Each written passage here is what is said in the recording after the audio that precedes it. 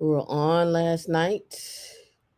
We are here now, and I don't want to say we're back because we're not here to talk about women in Linux stuff. We're here to talk about stuff. Let's have a chat. Let's have a discussion. I need to pull up. I need my tablet. It's not over here.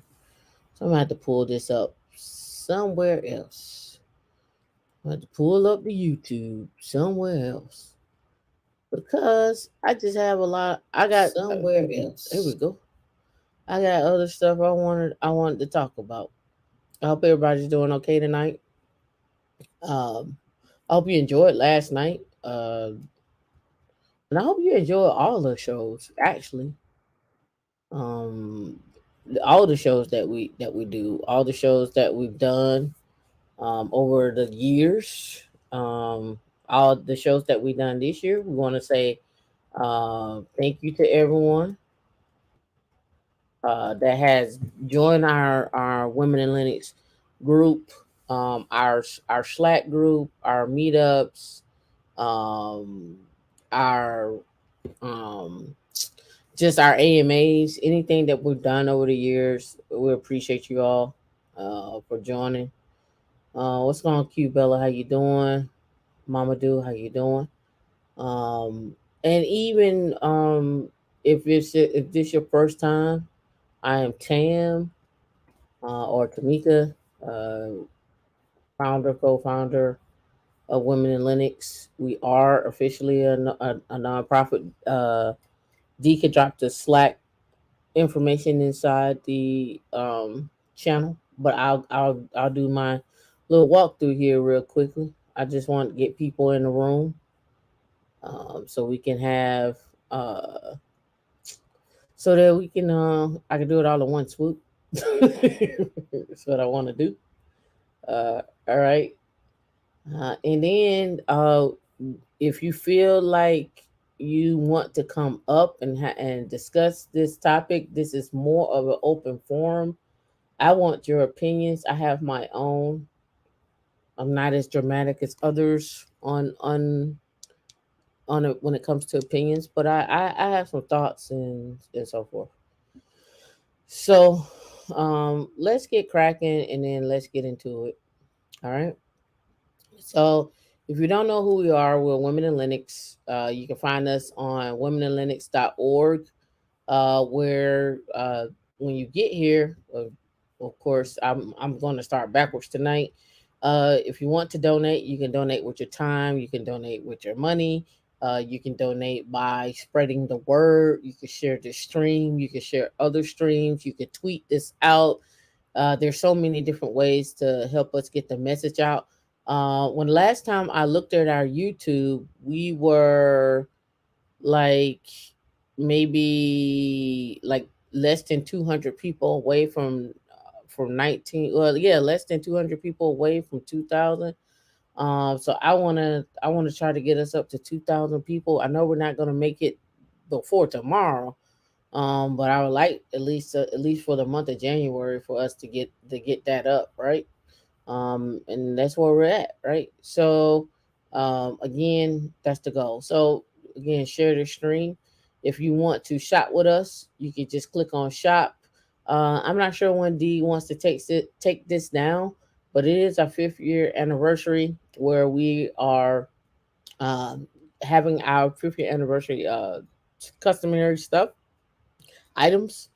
um, if you click on shop and then click on all products off the website, you'll see, it's 3 different pages of products and so forth and so on, right?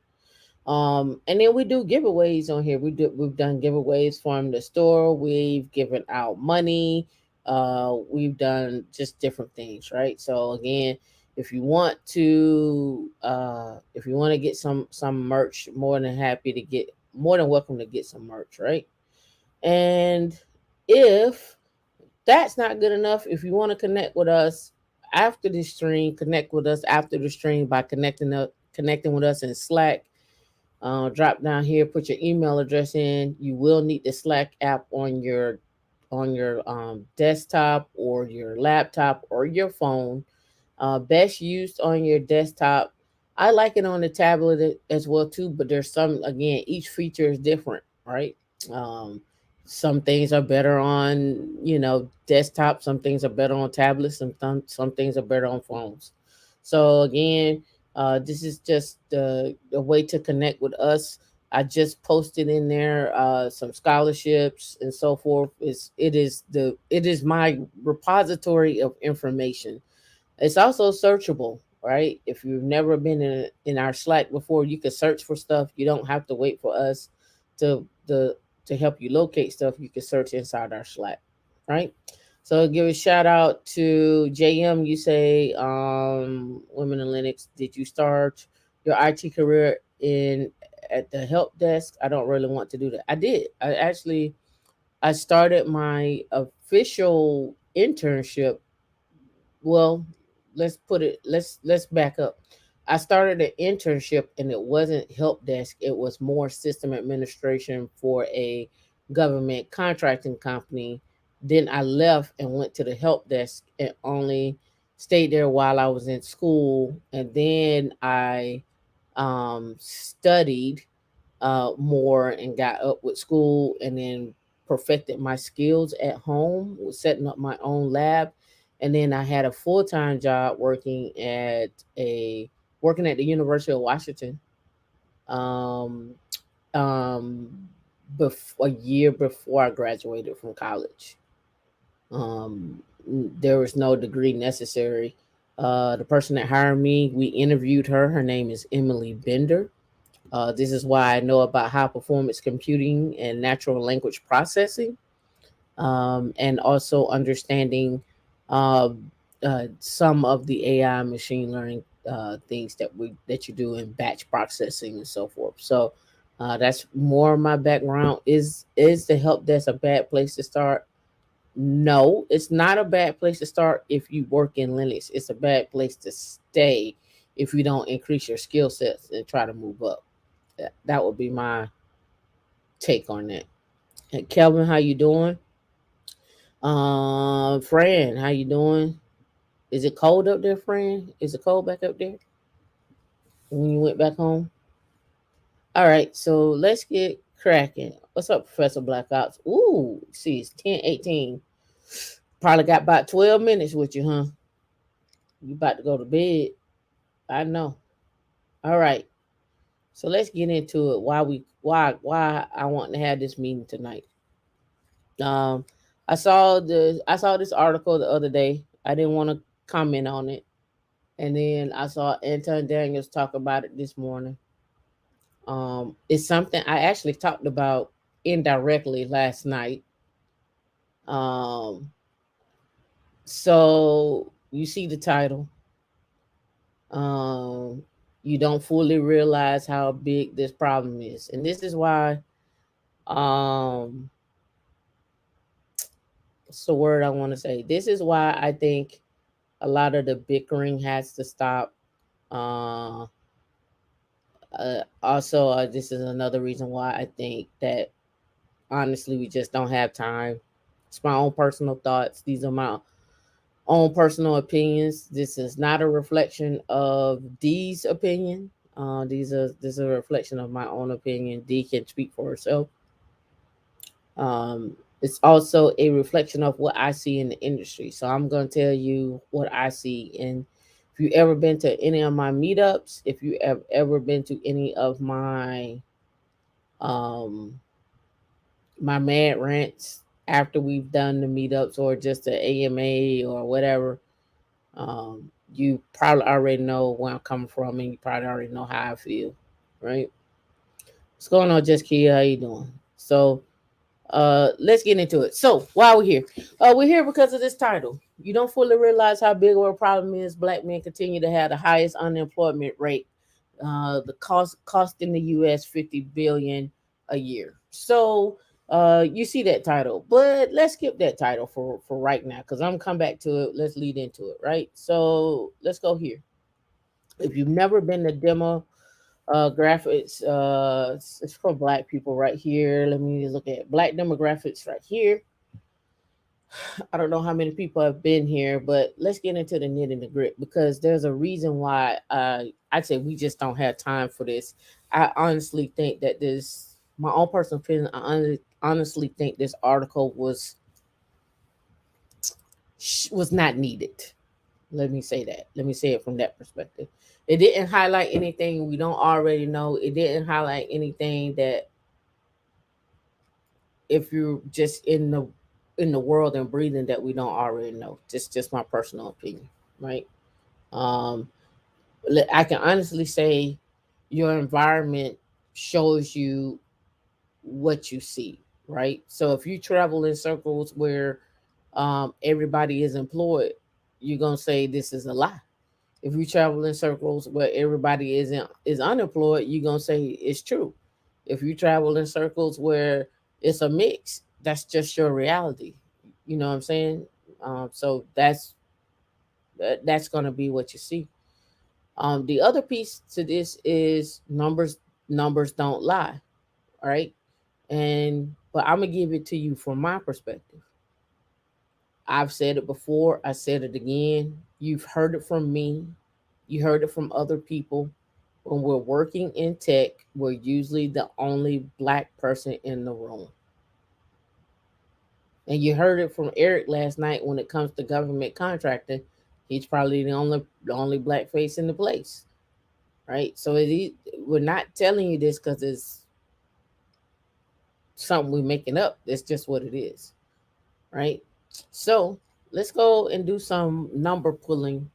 Um, if anybody put in the chat, because I want to see how many people actually pay attention to what I say. What is the number that I want everyone to get to salary wise? If you was on the chat last night, you should know. If you ever been to any of our meetups or been in any of our lives, you should know. I what is that number? Because that let me know if you're paying attention or not. JM, you ain't been to me. 200K. That's right. 200K. That's the number. Cubella, that's okay. You know it now, so you can just type 200K.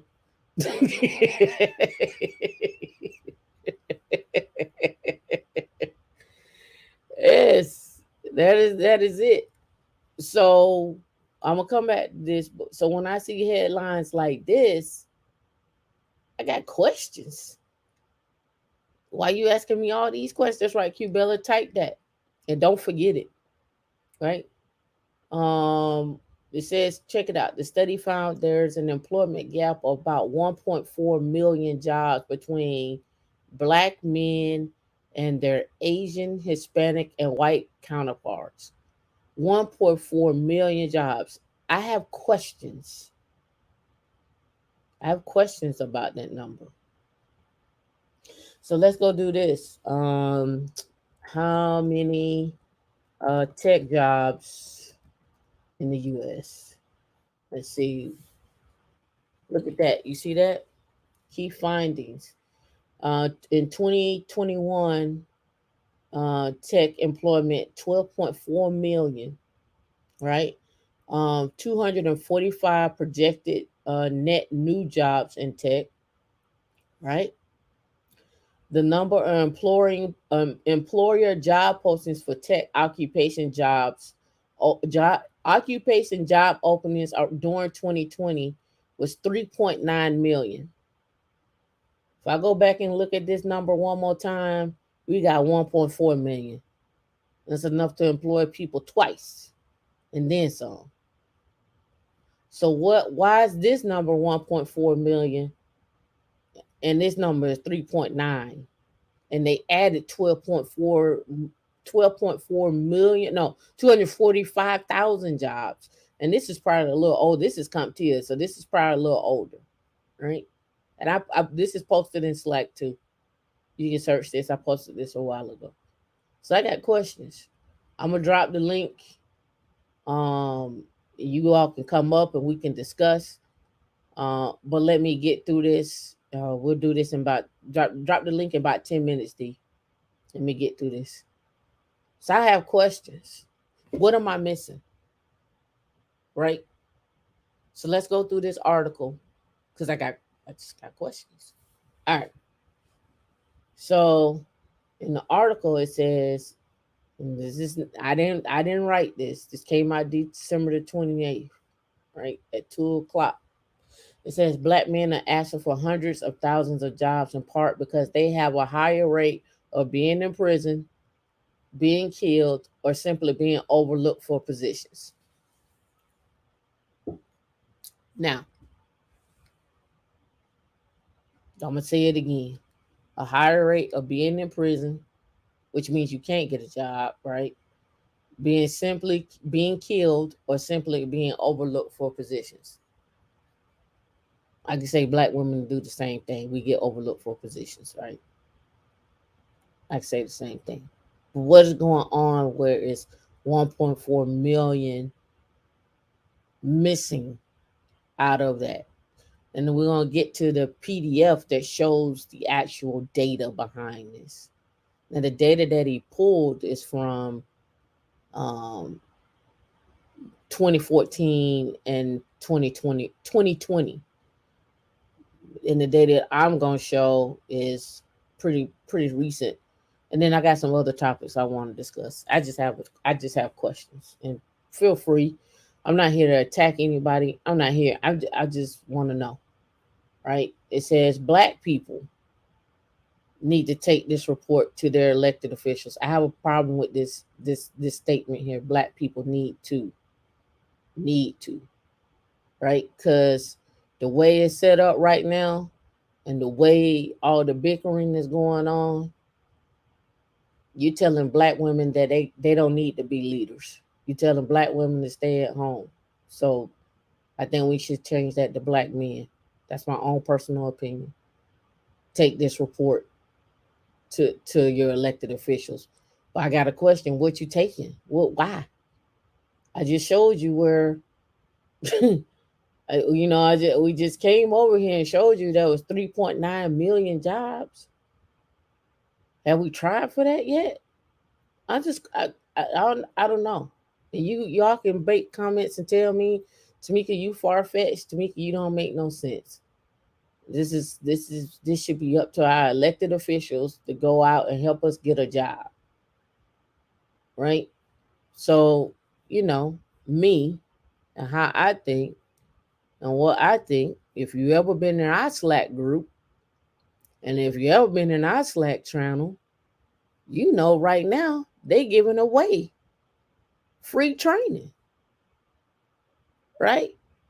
I mean, I could pull stuff up all day long. Let's go. Let's I don't like to talk about it. I like to show you. 2 free 6 boot camps with free code camp and JavaScript boot camp. You learn Java, algorithms, data structures, and OOP and whatever else they got there, right? If you want to become a web developer, 3.0 and learn structured approach can leverage your learning a lot. Here's a roadmap, and then they got some free learning. Here's a roadmap to AWS certification. Oh, you want to study and get a free course for the AWS Cloud Practitioner? Here you go. All right. There's also scholarships. All the tech and tech books and ebooks, everything on sale right now for $5. In fact, Packet Pub a couple of years ago were giving out free books every single day. You just had to go in there and make sure you signed up for it and get your free book. All right. Here we posted this. Non-techies, bridge the gap 12-week service now boot camp for HBCU students. For scholars, has free boot camps for cloud DevOps and cybersecurity. I mean, I can keep going on and show you where we post stuff every single time. I don't know if anybody ever clicked on this. Right here, accelerate. This is January 11th, public sector with VMware Cloud on AWS. They got a meet up, meetup engineering. What's new and what's coming for the meetup? Writing secure code. Free cybersecurity skill workshop. Free technical writing courses. Uh, I put this on LinkedIn. Let me see, what was this. Let me click on it. Accenture, yep, sponsoring another AWS workshop, cloud up free training, free code camp, Carnegie Mellon, Talent for Good, Tech Systems, Microsoft, Google, AWS, NFTs, crypto, Microsoft Azure. It is about the free training. First, you got to get the skills. Well, we don't need no sponsors. I'm telling you, Linda, we don't need sponsors. In fact, if you talking about we need sponsors, I already brought them on the show. I brought Brian Lyles on the show. I brought Eric Coffee on here last night, and the people that I bring on are the ones that are doing the hiring. We bought we bought we bought Amy Rich on. I brought even Emily Bender. She was looking for people. I brought on tons. No, but what I'm saying though, Linda, you got to we can't say we need sponsors. I'm telling you what we need. We need skills. I'm telling you. We don't have no we don't have the skills. We don't have the skills and we don't have the confidence. Yep, we don't have the skills and we don't have the confidence. I'm telling you. We're gonna get into it. We're gonna drop the link. All right. So now let's look at this. It says uh, using employment data from 2014, Austin's study tallied black men between the ages of 25 and 54. 25 and 54. Do you know how many generations that is? What's that? Gen X, Y, and Z? Gen X, Y, and Z? Three generations? Gen X, Y, and Z? Come on now. Um, and then it says we examine how many of them were employed, then compared the total to compare that to the total black population. He concluded that black men would have to nab 947,000 jobs that year to equal the rate other men are working relative to their population. But then I go over here and look at this number, and you saying we need 947,000, and we got 3.9 million, and it's 1.4 million on it. I just got questions. It says, although the findings come from 2014, Austin said the takeaways can be applied to 2021. And I'm gonna skip, and it says if we can get if we can get that 50 billion, not only are the people lives made better today, but the next generation is going to be better off, right? So I got questions because not only let's skip tech. We D and I just had a call tonight on working on small appliances and IoT devices, and we getting ready to start hiring our own people and employing our own people. So what does that look like, right? Doing fixing washer, dryer, stoves, ovens, pools, pressure washing cars, like lawns, lawn care. There's a difference in cutting grass and doing lawn care. Told two different things. So where's the disconnect? I just want to know where the disconnect is. It does somebody need to go in and say, "Hey, here's $10,000. I'm gonna get you started on. Here's the van. Here's the training, and here you go. Okay, no problem." It is in. I think it is in Bradenton. I think is what it is. Yeah, Manatee Tech. It's a technical college. Yeah, P Tech right here. So I went down to this school one day, this P Tech school. Let me look and see if I can find it. And they had scholarships. right? They had scholarships for just different stuff. For let me see, where's this at? Bradenton. Let me look and see if I can get the school, because it's basically a trade school. It's really what it is. And they actually do teach. They do some teaching over there too. All right, so I actually did a talk there years ago, right? So you can see they got the drone. Let's go career and technical. Okay, so we got automotive and marine. So we got automotive collision. Let me blow it up. We got automotive service technology, marine service. We got construction and manufacturing, which, by the way, the government just did a proposal, a grant for this area to get, and it was the cap on it was $5 million to get people in, to give them free training, and then jobs right after that. So you could go to the schools, because what happens is these community colleges get grant money, and all you do is sign up, and they offer you stuff, uh, where you can go and take these trainings. They offer you in a form of a scholarship, or maybe sometimes in free classes, and you can go take the training. And from the training, you will end up coming out with your Linux certification. You'll come out with your Network Plus or your Security Plus from CompTIA, and then they'll roll you into a job, right? So I would check with my local schools to see. But HVAC, welding, we got culinary, we got education, health sciences, IT, applied security, computer systems and information. We got for digital photography, and even working with AR and VR, and then doing NFTs and stuff like that. That's super huge. Now we got law, being public safety, and then we got salon services. You know, so again, the get the skills is there. What are we missing? Because when I hear unemployed, I hear a couple of things. I hear maybe you tried and it wasn't successful. You don't know a direction or where you want to go, or you don't have the skills, so therefore you're just kind of waiting. And what is it? The public assistant. What are the public? What are we expecting out of people who are in these particular positions to do? Because we've already had the sponsors. We've already had the sponsors.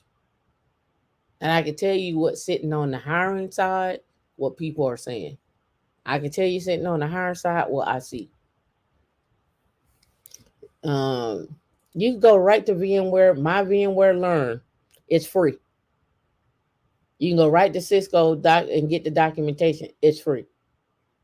If you went to my VMware Learn, this is also posted already in Slack, because I covered this before years ago. Still the same website, hadn't changed. You go to my VMware Learn, it comes up. And they have learning stuff that you can get for free.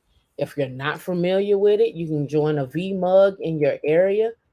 If you come here and go to VMUG Advantage membership, it tells you here, virtual events, local communities, live on demand webcasts. And if you do the Advantage one, it's $200 for the year, but it gives you evaluation licenses for 365, and you also get a chance to go to do their learning. They actually have like their learning view on demand for you to learn anytime that you want to, right? Reason why I know about it, somebody I wanted in a thing. On demand courses that are new. They have some prices right here, but they have some ones that are just absolutely free. Like absolutely free. And what you end up doing is you end up going through the classes. And once you end up going through the classes, they like, well, do you want to take the exam? Then you have to take the exam. But they have free training. They got the free training. And let me see if I can find that in the Slack. And we go right here. My VMware. Let's go VMware. Do do do do. Okay, So see, that was a Tanzu one. I might have put it in directly inside of VMware, but we'll look through here and see if I can find it. VMware pricing, VMware engine, salary ranges for VMware, Google Cloud on VMware, levels FY. Let's see, that's VMworld 2028, I mean 2018, automated installation, docs, cloud community. Oh yeah, they did acquire Big Nummy. Let me find our VMware courses. So this is the Cube courses. Let me go here to the Tanzu. Let me look. So this is Kubernetes courses that you could take. Basics, 6 lessons from Cube Academy for VMware right here. One-on-one. Beginner, they walk you through that. Um, let's look here. This is something I learned. This is a Tanzu. This is their on-prem stuff. So, well, I say this is their hybrid cloud stuff for VMware. They actually had free training when this came out. They may still be offering some free training. Like, yeah, like you could try the community edition right here. So you get a chance to start the workshop and do that. And I'll go back and find and do a deeper dive on the my VMware so you can find it and play with it because there's 584 messages here. Right, so I have to do a deep dive on that. So that's one. Yep. All right, so that's that. So now let's go over here to the actual data. Let me close these links here. All right, so unemployment. This was 2020. This was 20 August the 20th of 2021. Let's get down here to the table of contents and let's blow this up. All right, so if we come down here, we see that we have unemployment by state, unemployment by sector, unemployment by age, and then unemployment by racial gap and Hispanic ethnicity. I have no idea why it always gets separated out. That doesn't never make sense to me, but it's okay. All right, so here when we look at this, and let me bring it back down so stay in the screen. I can make it a little bigger. No. Can I go down to 230? No, 230. All right, that works. All right, as seen in figure 7, and we're dropping down there below, the unemployment rates for Black, Asian, and white workers increased sharply in 2020. We know that because there was a pandemic. But whereas the unemployment rate for white workers peaked in April of 2020, the rate for Black and Asian workers continued to rise through May of 2020. Now we all know in recent studies that Asian men um, out out make more than white men and Black men, right? We've seen that. Um, the July 2021 rates for blacks was 8.2%, Asian was 5.3%, and white was 4.8%. Uh, were all higher than their respectives in January 2020. The rate for black workers has declined 8.5% percentage points since the peak in 2020. And then for the Asian workers and the white workers was 9.6. And then they show you on a graph, right? We're 8.2% still unemployed. Before the recession, or I guess you could say before COVID, we were at 6.1%. We were already up there. It was 3.1% and 3% here. And then COVID, we peaked to 16.7%, and we haven't returned. Only half of it we haven't returned, whereas here it's 5.3 and 4.8, right? Black and Asian workers experienced their peak of employment May 20th, and they're just trying to show you that here. That's what that figure was, figure 7. Now here's figure 8, right? I don't know why Hispanic and non-Hispanic get separated out. I don't know. I don't know why that happens like that. Why everybody can't be all on the same one. I don't know what that is. And then they go by education. But let's go back up here to the table of contents. All right, so we have trends in the labor force participation, and then they got it by race, and then they got it by education. So let's go by race, and let's look at here. All right, seasonally adjusted monthly data from January of 2020 to July of 2021. And so I guess we could look at this this big dip, and don't give me no date. I guess somewhere in between. This is, I guess, what, March of 2020 is what we probably what they're sponsoring here. But look at what happens though, right? We stay negative, right? Negative. Of course, Asian go positive here, right? But we stay negative, right? We dip even lower and we stay negative. But look at what this means. All right, so see, do they explain it up here? All right, displays the change in the labor force participation rate for black, Asian, and white racial groups in January 2020. Between January 2020 and April 2020, each group experienced a sharp decline in the labor force participation rate. In July of 2021, the participation rate for each group remained below its January 2020 value, right?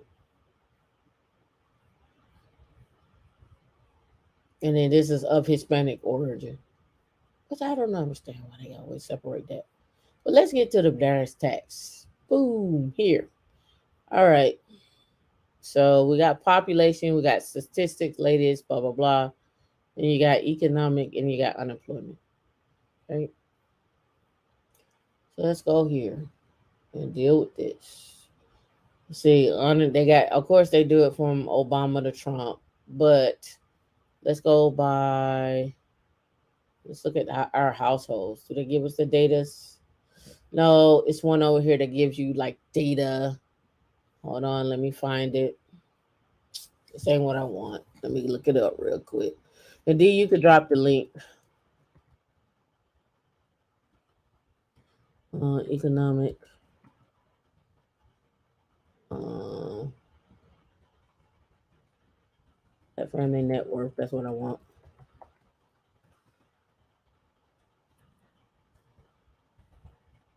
I'm looking it up. Hold on. Because this one came out, and I was looking at this one too. But we're going to look at the other one. Okay. This is one. And then I'll pull it up on the other one so you can see the chart. You said because the government has to track how they are progressing. Yeah, but what I'm saying, I understand they track how they're progressing, but I'm not understanding why they can't all be on the same chart. Right.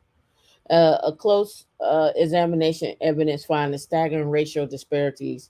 171,000.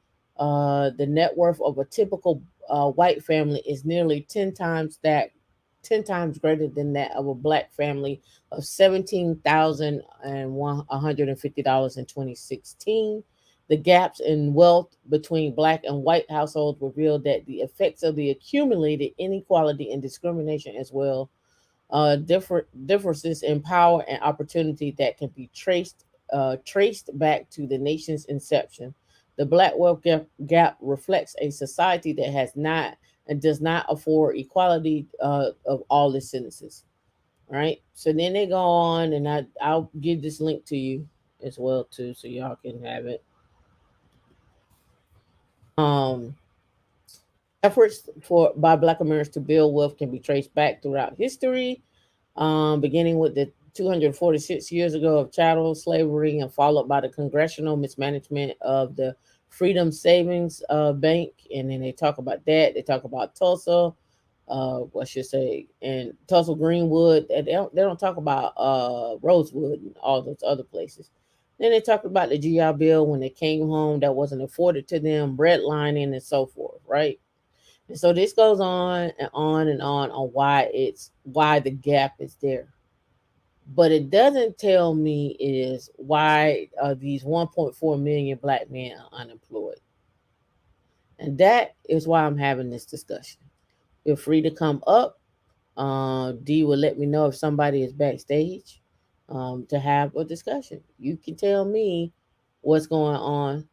Uh, and I don't care about uh, the whole education system and all of that stuff like that, because we know that we already heard about black women going to college, and we understand that there's debt associated with going to college if you get student loans and are not paying for them or don't make enough money to pay for them. I get that. That goes across the board against across all cultures, right? But what I want to know is, what are we supposed to be doing, and what are elected officials supposed to do about this? There are a special class. I'm not sure what that means, right? You see right here the median wealth or the wealth of the household at the middle of the distribution gives the experience of a typical family, but does not reflect the bulk of the national wealth that is held by the richest households. White average wealth is 929 thousand, or 29,800,000. I mean, not 800, 29,800. I mean, 929, which is more influenced by very rich families and does not characterize the typical experience, and is 6.7 times greater than the black average wealth, which is of 138,000, right? And then they go on to talk about, while white adults tend to be older, median of 55, than African Americans of 49 years. And the older tend to have more wealth, but the two figures show that the gap remains when it looks when it's come to ages. So we're here, from age ranges here. Here's our gap. Here's our gap, and it just looks like the older we get, the bigger the gap, right? The older we get, the bigger the gap. So I always post this question: should we have a two-income household, or should we have a one-income household? It's controversial. It is. I think we need two. I think we can't afford to have people sitting on the sideline. I think you need to have your dog on Instagram making money. I think you need to have your cat on Instagram doing cat videos on YouTube or TikTok. If you got a skill, I think you need to use it. It's my own personal thought. You don't have to listen to what I'm saying. I'm just showing you what's happening, right? Um, right. It says right here, for those in the top 10% by income, only 3.6% black. The racial gap is still quite large. The median net worth for white families is 1.79 million versus 346,000 for black families. A racial gap in every income group except the bottom I guess quantile, 23.5%, where the median net worth is zero for everyone. We dominate the zero net worth. We dominate the zero net worth. So everybody that's on here tonight, that is of what you however you want to classify yourself, a black descendant, Afro American, black, in the back in the day when we used to fill out our test, it used to be of the Negroid. It used to be called Negroid. So if you are of that, you are in the 23.5% centile, and your net worth is zero.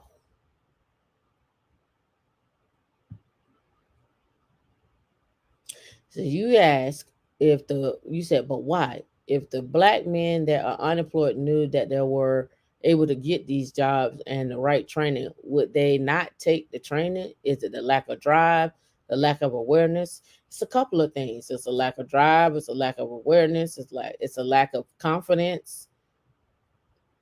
It's a couple of things, right? Why are the high and middle income white families so much wealthier than black families with the same incomes? We know a few reasons. White families receive much larger inheritance on average than black families.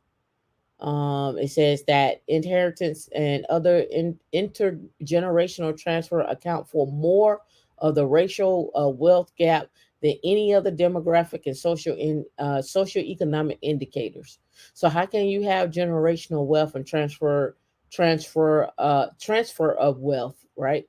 We don't even have inheritance to transfer, right? So first thing first is if we're gonna transfer something, we need something to transfer.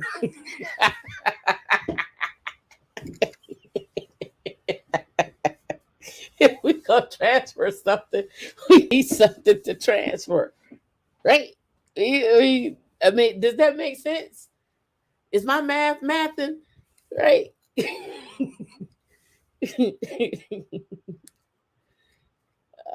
Like, I mean, when we say lack of successful people in the circles, then you just change circles, right? We change circles, right? Um, so the reason why we have tech stocks and jobs, and I talked about this last night on the show. If you didn't catch the show, shout out to Eric Coffee, shout out to Tashika, shout out to Alex for coming up. But again, if we're gonna talk about if we need to transfer stuff, what are we transferring? Real estate, gold, silver, coins, bars, um, having proper insurance set up, not putting a burden on someone else to have uh, uh, to bury us, getting life insurance, term or whole life. I don't care how you do it. What does your 401k look like? Do you have the proper beneficiaries? Or are you contributing to your 401k? Do you have a Roth 401k set up? Right? Are you utilize maximizing your skills and putting away and investing? You don't have to invest into stocks. You can invest into an ETF. You can get into the metaverse. You can do crypto. You can maximize your skills and train others. Create courses. You can go after government contracts. You can be a business. You can do business development. You could be a liaison for someone. You can go overseas and teach.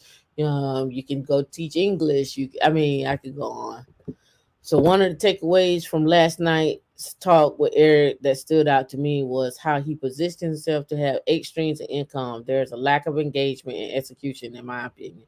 So 8 streams of income. Me and Eric talk about it all the time, and I talk about the different streams of income that you can have as well, right?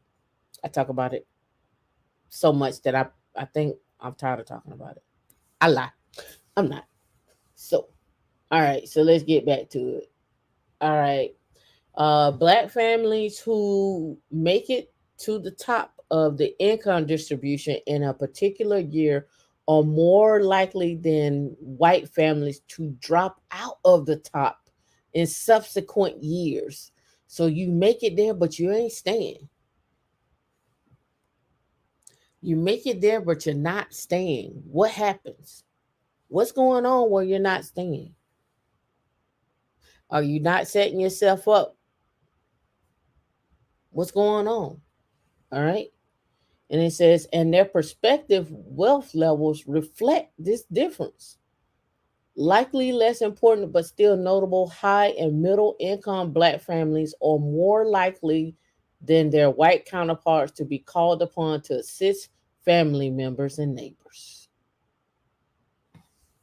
You can't have this money by yourself. I keep telling y'all that. You're gonna have to build the community where you are all reaching the goal in this community at a minimum of 200,000. You can't have one person over at 200,000 and everybody looking up at them. That don't make sense. You all need to be working towards that. For me, not even for me, for yourself, really, right? That's how I see it. All right. So let's see what else they got in here. It says there's no single Simple explanation for the racial wealth gap. It is not explained away by differences in educational attainment, as Derek Hamilton and Trevon Logan show in a recent article, and we show in a recent Hamilton project on the tax policy. I can go on and get into all of these. I'll say that for another day. It is not accounted for by indebtedness. White families actually tend to have higher levels of debt. It is not even fully accounted for by differences in income as seen in figure 3. In addition, the fact that intergenerational transfer of wealth is lightly taxed. Key word here, lightly taxed, because you find tax shelters, 1031 exchanges, trust, setting up estates, right? That's where you see that at, lightly taxed. So that means you're not setting up your tax shelters right, because you get there and you fall off, right? It's like you become a one hit wonder. And it says lightly taxed means that historical gaps persist over generations. Furthermore, inadequate investments in public goods and that facilitate economic mobility make it harder to erase past gaps. The solutions to black white wealth gap, which should now be changed to Asians, um, and the policies that addresses the racial inequality more generally are largely outside of the scope of this post, right? Taxes on inheritance, reform, right? Well designed. Let's go look. I was just curious. Leveling the playing field between inherited income and income from work through an inheritance tax. It's a problem and a solution. I won't read this report because it's 46 pages, but I will give you the link to what I was just reading. All right. So this is that PDF that I had. This is the data that he had pulled from the labor force and showing what's going on. Um, if you want to take a look at this, you can. I'll go back up to the actual table of contents to talk about what they have in here. But um, trends in employment by government sector, employment in the private sector, educational attainment, race and ethnicity, age and sex, full time, part time, and then by sector and by state. So we go by state. You can just kind of look at the numbers here. Uh, Unemployment. Let's see. You can pick your state here and just look and see. Right? And it's in here, so I'm not gonna go through that, but it's in there. And then over here on this particular website, let's go economics, employment. I wanted to show. All right, so we got men 6% employed and then 66% unemployed. So this is why I get into where the numbers come from, right? This is why I get where the numbers come from, right? If we're saying that 66% is employed and 27% is not in the labor force and 6% is unemployed, but I don't know what year this is. This is from age 25 to 64. This is for September 2021, right? It's from September 2021. All right, so let's go. And I hate the pop ups. Oh, they don't have nothing on there. All right, hold on. Let me find the my other thing.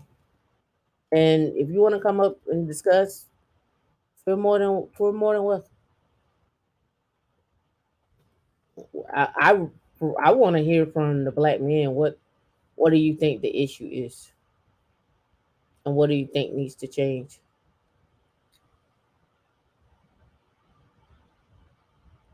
Yeah, the first yeah, we are the first. Well,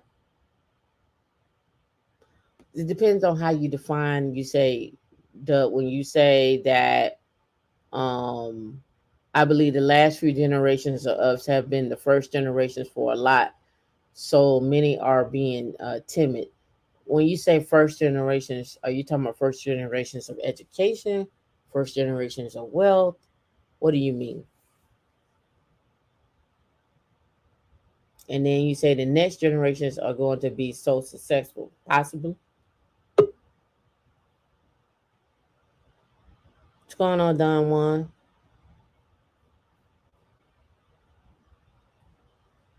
How you doing? Oh, pretty good. Yourself? Hmm. What'd you say? Oh, can you hear me? Yeah, I get you. Oh, okay. It was a slight delay. Pretty good. Yourself? I'm awesome. Okay, so I'm a I guess I fall in that millennial category. Okay, I'm a 30-year-old, and that's fine. I'm not. So I was in the military. Small backstory. Hmm. I got out because I want to take a little break, and technically, I've been working in tech for like the last 12 years, right? Hmm. Doing a combination of electronics repair and switched over and did cyber, but Hmm. different type of cyber. Right. Um, no degree, just getting military training and certifications through like that.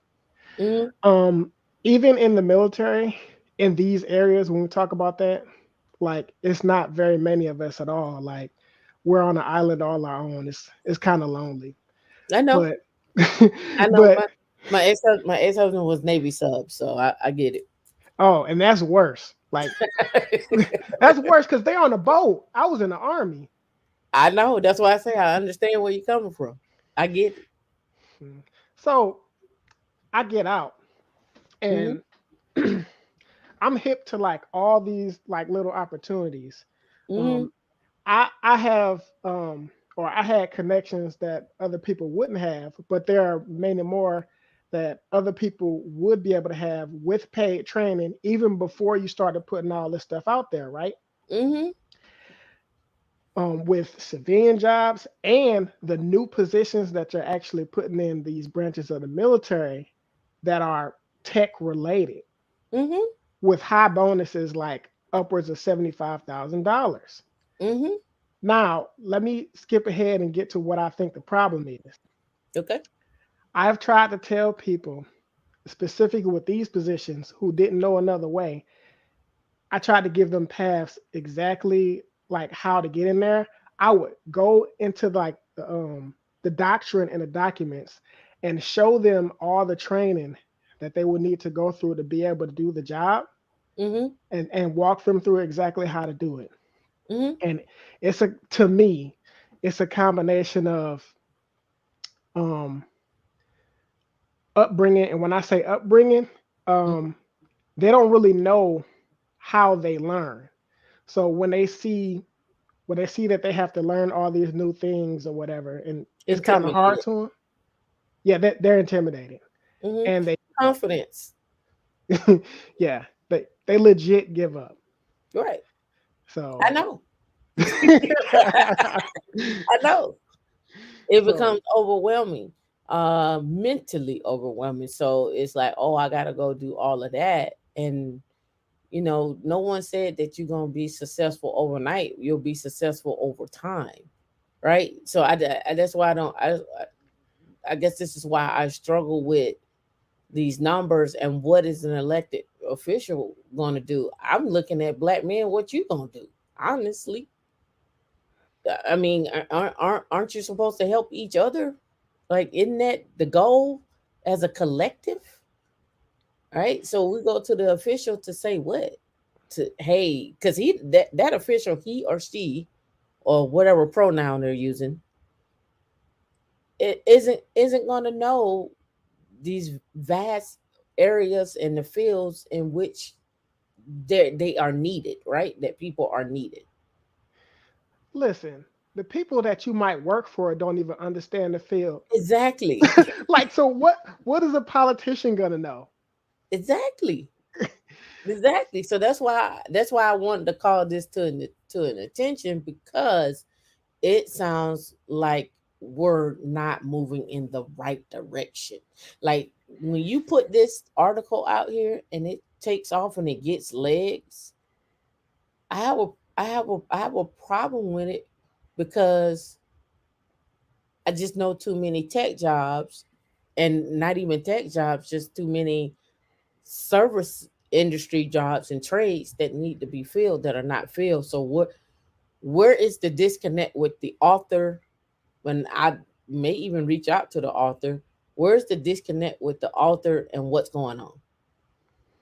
Well, honestly, well, I've worked around a lot of people, even been around politicians and stuff like that. And when I look at this author and what he's saying, when you're reading it, I'm like, this person is not in touch with what's going on the ground at all. At all. At Like, all.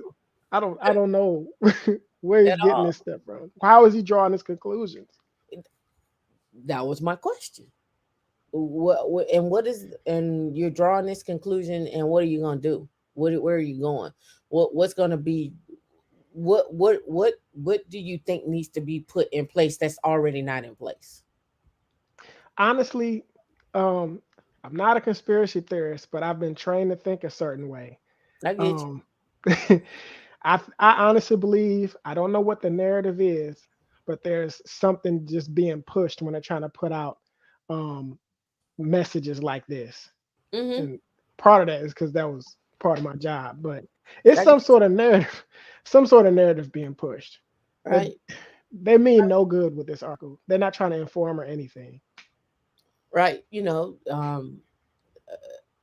I just I don't know what an elected official would actually do. If anyone was born from the 70s until now has been living through a drastic change of technology. I think people, you mentioned 8% of black people in tech. Yeah, I mean we're in tech, but I mean we're all throughout tech and throughout um, nursing, different trades. I mean we're all over, and it's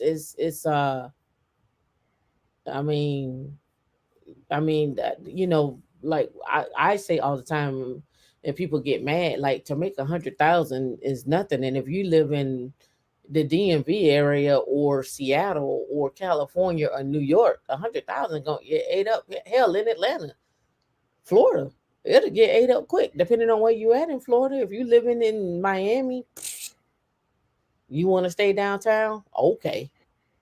You want to stay in a nice suburb, okay. I never understood why 100,000 was the number because I guess coming up, I was so broke. I was just like, I need some money. So I never understood it, but Well, um, the reason why is because the old age adage is, hey Sharika, the old age adage is, if you're making the minimum 100,000, that was considered you made it, and you actually have some flexibility to do a little bit more. But the thing about it is it's it's not what you think it is. And you're right, though. Nobody cared about tech until six-figure salary. But again, I was already in tech. So when we started talking about six-figure salaries, to me that was a norm, right? Because when I would talk to recruiters and stuff like that, I'll never forget when the recruiter called me for a job when I was moving to DC, and he was like, "Hey, we're gonna offer you a salary of 100,000." And I was like, "Okay." And he was like, "I don't hear any enthusiasm out of you." I was like, "Cause I don't hear nothing about a relocation bonus. I don't hear nothing about a sign-on bonus. I don't hear nothing about education credit or none of that stuff." And he was like, "I'll call you back." and you he came know, and he came back with a solid offer. so he tried to do you like them car mechanics try to do women. Yeah, no, no, no, no, no. We're not doing that, my G. We're not I just doing that. I just think that's funny because like 10 years ago when I was in Afghanistan, I was getting offers from these companies They were gonna pay us. They were trying to recruit us out of the military, paying us 120,000 to Mm-hmm. take off the uniform and come right back over there. That was 10 years ago. Yep. So just looking back at that, I'm like, yeah, that can't be the number now. But I, Thank you. I'm glad you said that and not me. Because when I said people like, well, Tamika, you are, you're a unicorn, and because you're a unicorn, you just got a different perspective. No, it is not that I'm a unicorn. I'm just telling you, 10 years ago, this was something that was talked about, and w- it was just what it was. and it was like they needed people so bad back then, and technology wasn't where it is right now. Like, they were giving us these offers, and it was based on the fact that this is gonna sound messed up, but it was basically based on the fact that they saw us work. Number one, because we weren't certified in nothing, and number two, they know that military people gonna show up. So If anything, y'all gonna do, y'all gonna show up. Now, what you do when you get there is something different. now we ain't gonna talk about that, but I mean, don't be putting that out there. Like, but another thing I do want to say though, Go that I ahead. noticed because you brought up the trades, Mm-hmm. and it's another thing that I see somebody put it in the comments, but I'm Mm-hmm. just gonna go ahead and say it again. Um, a lot of the people that I try to talk to, relatives, siblings, friends, who they see what I have, and I'm telling them like it's all these ways you can do it. Going into the trades is one way. They know that, but Mm-hmm. everybody wants quick turnaround, like quick turnaround results. Mm-hmm. Like when I say quick, I mean like I got a cousin, and if he see this, he probably gonna hit my phone.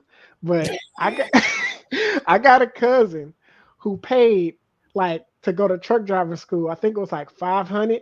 You do the Mm-hmm. school for 2 months, and then after that, they get you a job and you pay the Right. money back somehow with your salary while you Mm-hmm. running Mm-hmm. on the Which road. You, which are you know, which are runs? Which are runs? yeah, you know how that works, but you still be making good money, right? Right. This fool paid the $500, and I BS you not. He paid the $500 and was like, I'm gonna put it off. And we went to drive Uber, Lyft, and DoorDash. And his goal, because he saw people on YouTube doing it, was trying to run it up, making 100K off of Uber and DoorDash. Did he I'm make like, to this day, no.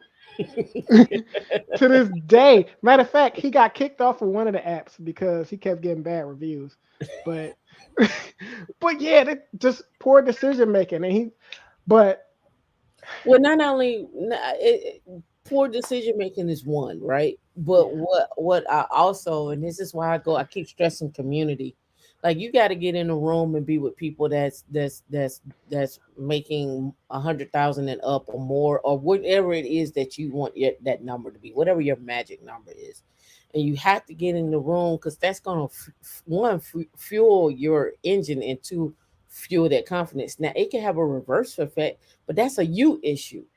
If you're not sitting in the room where somebody is like, oh, that person's over there making 10 million, and they sharing that information with you, how they made that 10 million, how they made that 20 million, and you soak that up, you learn from them. Hey, can I shadow you for a day? Hey, can I do this? Can you just sit down with me and walk? It's my idea, a good idea. If we're not doing that, we're not, if you're not feeding that, and I'm not saying money is the end all be all, but the numbers don't lie from what I'm reading. And it's saying we really don't have no wealth, and I'm getting ready to show you where we don't have no wealth. When I pull this up, we got work to do, right? We got work to do. yeah. So I just recently, within the last like 4 or 5 years, like actively been, trying to get in them rooms, and I've made some strides, right? Mm-hmm. Um and I don't like to sound negative because I'm working for the best for my people in my group. What are And you I'm, working for the best for you first? of course, I'm Okay, already there. okay, okay. Somewhat. But we gotta think about the fact that we're talking about a group of people who, for the most part, don't really save as far as like money goes. So they're not gonna understand investment.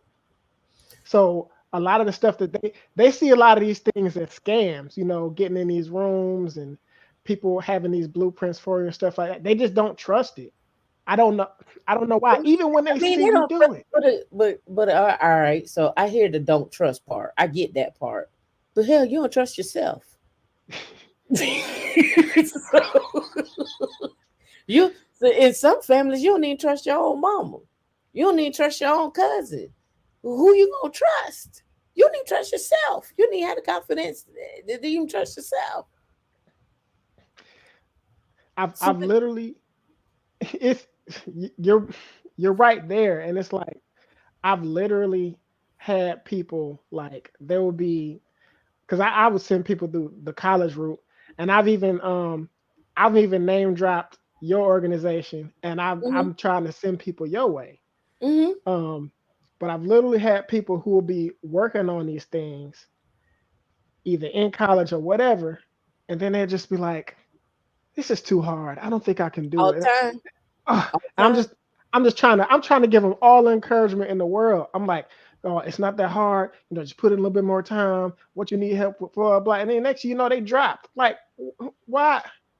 Let me tell you, Why? this happened. We had I went on to Sirius XM. What was the name of that show? The Karen Hunter. I went on to the Karen Hunter show, and I spoke about women in Linux, and I was talking about jobs. And this was, I don't know, probably 5 years ago. And I went on there, and next thing you know, that Wednesday night we had our meetup. We had probably like 75 people come into our meetup from that night. And the first thing they said, I work in nursing. How long it's gonna take me to get to start learning and get me to that job that's paying that kind of money? Cause I don't really have a lot of time. I'm like, man, it's gonna take some time. I mean, you ain't never did it before. It's gonna take some time. Well, how long is that? Everybody wants to know how long is that, but the answer to that question is, how long do you have? How much time can you put into it? I could get a person and they can study every single day for the next 3 months and be just fine. And then you can get somebody that can study for a week and then know it. But it really is on you and your journey and how much time that you have and how much time you're willing to put into it. It's really what it comes down to. You can I could send somebody to go look to learn coding. Are they gonna learn coding and go get a six figure job within coming out of the boot camp? I don't know. It's That's a luck of the draw. Good luck.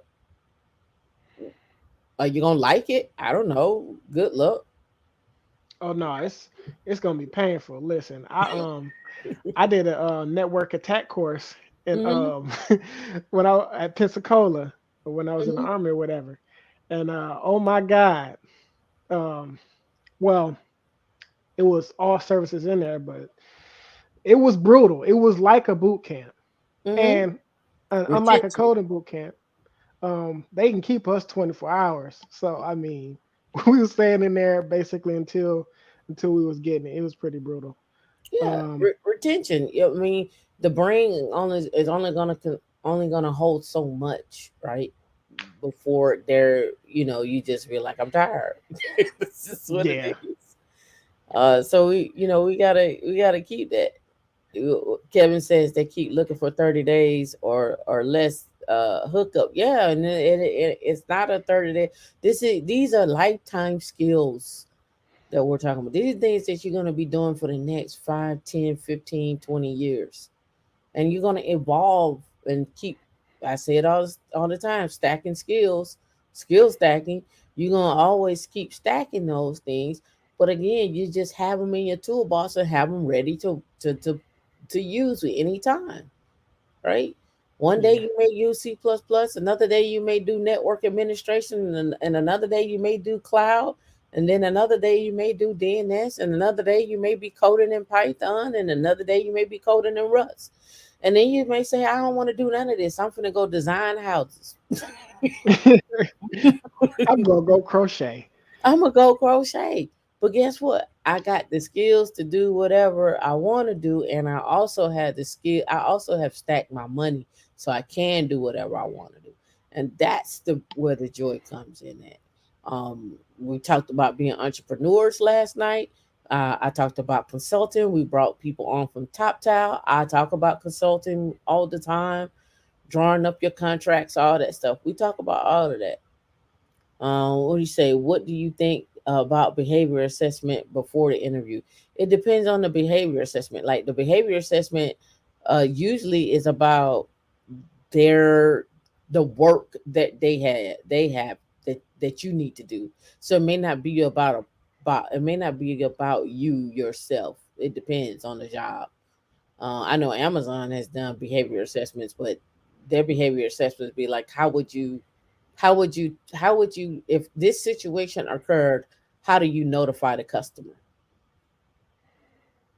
How do Yeah. so that's a behavior. But if you're talking about, hey, you're taking a person, you may be thinking about a personality test. That may be a little different because some people do personality tests. I did one for rack space, so that's a little different, right? Mhm. So that's it. And I thank you for coming up, Don Juan. Anything else you want to add? Um, so I said a lot of problems, but I think the last thing I want to say is what I think a solution is. Okay. Um, I real quick just changing our associations, right, as men. Okay. So a lot of people when they look at these things, they read these things and they think that black men are out here just wandering aimlessly by themselves. Mm-hmm. I was a kid, like from a kid, I was taught to that I was going my mother taught me to do things by myself because if I didn't do things by myself, I wouldn't do anything because everybody's not going to want to do what you want to do.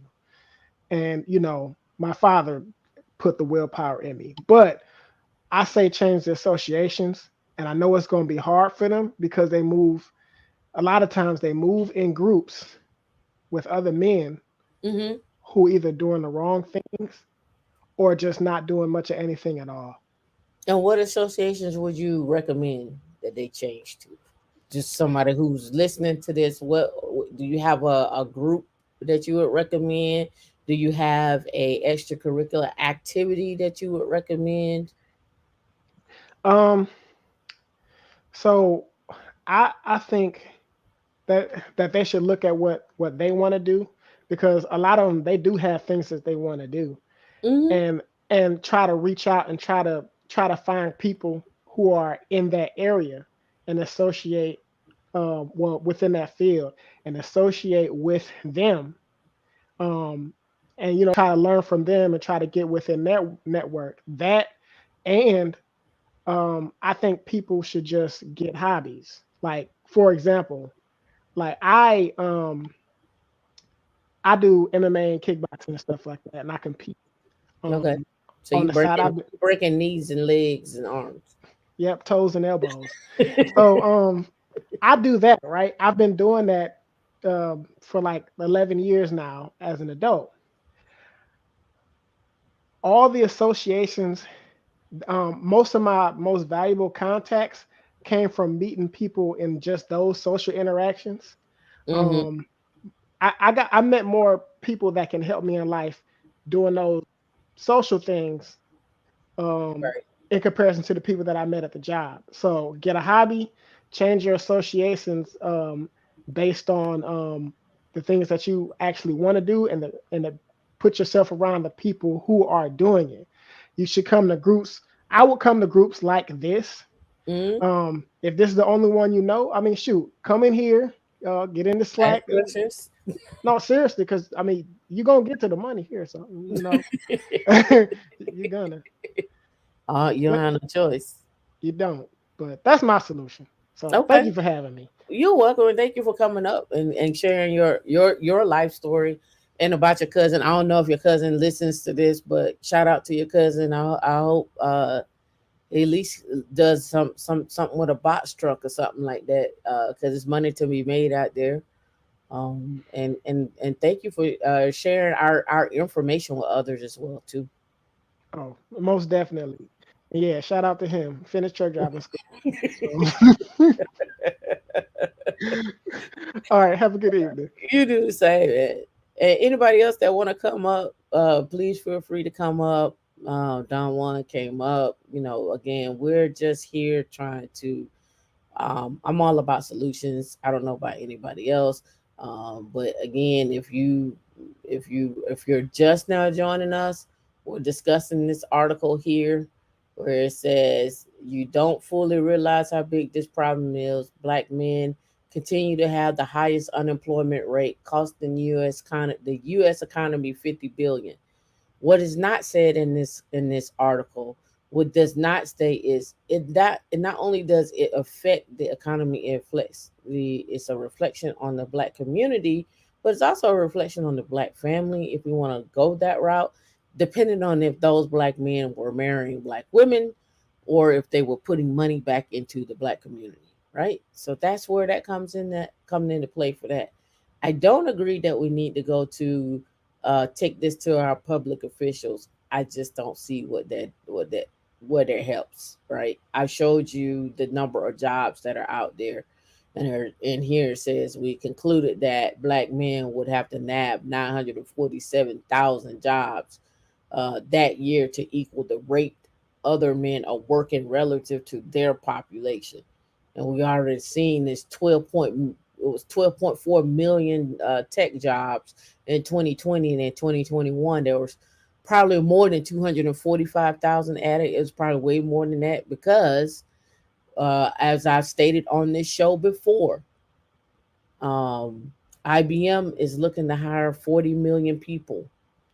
Google is looking to hire 30 million people.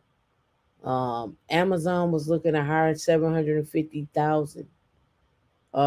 There's 3,400 people that need to get jobs in Huntsville right now. There'll be another 7,000 going into Huntsville, so it'll be probably approximately about 10 to 11,000. There's building out in Apple and Tesla building out in Yahoo, because I'm looking at Yahoo in Austin. So there's gonna be several thousand jobs there. Um, all the startups that are on the uprise that I show every Saturday on Tech Stocks and Jobs. Join us at 11:30 on Saturday so you can understand the technology behind it and the jobs that they have. I show it every week, so there are going to be more jobs there. And we're not talking about jobs that are like 30,000, 40,000. I've shown you jobs that start at 1 million. I've shown you jobs that start at 700,000, 500,000. You just saw Apple gave their engineers, some of the engineers, not all, particularly the hardware engineers and autonomous in the AR and VR, a sign-on bonus of from 50,000 to 180,000, because they are looking to um, keep from their engineers being poached to go to Meta.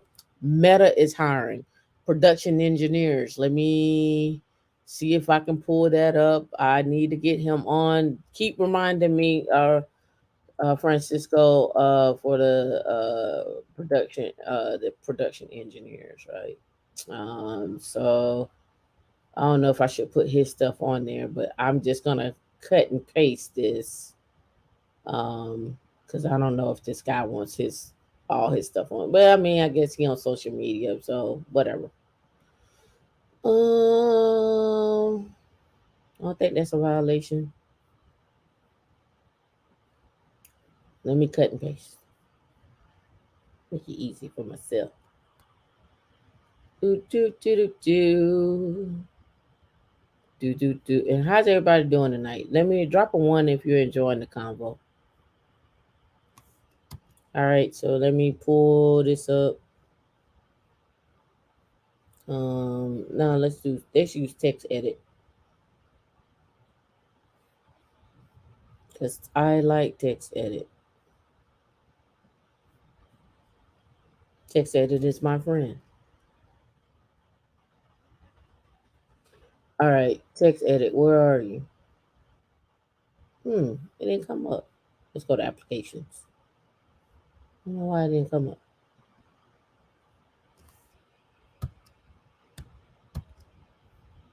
All right,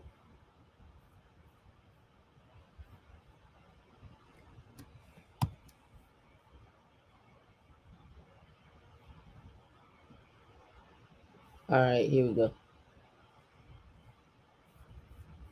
All right, this is the this is the email. All right, appreciate the ones. All right. Is the data analyst training worth it? Yeah, it's worth it, but I would be looking at data engineering. But you can go from data analyst to data engineer if you want to get up to speed, right? Thanks for getting back to me. Hope all is well. Yes, in fact, these roles are on the production engineering team are still open and will be continuing our hiring for this team throughout the year. Could we set up a time in the next day or two or soon to talk about as we get into the new year? This could be an interest of you. So this is me, reaching back out because I'm trying to get him on the show, right? So let's go look it up. Let's go look up production engineering Facebook. They actually have videos, right?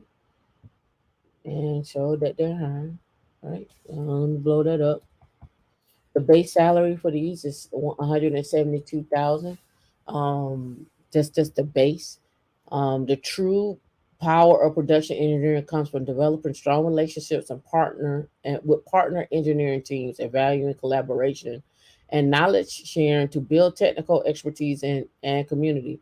Production engineers write production code and solve hard problems in systems serving billions of people across Facebook services like Instagram, WhatsApp, and Oculus. They are hiring. This one is strictly for Meta, and I should say Metaverse, not just Meta, and in diverse infrastructure areas like machine learning, inference, storage, and networking. And then they go on to show what the production engineer does, and so forth and so on. And you can look up the production engineer. Let's go look at the manager for production engineering. On the job description that I had looked at, it had their starting salary on there. Let me close that. Let me see if they got it down here. Okay, yeah. So this one, minimum salary for the manager is 213 and you get bonus, equity, and benefits. So there's different levels when it comes down to for this. You can go look on levels. FYI, let me see if I can get signed in. What driver issue? I don't know if it's an attack on the Black Lion. I don't know.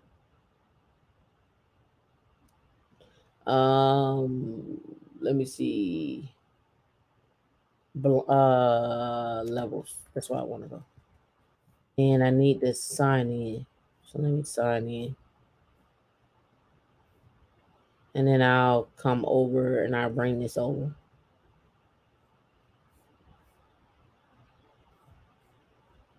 Oh, they got an error for me. Why you getting an error from me? Okay, I'm gonna try another one. Oh, you having me telling me you got an error? Yeah, something's going on with levels right now. I don't know. If somebody can get on levels, let me know.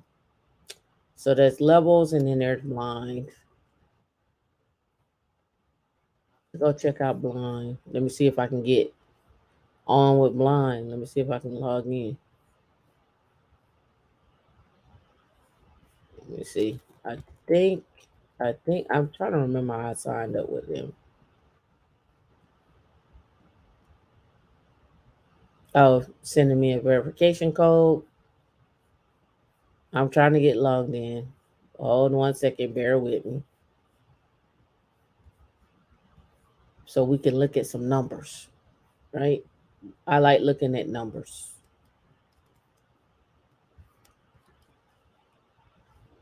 All right, so I'm getting logged in now. 1 second. And again, if you want to come up, you're more than welcome. Because I like to walk away with a plan. I have a plan, but you know, my plan and your plan is two different things, right? Whatever you see is two different things. All right, so I think I'm almost done here. Um, I'm. It got me going through this little stuff. Hold on. All right, skip. Okay, we're in line. Thanks for bearing with me. Yeah, it looks like a L5. All right, so let's go Facebook. Let's go production engineer.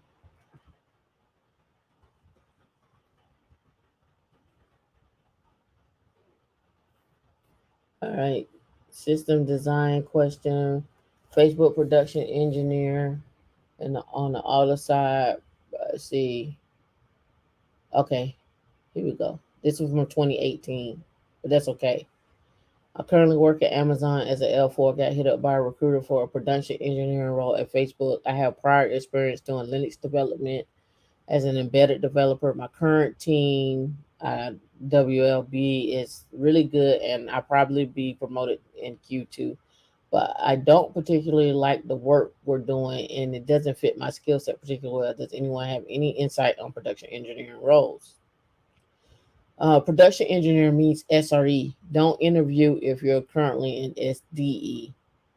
Also, false that the interview will be easy. Very similar to software engineering, just replacing some of the duplicated coding and design with systems and networking, and still have to pass the coding and design bar. So when we talked about system designs as well too.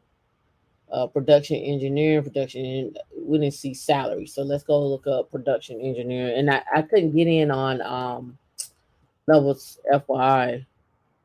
Um, let's see if somebody got a salary that they posted or something on here. Um, from PM production manager, product manager. Let me see. I don't see anything when it comes down to production. I see product reliability engineer salary, Facebook production engineer salary. All right, here we go. All right, same pay and levels as software engineer. Search for old threads on this. You can get anything from IC4 to IC6, depending on how good you are in the interview. All right, so that's what they said. IC4, IC6. Let's go that. Let's do this. Let's do Facebook production engineer salary, and let's limit that. All right. Will you come up? Okay, look. So here you go. Median total package for IC6 is 417,000.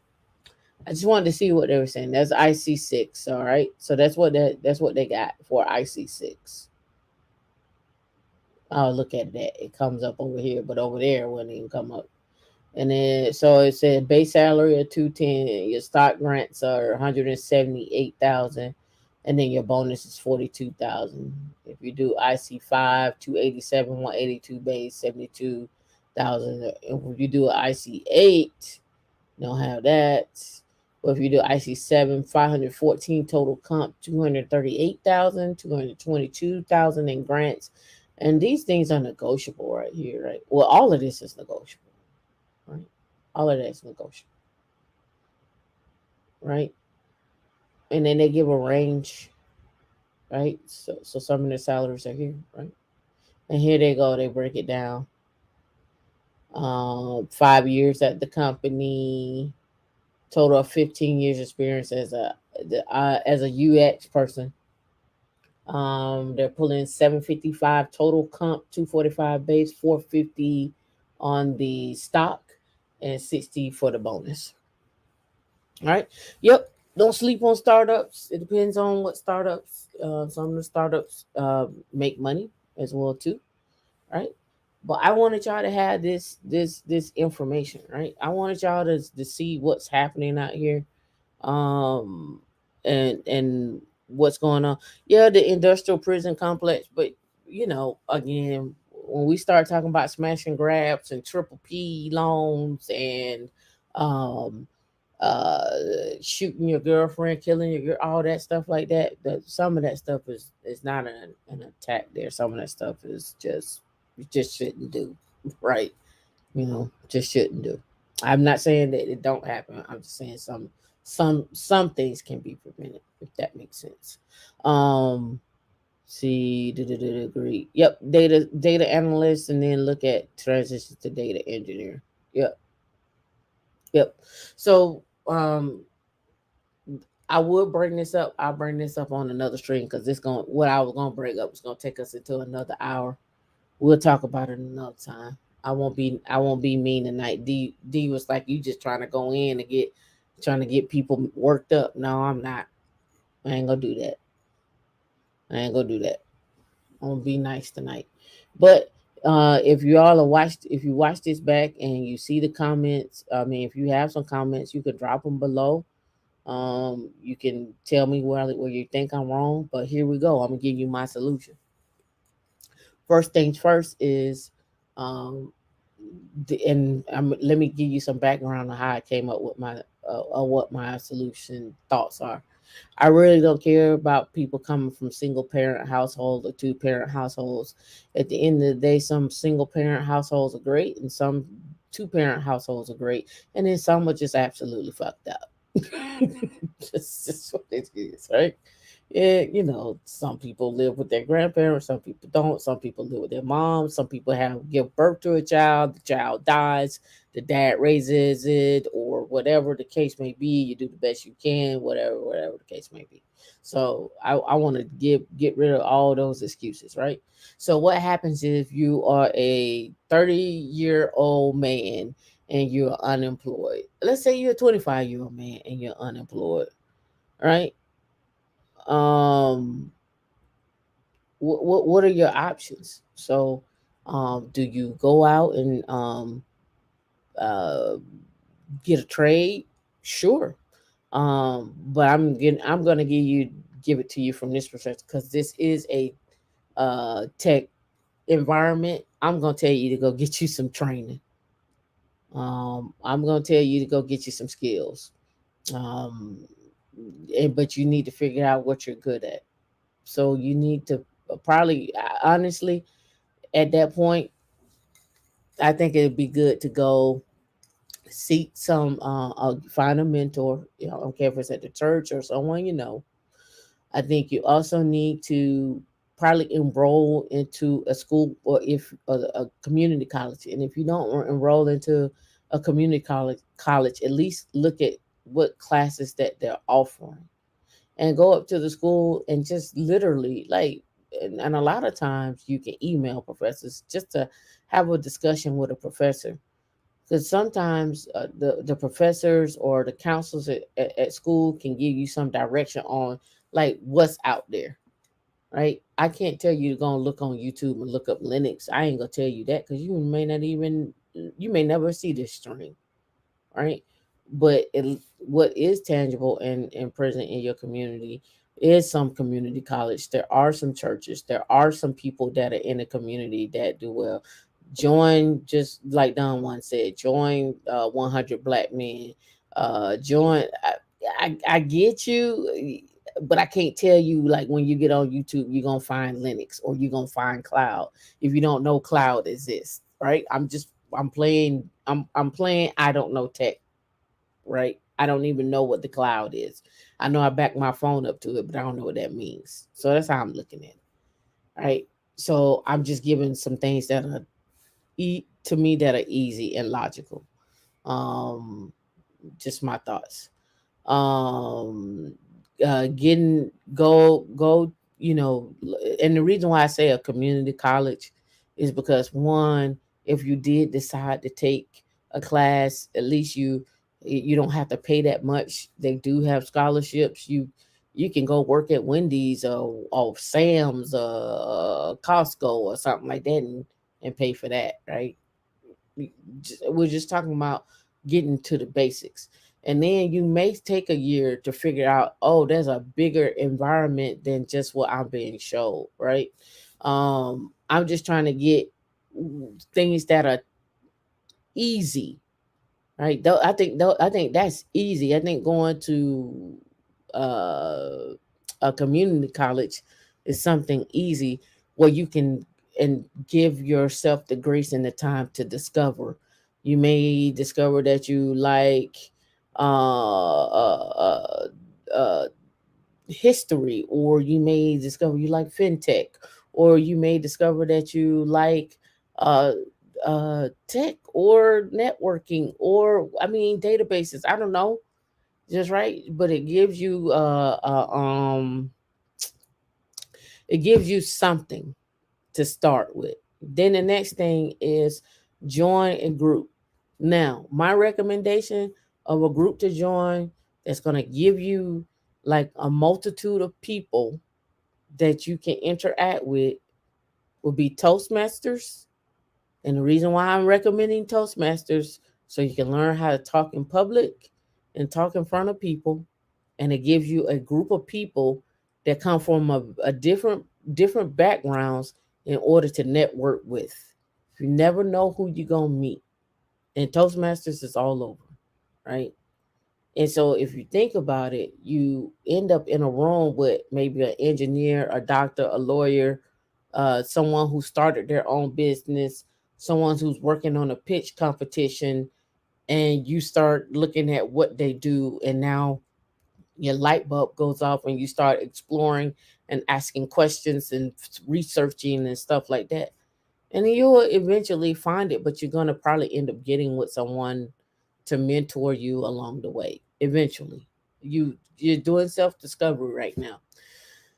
The next thing I would be looking at is how much free training is out there for whatever field you decide that you want to go into, or whatever field that you want to go down into, and who is in those fields that you can reach out and touch to, that you can reach out and touch from Instagram, Twitter, shit, Facebook, TikTok, I don't care, LinkedIn, right? These tools and stuff, you probably can literally create an account tonight and say, I want to get into tech. Where should I start? I have no idea. And I'm sure somebody would comment and say, hey, maybe you need to schedule some time, and here you go, right? Another thing that I would seriously consider looking at is, where are events happening at? So, how do I find out where events are happening at? Well, you can go to Eventbrite, and you can go to meetup.com. And you can also probably look in your local paper for events that are going on around the city, like what's coming in, what events are coming up, right? Are there startup events? Are there job fairs coming up? Are there someone is doing a recruiting? Some people's looking for people with no training, no background in tech, and they're gonna take them from zero to something, right? So those are my initial recommendation for somebody who don't know nothing. Like, I don't even know what the cloud is. I ain't never heard nobody talk about it. I just know my phone get backed up. That's it. I know I got a Gmail account and they save it. That's it. Right? Now let's take it one step further. You've heard of the cloud, but you don't know how to maneuver to get your certification, or what your options are in with the cloud or with software engineering. Join groups like Black in Technology, Free Code Camp, Women in Linux, or um, IEEE, or um, uh, it's so many names. Go on Udemy. I mean, that I could go on, but find your tribe. And you may have to search for your tribe, and sometimes your tribe will find you, but nobody will never know if you never ask, and if you never put yourself out there. If you don't never put yourself out there, nobody's never gonna know you're looking. So that would be my initial advice. everything else is kind of gonna come into its own, right? You're gonna start to see like, oh, okay, they said something about the cloud, but they didn't tell me about cloud security. They said something about the cloud, but they didn't tell me about scaling the cloud. I didn't know nothing about that. You start to ask questions, or how does something do this and do that? But that's really what the conferences are for. It was eye opening to me when I went to a conference. It was eye opening to me to go to a conference and be like, look, oh, I wonder how they get speakers. And now I look at talks all the time and say and review talks, like, is this a good talk, or you're recycling a talk, or what have you. I get a chance to be on committees to determine like what kind of talks do we want to have at the next up and coming conference. Like that conference didn't make sense to me. I want us to have, I think we should have these things. um but again, it's putting yourself in the room. You got to first get there and get in the room, and when you get in the room you show out, and you repeatedly show out, right? You show, that you know how to navigate and maneuver, and then start speaking at the conferences and start putting yourself out there. If you don't never do that, nobody's never gonna say, somebody who's sitting quiet in the corner in their room and never come outside, that they're gonna find you. They're just not. So you have to put yourself out there, and that's why I like Toastmasters. We also offer up our own. We offer up our own community, our own platform, our own go-to meeting for you to talk, and so forth. So we do all of that, right? I hope all this makes sense. Does it make sense? Because I feel like I've been rambling. I know D is like, yeah, get a break, get you some water. Does this make sense? Drop a one if it made sense. I hope it made sense. Oh no, are y'all still there? I hope you're still there.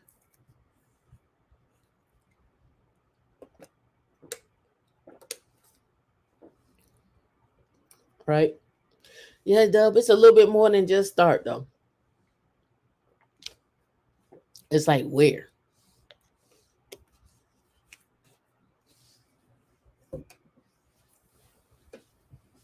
What's up, Pedro? What's up, my story? Lucretia, you still here? Rocking with us? What's up, Shamika? You still here? You ain't sleep yet? Cool. And last but not least, I'm gonna go ahead and say it now, cause so y'all will know. On the next live, I'm gonna go over the Section 8 laws. I went and dug them up. I went and dug them up so we could talk about what they were talking about. When I pull up these Section 8 laws and we show what was really going on, this gonna even make even more sense. Yeah, Donald. Yeah. Yeah, yeah, yeah, yeah, yeah, yeah, yeah, yeah. Oh yeah. I want to pull them up. I want to dug up the resources and so forth. Man, I don't think people have been reading those things. I don't even think people really go out and read the resources and what they actually really said. Let me ask y'all this: what do you think? What what do you think this company was not company? What do you think this country was founded on? Facebook groups. Women in Linux is a Facebook group.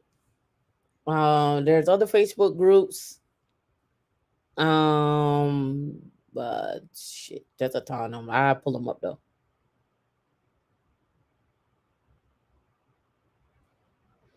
You said you just had this convo with some people. Yeah, but some people don't know where to start. I give them that. I give them that. What I mean, but okay, what What religion was this country founded on? Let's say that. What, and you see it sprinkled through all out.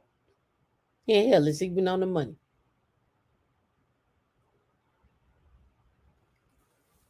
I'll wait.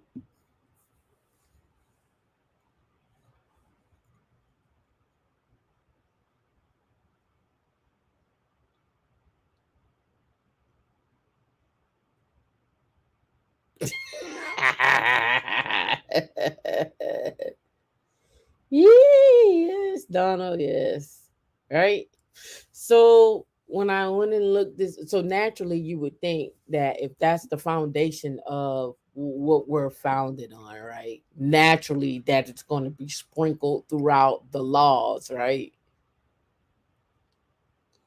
Naturally, right? That's what, that's our thing, right? That's what the red states push. No abortion. You're killing God's child, blah. Even though you were raped at 10 years old, you should still have that child. We don't care about that, right?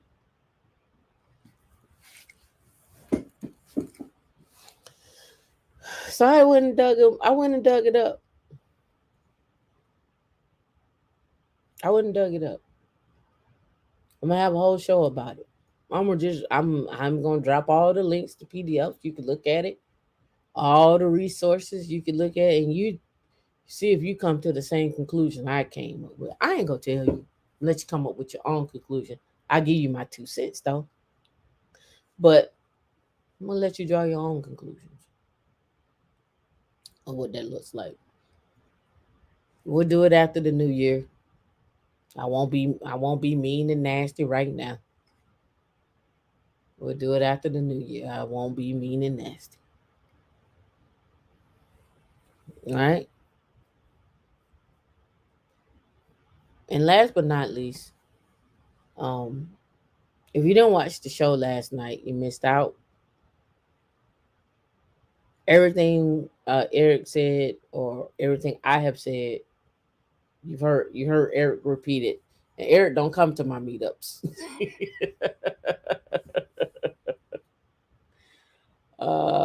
But I do want to make sure that you understand that there's millions out here to be made. Dub, you already knew. You already know we talk about millions all the time, right? Anybody that knows I always talk about getting showing these millions, right? We're like I said last night, we're just at a time now where salaries are pretty damn ridiculous, right? Hey Zoe, where we are uh, seeing numbers of 1 million to start as a base salary, not including bonus and equity, right? With 700,000, right? Where we're seeing numbers like we know people that make more, but we're just talking about what's out there right now, and we're sitting over here talking about our net worth is zero, and we're over here talking about our not only is our net worth zero, we're also talking about uh uh, uh putting going to somebody to get our money up. Yeah, it's easy if you put in the work. Yeah, I mean, we talk about investments. We talked about VC funding last night. We talked about crypto. We talked about Rust. We talked about smart contracts. We talked about the blockchain. We talked about the government contracting, the people that are looking for people, begging for people, can't find contractors, can't work. I mean, we got enough jobs that are out there that make it that we can get employed, right? Easy. right? But we got to do it, right? You got to come in with some skills. You can't sit on the sidelines and be like, "Oh, I think they gonna train me when I get on the job." You got to first got to get in the interview.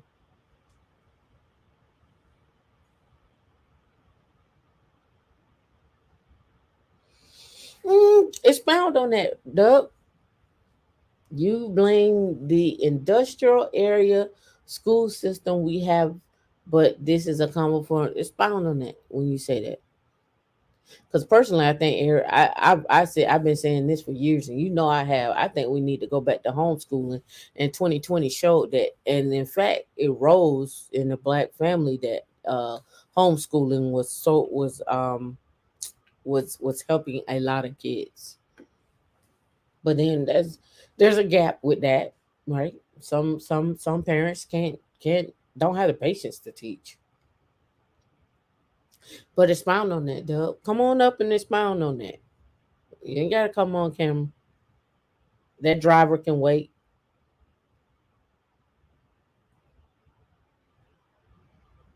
Mm, I don't know. Are we talking about warehouses? Assembly line teaching, not critical teaching? You mean like critical thinking?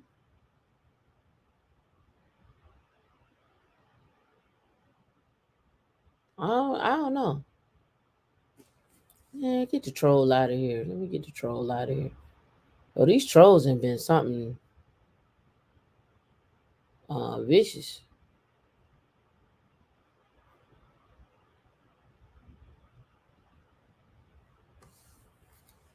All right, I'll give you a few. But when we are looking at homeschool, I don't know. Does anybody homeschool? Has anybody homeschool the kids? Know any homeschool kids? I know a few.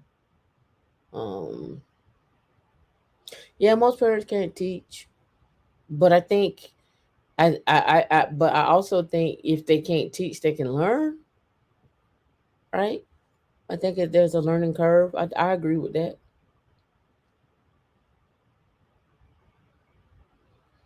Well, again, we don't know because you could maybe homeschool teach and maybe work 15 20 hours a week, but you charging instead of working 40 hours, you charge like 150 to $200 an hour, and so that makes up for your income for that 40 hours, right? So so it may not be where it's a significant other, and it may not be where that person is teaching. Maybe they're dropping them off somewhere where there's a homeschool situation where they all get together and teach on certain things. Like, hey, maybe this parent teaches science really well, and this parent on this day teaches math, and this parent over here teaches something else, and it just may they may switch up. It may not be on them in a totality, so it can work for single and two household. We can't negate the fact that we're gonna have that we still have single parents, right? We can't negate that. Whenever that's I mean, we can't do that. Right? We still have that. But let me know your thoughts on these things, man. I only heard from like maybe one or two men on the live.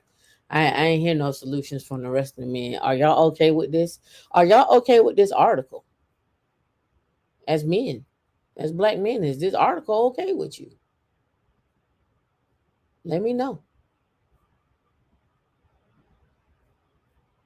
Is this article okay with you?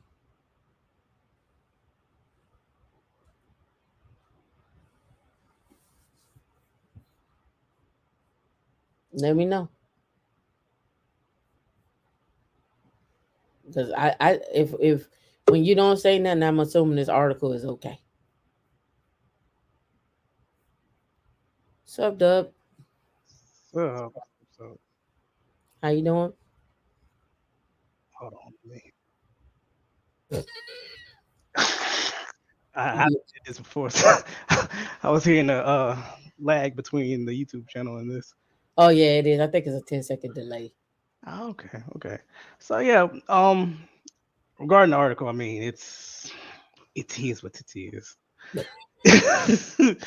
It is what it is. Because I mean,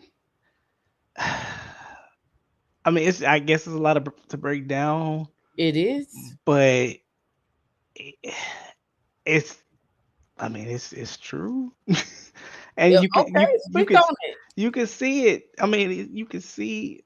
I mean, just by the. I mean, I'm not just moving to people in general, not just like black men, but just people in general. I mean, with you know, regards to black men, it's kind of the same problems. It's what what are you actually doing right now in your life? You know, and So, that's kind of but what it always boils but down but you to. know where this conversation leads to, right? Hmm. Hmm? What? So the conversation leads to, if you are unemployed, how do you get married?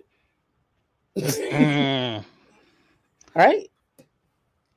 Well, If you unemployed, how do you get married?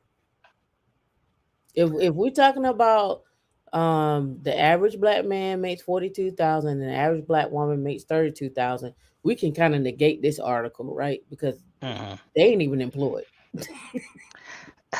I mean, I feel like that's a further conversation because It is, the thing, but that's where it leads to. cause I mean the just the breakdown of the black family as it is right now. I mean, if certain, not everybody, not the majority of black folks, but the black folks I know, Mm? marriage is like the last thing. I hear it all the time. I So see the lead attorney out there, yeah, yeah, and everybody talking about not getting married, get a prenup. I honestly I think black women should get prenups. I think black men should get prenups. yeah. I mean, nobody really thinks about legacy. That's really what it is. Nobody really thinks about I legacy. think they think about legacy. They just don't know how to get there. I don't hear nobody talking about it. Like I in my hear, circles, I don't hear oh, I it. hear people talking about it all the time. Well, let me no, let me not say that because it is a difference between got my rich friends, my rich black folks, and my I come from both sides of it. So when I was growing up, didn't hear about it, but once I started, getting into those six figure areas, you start hearing about, Hmm. legacy talk, generation talk. Hmm. Um, the talks that, a lot of these people are having now where, like certain podcasts like Urban Your Leisure and all that kind of stuff exposing Hmm. you to, that's exposing it to the people that didn't have the funds to even Right. discuss that or even know about that stuff, right? Right. That talk has been going on for a while with the upper class black folks.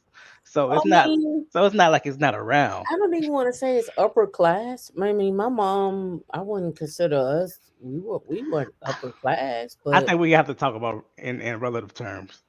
yeah, yeah.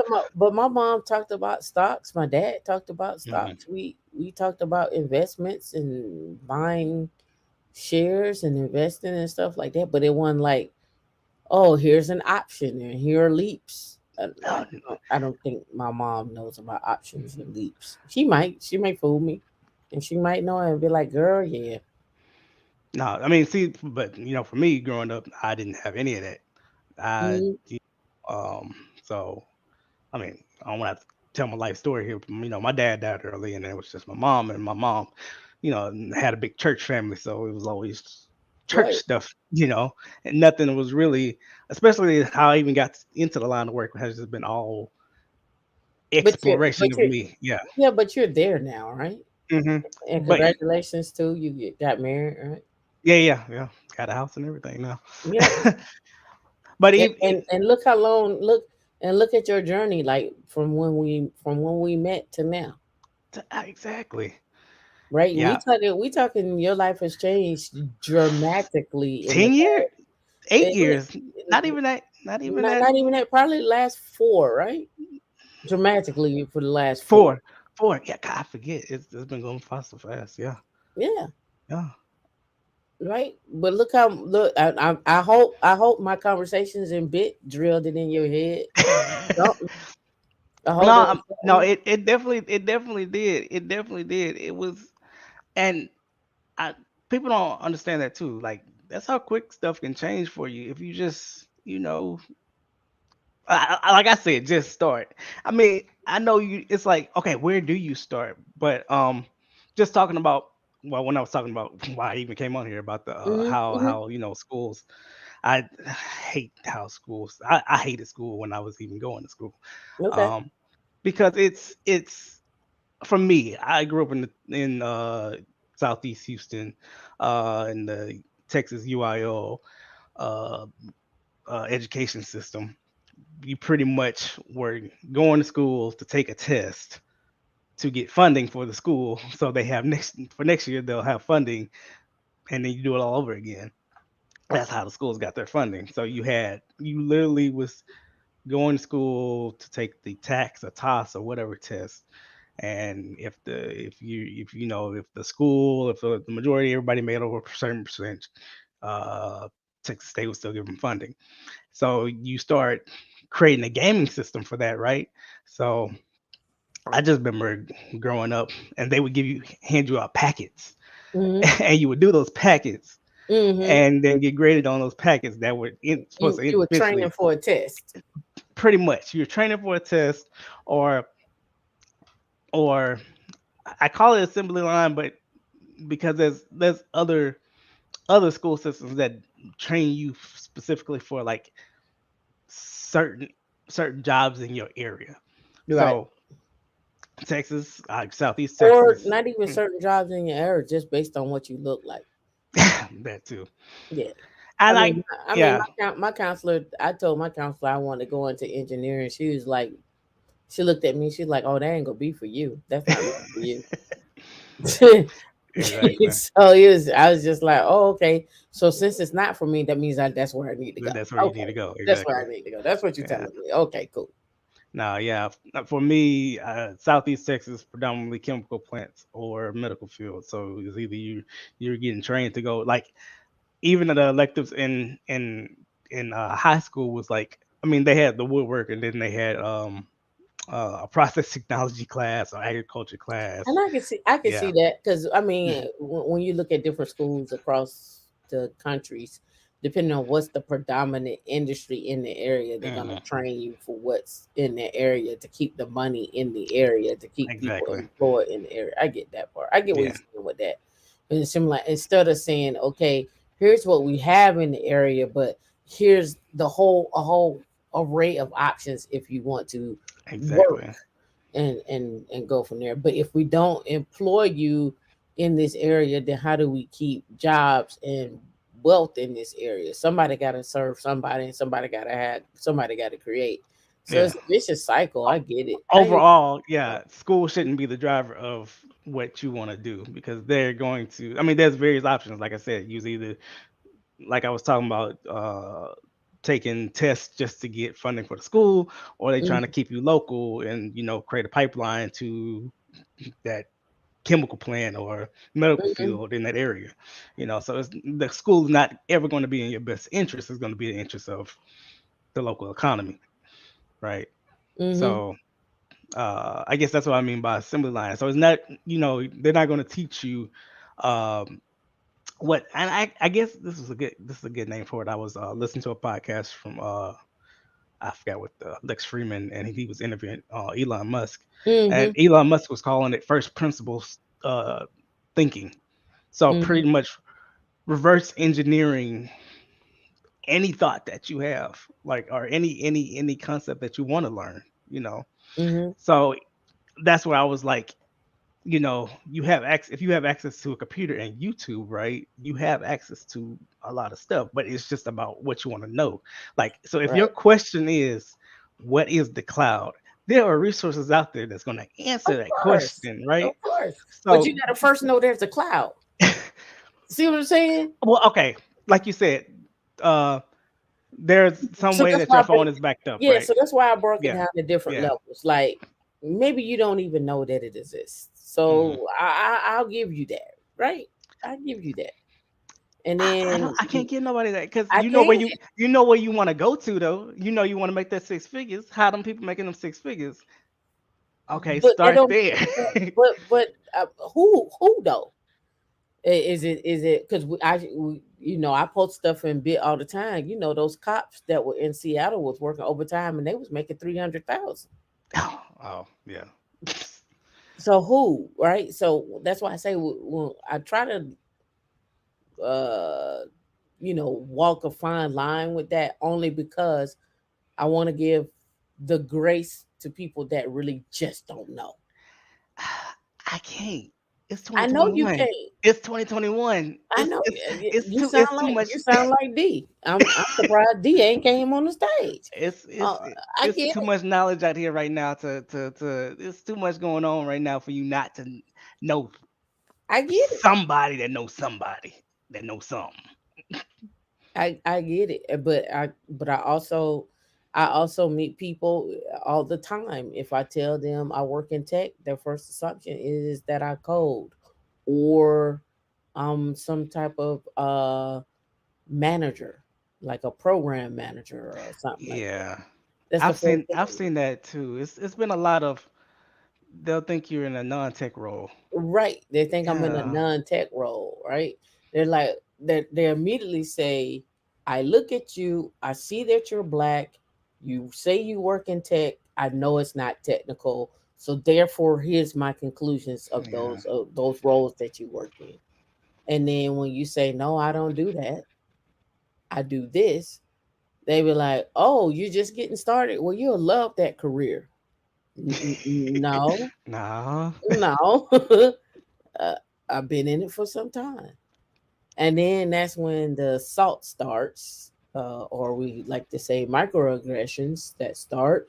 And like, oh, let me quiz you on what you think you know and what you don't know, right? So it's that conversation that happens. Yeah.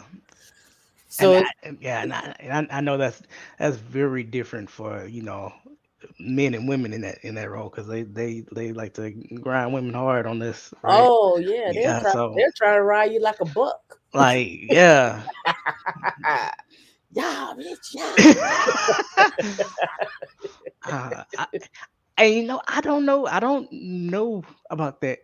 Like I don't not that I don't know about that. Yeah, I just don't know what the best approach. I mean, first of all, I'll be like, I mean, y'all ain't paying me, so I don't care about the interaction. But that's just me, you know. Right, I'm gonna go where the money is paying me to answer these right. questions. So let's ask this question, and this question goes out to everybody in totality. Should we stop caring about the money and focus on the skills? I think so. Can you separate the skills from the money?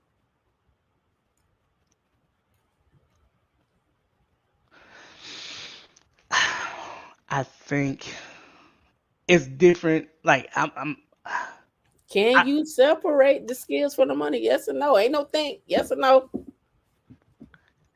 I mean, I can because I actually enjoy this line of work. I was doing this, So before you that. so you can get paid less and still enjoy the work. Yes, I personally can because I enjoy the work, but I also enjoy my personal, my work life balance of it too. But okay, let's ask this: are you saying that because you already have stepped That's up a nest egg? see, I'm biased in this. That's so I'm biased in this, but I don't think people, and not to deter people, but they'll get into this, but then they'll try to chase the bag. I mean, a lot of these people are just trying to chase a bag, right? Yeah, but is that bad? I mean, Is that no, bad? Is I that guess bad? Is I that bad? Hold on. Is that bad if our net worth is supposed to be zero in 2053? Is that bad if the average black man makes 42,000? Is that bad if the average black woman makes 32,000? Is that bad is if the white family average is 171,000 for a white family and it's only like 19,000 for a black family? I mean, this is a bigger philosophical question though. It is These are like numbers.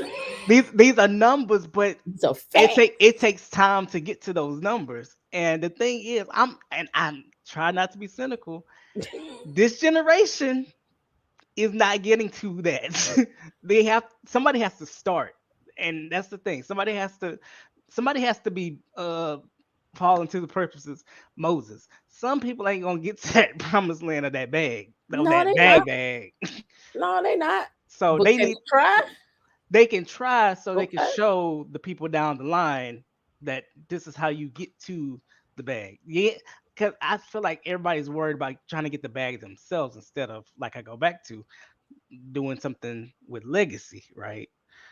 Somebody has to be the one to show them that, hey, I can be in this line of work, and this is what this is something I can do as well.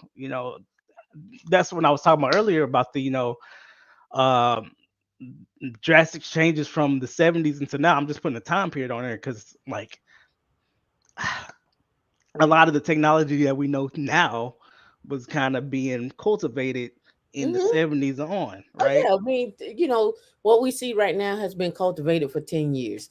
Hmm. Blockchain and Linux came out in 1991. The first YouTube, AWS, S3 bucket, is EC2, all came out around 2005, Hmm. 2006, right? Exactly.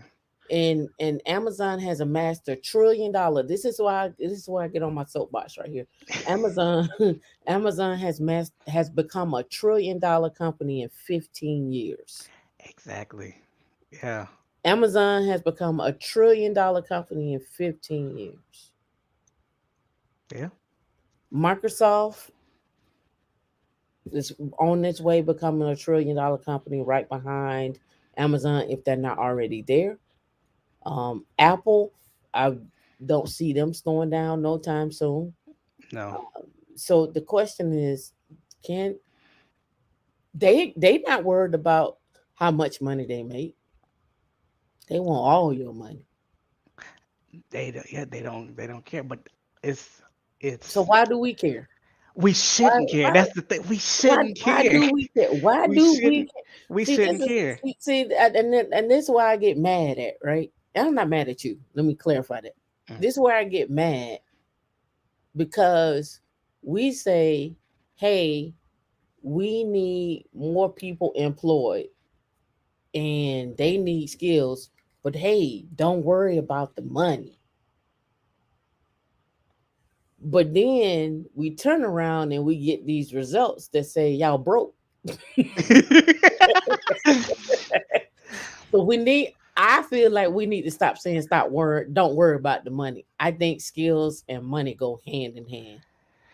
Personally, that's my thoughts. And there may be somebody else's thing, but I think the more skills you gain, the more you look at the landscape, the more you see how things come, and you become the architect. You start to get more money. I was on the Lapeef show the other night, probably about 2 weeks ago, and one of the big conversations was, Tamika, you have to your teammates need to like you. I'm like, no, they don't. No, they don't.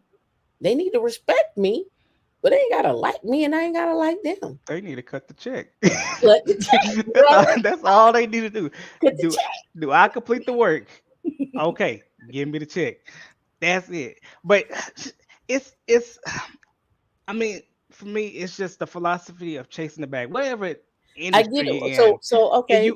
you can, and especially in tech, because it's, to me, being in the tech industry for me is it's kind of like being an artist in certain ways, because a lot of the stuff that you actually have to design and do and all that kind of stuff, and if you I'm lack gonna the, say I'm gonna say yeah. it from this perspective. Mhm. I'm gonna say it from this perspective, and you can correct me where I'm wrong at. Right? Here's how I look at it.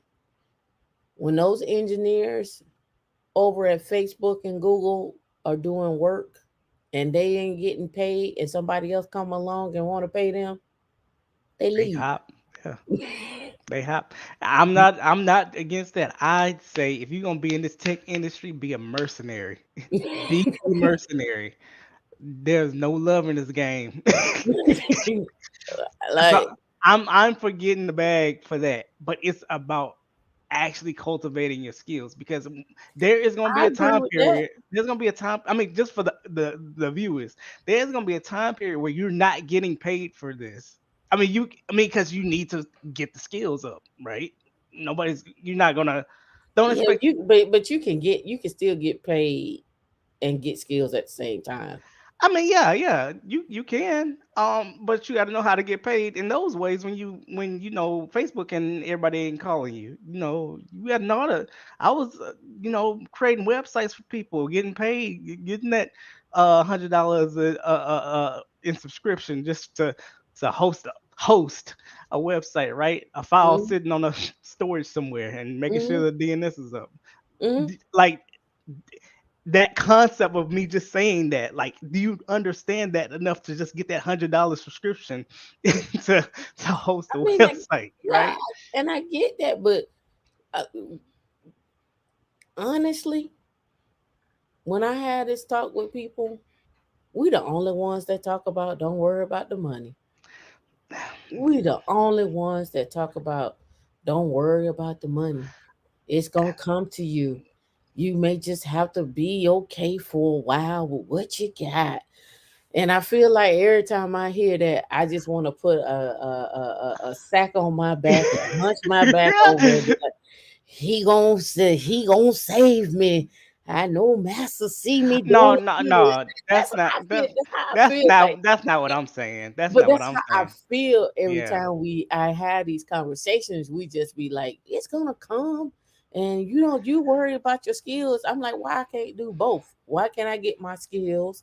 Why can't I get my skills and my money? Why can't so I increase my skills and my money? I why they can't be hand in hand? now What they here's a solution for that.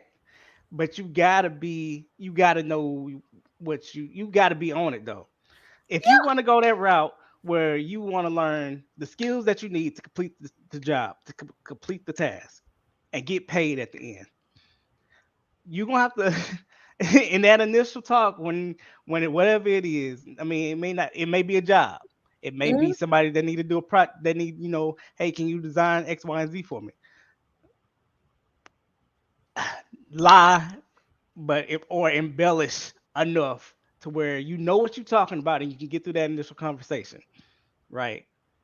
But after that conversation where you need to produce, Mhm. you better be on it to produce. But that's what we talk about here. We talk about production. Yeah, If you know anything about me, I'll be like, what's your skill set? What you trying to do? What's your end game? What's your goal? You know that. exactly. Anybody who know me know, like, was you can't talk to Tamika if you ain't talking about skills. You can't come over here with me, and I'm gonna just say it. You can't come over here and think I'm fluffing your nuts. I'm not. This is what look. This is after dark now. We after Yeah. dark now. You're not fluffing your nuts when you're coming over here. This is what it is, right? I think then we gotta have a conversation about skills because that's why I bring it back to that assembly line learning, right? Like I you get that, you're not. but even still, that's still a skill. You may be a specialist. You may be a specialist. I'd rather be a generalist. That and see that's We what talked that's we talked yeah. about that T shape. We talked about the T shape. Yep. Mm. Because that if you were a generalist, then that's when you can start making moves about like doing projects or going into an interview and talking your stuff, and then you ain't got to know everything. You don't have to know everything. Yeah. And You that's may know one thing to be dangerous, but you may know other things at a general level. You may not know them in no, depthly. but even then, you just need to know concepts because I say it all the time. yeah, Fundamentals. just the fundamentals and the not even not even The concepts are fundamentals for the me. concepts of fundamentals. Yeah, Okay, and so I because get what you're saying, yeah, but to me, I draw the fun. I draw like, okay, when I say that, I'm saying like, you understand how if I type in AWS, I can type dash dash help. You mm, understand how a command is set up on the exactly. CLI. You understand the structure of what I'm doing here. Like, I Hmm. know I have my AWS. I need something else that goes after that as another option, Exactly. and then I have options after that, right? But that's the structure of a command on the CLI, which is Hmm. very close, which is the exact same, I should say, if you're doing that in Linux. So that's why I always push people to Linux first, because you get the structure of commands, you understand the CLI. Then when you Mhm. install packages, it makes sense to you.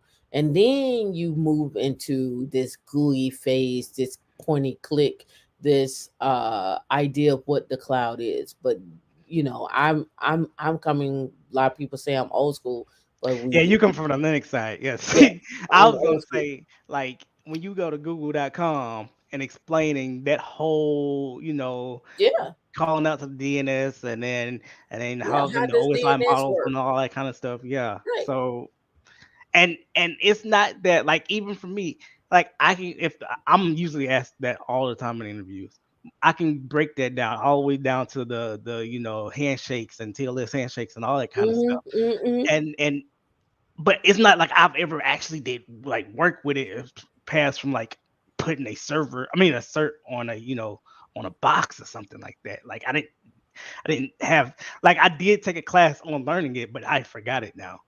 Mm, Right? So it's not like I have to retain that information. You just need to know enough to get the job done. got you. That's it. Now, I want to make sure I address your comments. I see you in there. Yeah, I haven't forgot about you. But Glenn, you said the article shows we have work to do. I'm trying to refresh my skills. So we're going to, one thing out of this sentence I want you to take away out of here: stop using the word try. Every time you use the word try, you got to donate $1 to the women in Linux. All right. So we're gonna say I am doing I am refreshing my skill set and figuring out where I may fit.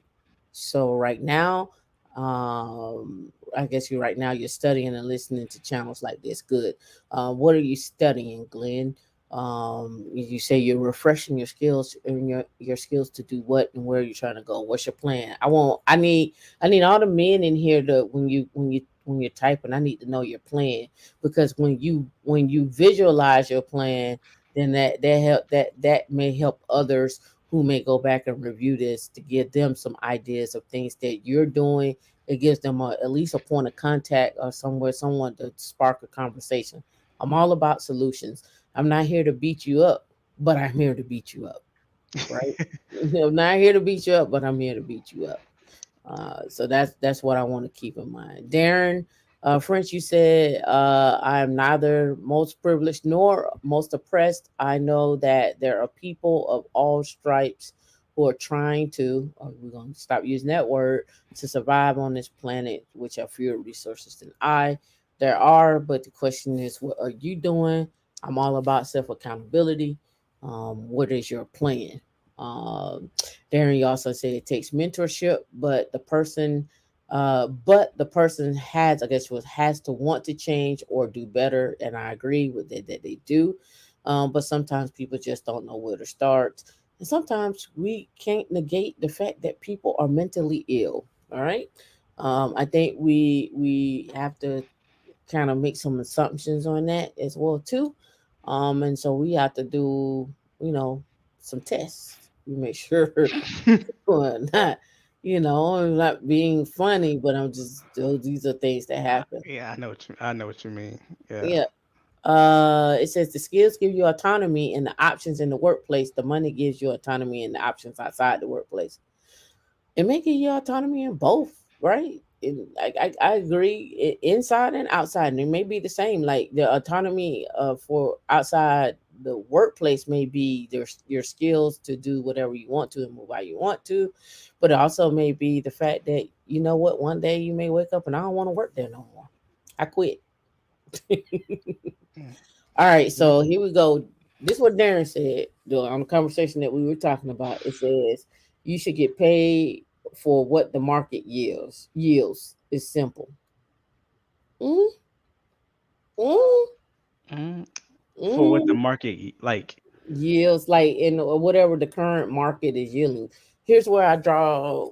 Nah. Yeah, yeah, yeah. Because your skills may be more than that, and um they may be offering more, so it may not be the market, right? Because the market could be offering 130, or that don't mean that's what, you know you should be getting paid for your skills and your time and your experience, right? So I know what you're trying to say, but I would caution that. I Um, mean, just because this, like I said, this is a bit of a mercenary lifestyle. Outside, don't let the salaries fool you. There's money to be made in these other markets. Like crypto right now is pretty hot, and people are just making their own, hourly, whatever their contracts are. Right? right, They're naming their price, and they're saying, hey, for X amount, I'll do this for you. right. And because you don't know the company, these companies out here, not even the ones at the top, AWS, all of them. These, like I said, these startups are they're making 10x. They are shooting for 10x Hundred because X, that's 100x, right? 100X. That's They've been that's the listening to VC Grant. market right now. Yeah, What they say the new 100x is the new 10x or something, and now they yeah. trying to get 1,000x or whatever. Like they Yeah. out here making their money, so you better get So yours. again, go back to the conversation. Why do we try to separate skills from money? And why do we always take the high road of like, oh, I'm gonna focus on I'm not gonna worry about the money because I know it will come. And I hear this often, Yeah, you're not from right. people, but I just be having questions. Why you asking me all these questions? Um, I just have questions because when I am talking in other spaces, that is not what it's. In fact, most of the time when recruiters contact me, they were like, "Well, what salary are you looking for?" Or here's what we're offering. That's Mm. conversation day one. That's not conversation 2 days down the road. That's not conversation 3 days down the road. That's day one. And when I see them doing the moonwalk on the conversation, I moonwalk my ass out of the conversation. Just what it is. Fran said, why should we not worry about the money when all the other cultures care quite a bit about the money? I'm just saying. Okay. I'm just saying. All right, Dub. Somebody got a question for you. And you can open up about this if you feel comfortable or not. Lynn wanted to know, what pivots did you make over the course of 4 years, to get you where you are? I know what they are, but I'll let you share. I mean, to even put it simply, getting in these groups like Blacks in Technology, that's where Tamika and I met, and that has been the biggest change of my life. So I started off in tech, um, not even completing community college yet because I was just learning a lot of the tech on by myself. But just getting those skills there put me into the when I when I first had my first tech interview, it gave me the ability to speak upon a lot of the stuff that they were doing at the company, right? So that at least put me into the room to even say, okay, at least I know what I'm talking about. I can see that, and maybe I don't know how to solve all their problems, but I can at least you know hang in there, and if they throw something at me, I can go research it and get it done. Fast forward, when I joined Black in Technology, uh, met with Tamika. That was probably like, I don't know, a year's worth of talking. Um, she, I You mean, know, she, yeah, you know, she changed a lot of my thinking. So, I beat you up. You go yeah, ahead and say it. We beat each other up. yeah, That's fair. yeah. We oh man, We decided. them early conversations, just in general, the whole chat, like you would get in those. That's why I encourage everybody, just get into these tech groups and start talking. Don't be scared. Everybody's trying to learn and they can do everything right. But Mm, like I said, fast forward, talking to Tamika, she was able to give me opportunity to put me in front of AWS recruiter for the what's it called? It was called the AI2 program. Uh, I2P was I2P. no, no, they called it AI2. It was for the not the Jedi contract, but the one before it. Right, right, right, right. Yeah. That's good. So basically, it put me in front of an AWS recruiter to even give me a possibility to get a what do you call it? A security clearance. right? Mhm. Not gonna mention which one it is, but Mhm. uh, just in that role boosted my my salary score a lot after I was able to get the security clearance. And Mhm. then from there, I was in the door working at AWS as an AWS engineer. And I used that time to hone my skills. I worked, I learned what I could. I did a whole bunch of other stuff, and so from there, pretty much launched my skills to be where I am now, where now I'm going around, you know, making demands for what I want for my salary, and working for startups, and just living nice. Right. Just in a nutshell. In a Right. nutshell. But now instead of them coming to you and telling you what you deserve, you Hmm. can demand what you want because you Yes, know, because you know the game. You exactly. you understand how people move because you've seen them move, Hmm. and then not only that, you have honed your own skill set to even say, well, I need this.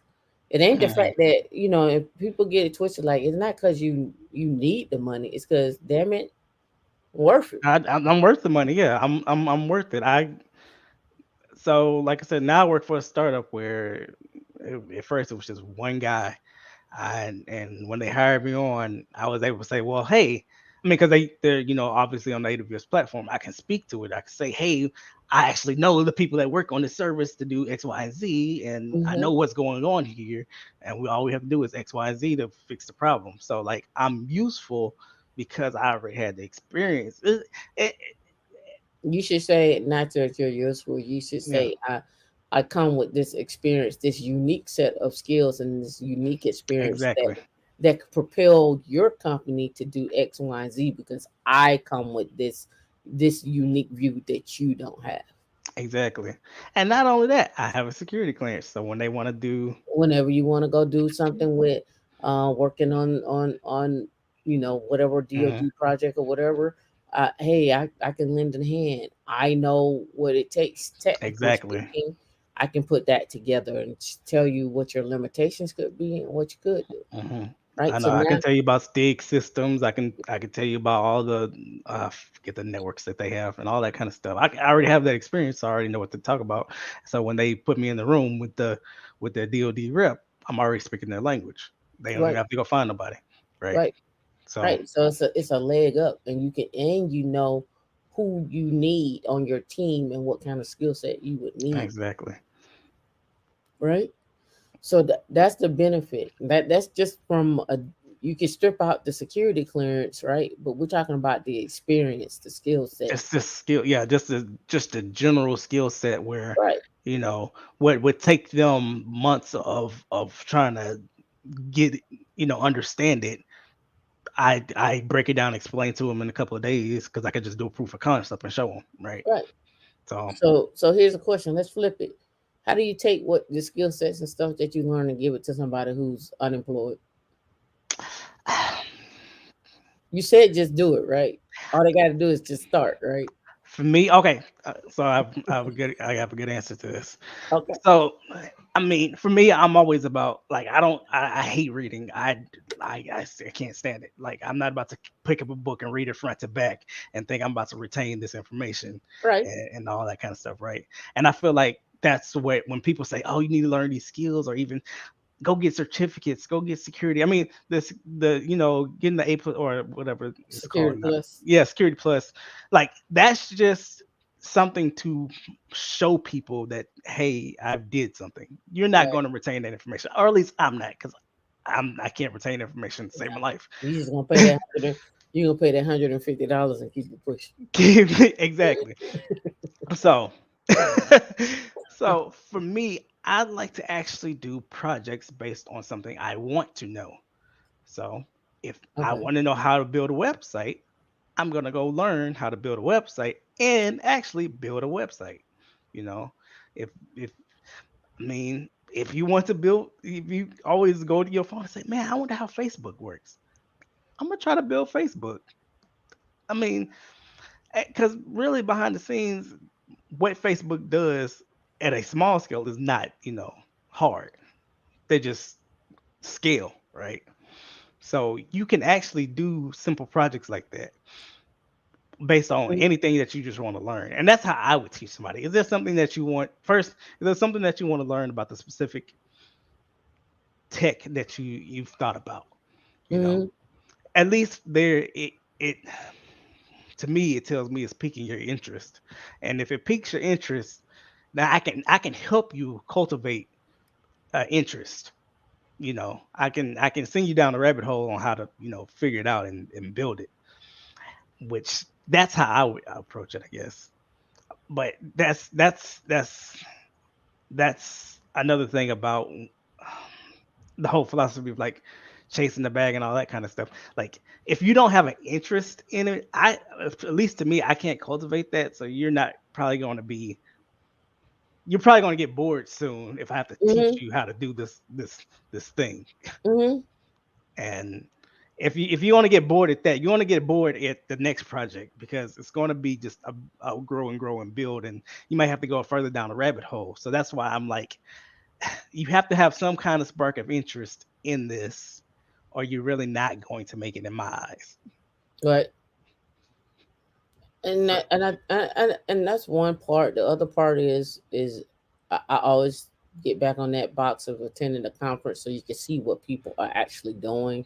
mhm. Go look at old videos on from Usenix to um, KubeCon to uh, AWS reInvent. I mean, when you go back and look at these videos and you see the magnitude of what's going on out there, you be like, Yeah, and the damn thing it, I'm in a vacuum.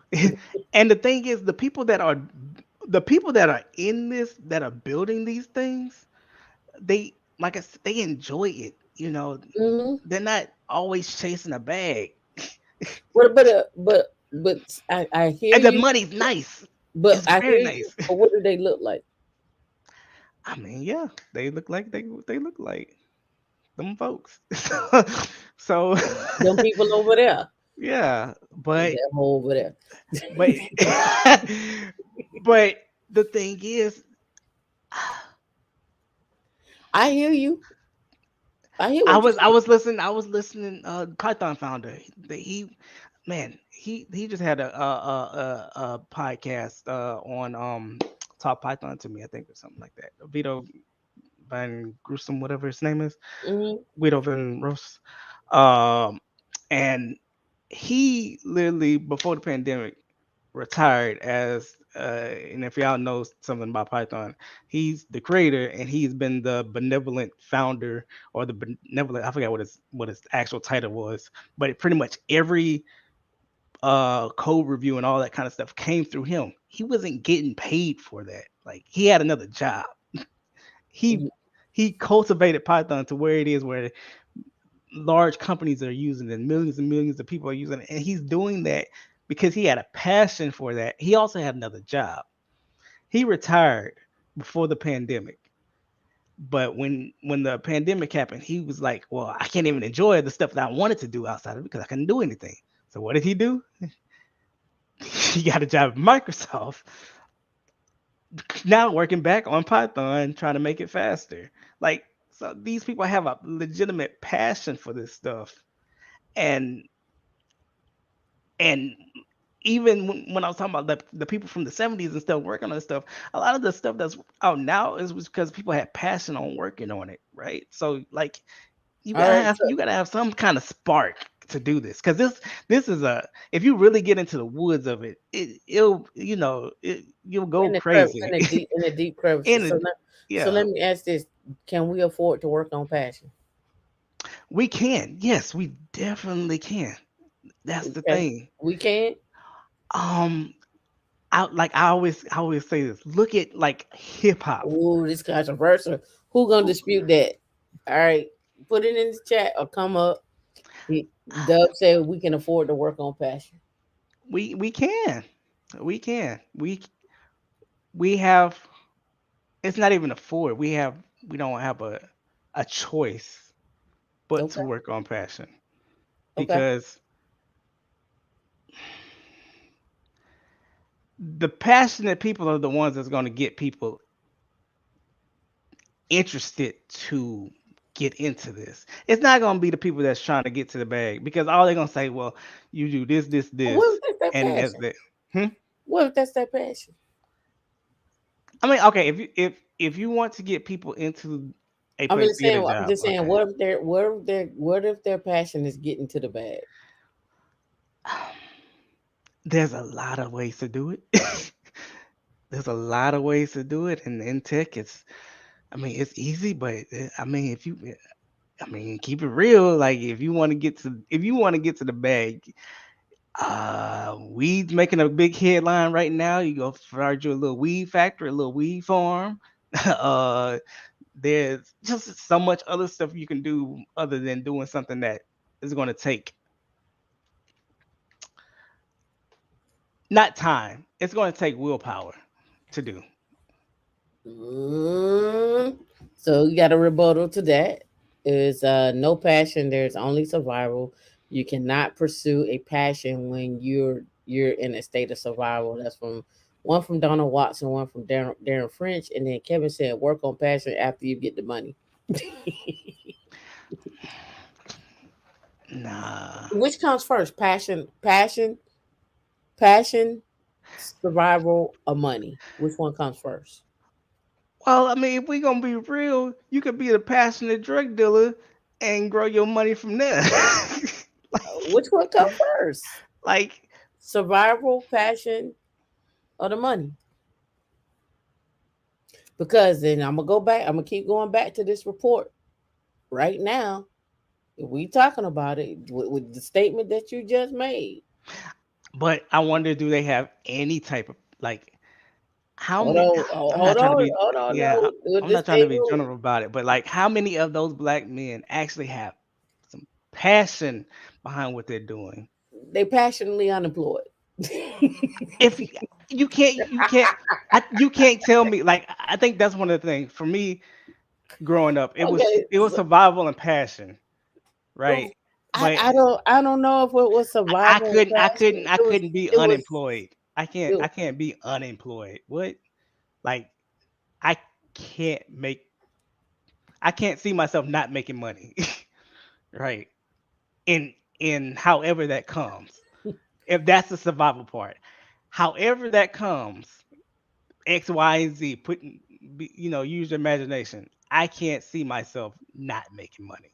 all right. It said the black men are absent from hundreds of thousands of jobs in part because they have a higher rate of being in prison, being killed, or simply being overlooked for positions. True or false? Hmm. When you look at your friends and when you look across the landscape, are your friends in prison? I mean, that's a whole nother conversation. I don't. Are they being killed? That's not my friends because I don't. You gotta you gonna start associating with different people once you get to different places. So so if your friends are still there, then you are not where you need to be. I think everybody environment is different. I agree with this. But and I understand where the numbers are coming from. I just can't get with I just can't get with simply being overlooked for positions. What positions? What positions are you can't tell me that right now that as a black man you can't walk into McDonald's and flip a burger. I refuse to believe that. Yeah, that's yeah. I don't. I refuse to believe that. I refuse to believe that you can't go to the store and buy a lawnmower and push it up and down the street and cut somebody grass. But I mean, I think that's another thing, the passion for survival, right? that I mean, that's a passion I don't that's a even know if that's a willpower passion for thing. survival. I think that's just survival. Okay, so tell me this, Dub. When you go in your neighborhoods, how many black men do you see at the corner store? My neighborhood doesn't have When black. in the black neighborhood, in the black neighborhood, that's what I said. How many black men do you see at the corner store? Well, I just got a question for all the black men. What is at the corner store? What am I missing at the corner store? What is at the corner store? yeah, I don't think. Because when Yeah, I drive around Florida and even in Atlanta, y'all at the corner store. What's at the corner store? What are we missing? I think that What am was I missing different at the from my corner thing. store? Like at worst case, you got a job at the plant. Like that was the thing. Worst case, you had a plant job.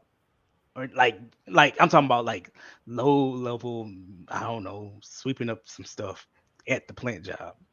Like nothing wrong with plant jobs. I'm not saying anything. Like I just grew up in that in my life, and that was the I mean, I thing. get We it. It's made it's it. the area where you lived in. Yeah, I get that.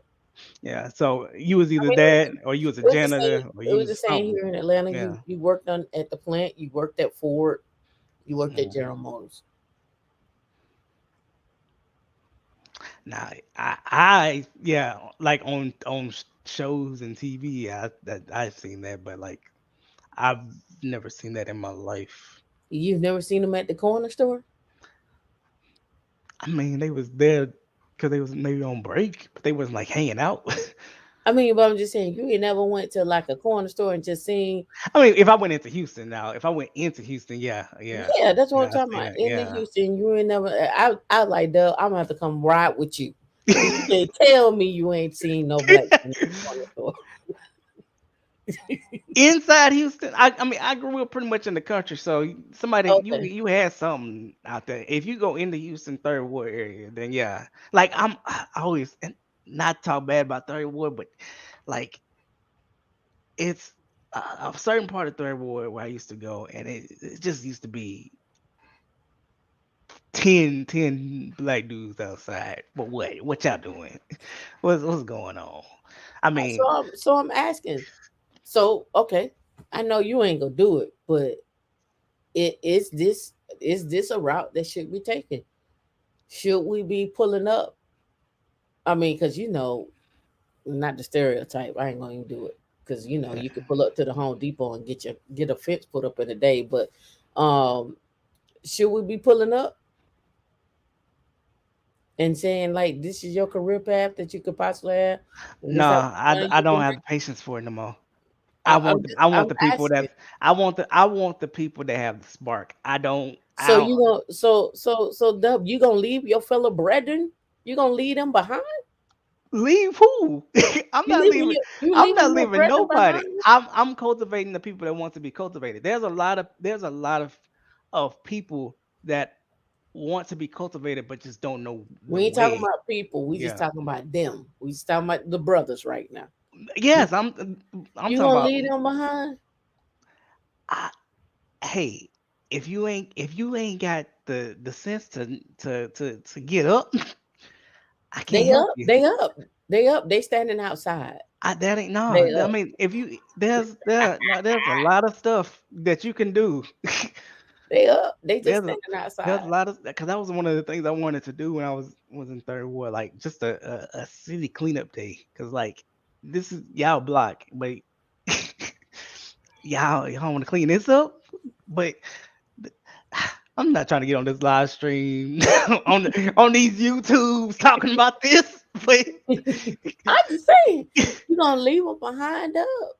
that ain't my prerogative. This is the thing. Okay, so This so is another thing. If we want to really have this conversation, I don't want nobody my age. I don't want nobody my age and older. Give me the kids. Give me the children. Let me cultivate what do you the next consider century. kids? What age? What are you talking age? Let me at least get them before 20 because 20 is a prime age of a whole bunch of change that can be had. And I think that's too old. really, I mean, no, I mean, yeah, give me when they're like really young, like if I could really do it, I would push tech onto kids when they're like in elementary and like teach them I'm like thinking 3. security plus. like I, I'm like 3. You gonna learn to fly a drone? I mean, yeah, yeah. But so um, this is a whole nother conversation I can have. Maybe a drone with like some bumper cars or something like that. Yeah, Some bumper, I something would like that. cultivate the curiosity between the ages of 0 and like 6 Hey or man, 5. Mm. I had a coworker that was that had a 6 year old that was coding in Python, Yeah, and he was mining Bitcoin at 6. exactly. I mean, all of the people that were getting rich was kids off of mining Bitcoin and knowing what the stuff was going on. That's the thing. It's not going to be like we're not going to keep having like 50-year-old and 60-year-old millionaires and stuff like that. They're gonna start off when they're 15 to 20. Like that's Oh, they're gonna be doing it now. yeah, they're doing it now, but we're just seeing it now. But that's gonna be a normal thing for the people that's not us if we don't Right. So do what we okay, need to do. but listen, but peep this game for this article. This article covers 3 generations from 25 to 54. Yeah, I'd hate to say it, but it's So if you don't so have a who passion. and this goes out to the audience Mm, as well too. Who are your daughters supposed to marry? ooh, ooh. Who are your daughters supposed to marry? If the average black man is making 42,000, right? And I mean, the daughter's gonna be doing it though. They're gonna be. but I mean, the way this looking like the employment data is a study tallied from black men from the ages of 25 to 54, and it's saying that when a man Yeah. turns 35, a little mid 30s is when he has his wealth. I mean, and I not just to ask questions. These are questions I'm only yeah, asking. Help me. not to So I just need some help. shine down on our brothers across I'm the not trying seas. to They sound. already attacking this. Yeah, Yep. I'm just You trying to know figure out what's the plan and where we going. the just black people in general, Nigeria and all them, across over Africa, they already getting on this tech stuff way earlier than like we're not even they We're not even in we're not even in the conversation, yeah, and we're not even in the they don't even conversation and most definitely not in the room. but we literally have the most access to the tech, right? We're not you in the know conversation. We're not in the room. that's We most definitely are not looking to build. That's just where it's at. That's how I see it. But we build over here. So I mean, I don't know. I mean, hey, I'm about to make a couple of trips over there to tap into that. That's Yep. the thing, Yep. because Don't know why. it's just Go ahead. another thing. I just we kind of all of these conversations, even whether we go get salaries, where we go get talk about the what the elected officials and stuff should do. I'm just trying to ask them for permission. Like just That's my point. do the thing. That's my point. Why are we asking somebody for permission for something that's already out there that we can do? Why is it that is a thing? Why is that even a conversation? But yeah, and that's why I'm like, you know what? I'm sorry, 25 to 54. Y'all done for in my mind. Y'all, if y'all ain't on the wave, y'all ain't on the wave. I can't help you. I can help the next generation though, because I know what it was for me and not having nobody there to even cultivate. Like I was my own cultivator. So like I can only imagine what I would have been if I had the knowledge that I knew even in them 4 years way prior, right? Like I'm good now, but I would probably been a beast and would have made other beasts around me because it was a way to you at early ages you're very impressionable. So like Right. My question still is this, and it's gonna be my question because this article is gonna get legs. It's put out on Twitter. It's gonna get legs. Um, do you contact this person and give them a plan, or talk to them about it, or ask them about it? Like, I don't know. I, this is a Oh, this is not a good look. This is not a good look. did I ever talk to you about Eugematech? Yeah, I talked to you about that. With who? Eugematech. It was I mean, it still is an organization that I was trying. Oh, I'm yeah, working yeah, on. yeah, yeah, yeah. Yeah, too long for this Yeah, because yeah, yeah, yeah. yeah. But I don't include these people because I I said, not can't for 3 generations. I can't. Okay, so all It's right, now we're getting into it, Doug. If I you can't. hold on now. If you can't include them, what are we as black women supposed to do with them? Dad, They I'm can't, married. they can't sleep on your sofa. No, they can't. They that's the problem. They can't. They cannot. They cannot. If you no, let me put it this way: if you ain't got an ounce of passion in my eyes to move and do what you like, get. I've done it. It's and that's the thing. I've given out books. I've said, hey, I'll sit down and do this with you. I'll help you do that. And blah blah. They might do something for like a week. That's it. I can't. And Okay. that's people my age. I can't imagine. Like I can't imagine somebody 40 or 50 wanting to try to do a career switch with the because it's We get people all the time that want to do a career switch from 40 or 50, but these people are we you first in you have order. to have a certain mindset and No, no, no. First, in order to have a career switch, you need a career. They're oh, true. unemployed. Yeah. Oh, I mean, I see. That's the thing. I don't even talk. I'm just talking about people that have like I can't. That's why I can't help them. I can't help them. Like freshly unemployed, okay, but like time. Tracy LA, I'm working on that. I'm working on that. 50/50 Geek started off as a dating app for tech people, because I got tired of meeting men uh, who had no clue what I was talking about, didn't like that I was working in tech, um, and to be honest, was financially struggling. And when I say financially struggling, oh, I'm going through a divorce and I'm staying with my mom and dad for a while. And I got child support. So if we go out to eat, we're gonna have to catch, the happy hour. And I'm looking to have sex on the first night. What am I doing with that now? So I'm Yeah, asking questions. I want solutions. yeah, my wife does say I couldn't imagine being in in this market. Yeah. God dang, I don't know.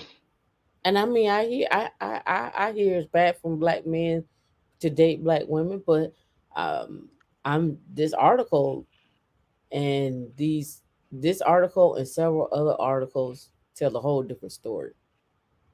It's telling me that you ain't even in the game, so this ain't even something we should be even talking about. We shouldn't Oh, even be talking about marriage or dating. You ain't even in okay, the game. let's give a good 10 minutes to a solution. Let's give a good 10 minutes. Okay, I if did. I've been asking that question. If you standing on the corner store, if you standing at the corner store, what are you doing? You said you're not going back to help them. That ain't what you looking for. You helping the young generation. So you gave me your answer, right? no, I'm gonna think about it. Let me think about it objectively for like a minute to see what Okay. kind of solution could be put. Because the thing is, it's so hard for, like I always say, grown folks gonna do what But grown I, folks wa- I gonna want do. I want to state this claim right here. I want to Yeah. state this claim right here. You say it's hard for you to even to socialize with them and even come up with a solution. Now imagine you got to date them.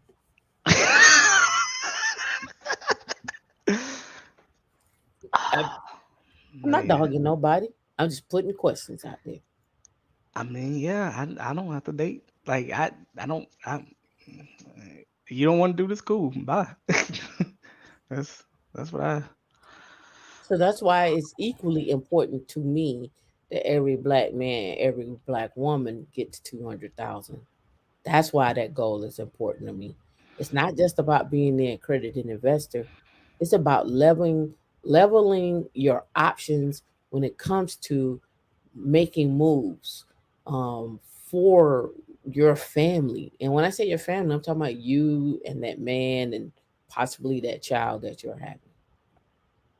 And I often hear that um, we don't want the woman working competing with me. She ain't competing with you. She's just bringing some money to the table. That's it. She ain't competing. You can't help someone that don't want to be That helped. that is the problem right there. Like Yeah. So the answer is not my problem. they, Who's the problem? it cannot be my problem. Okay, this is So whose what problem is it? this is the So thing. This is the thing though. who Like gonna pay for it? All right. Let's play devil's advocate. If we do like take this, hold on now. If we mhm, do take this to the to the local officials and they go institute something they put in place, who paying for it? The taxpayers. the So taxpayers. it's back on us again. Yeah, and then it's you could throw as much money as you want to the problem, but it takes the person to actually do something. Like somebody that person has to actually produce. That's it. That's bottom line. That person has to do something. And if that person doesn't want to do nothing, they're not going to do anything, and then you just wasted time and or money.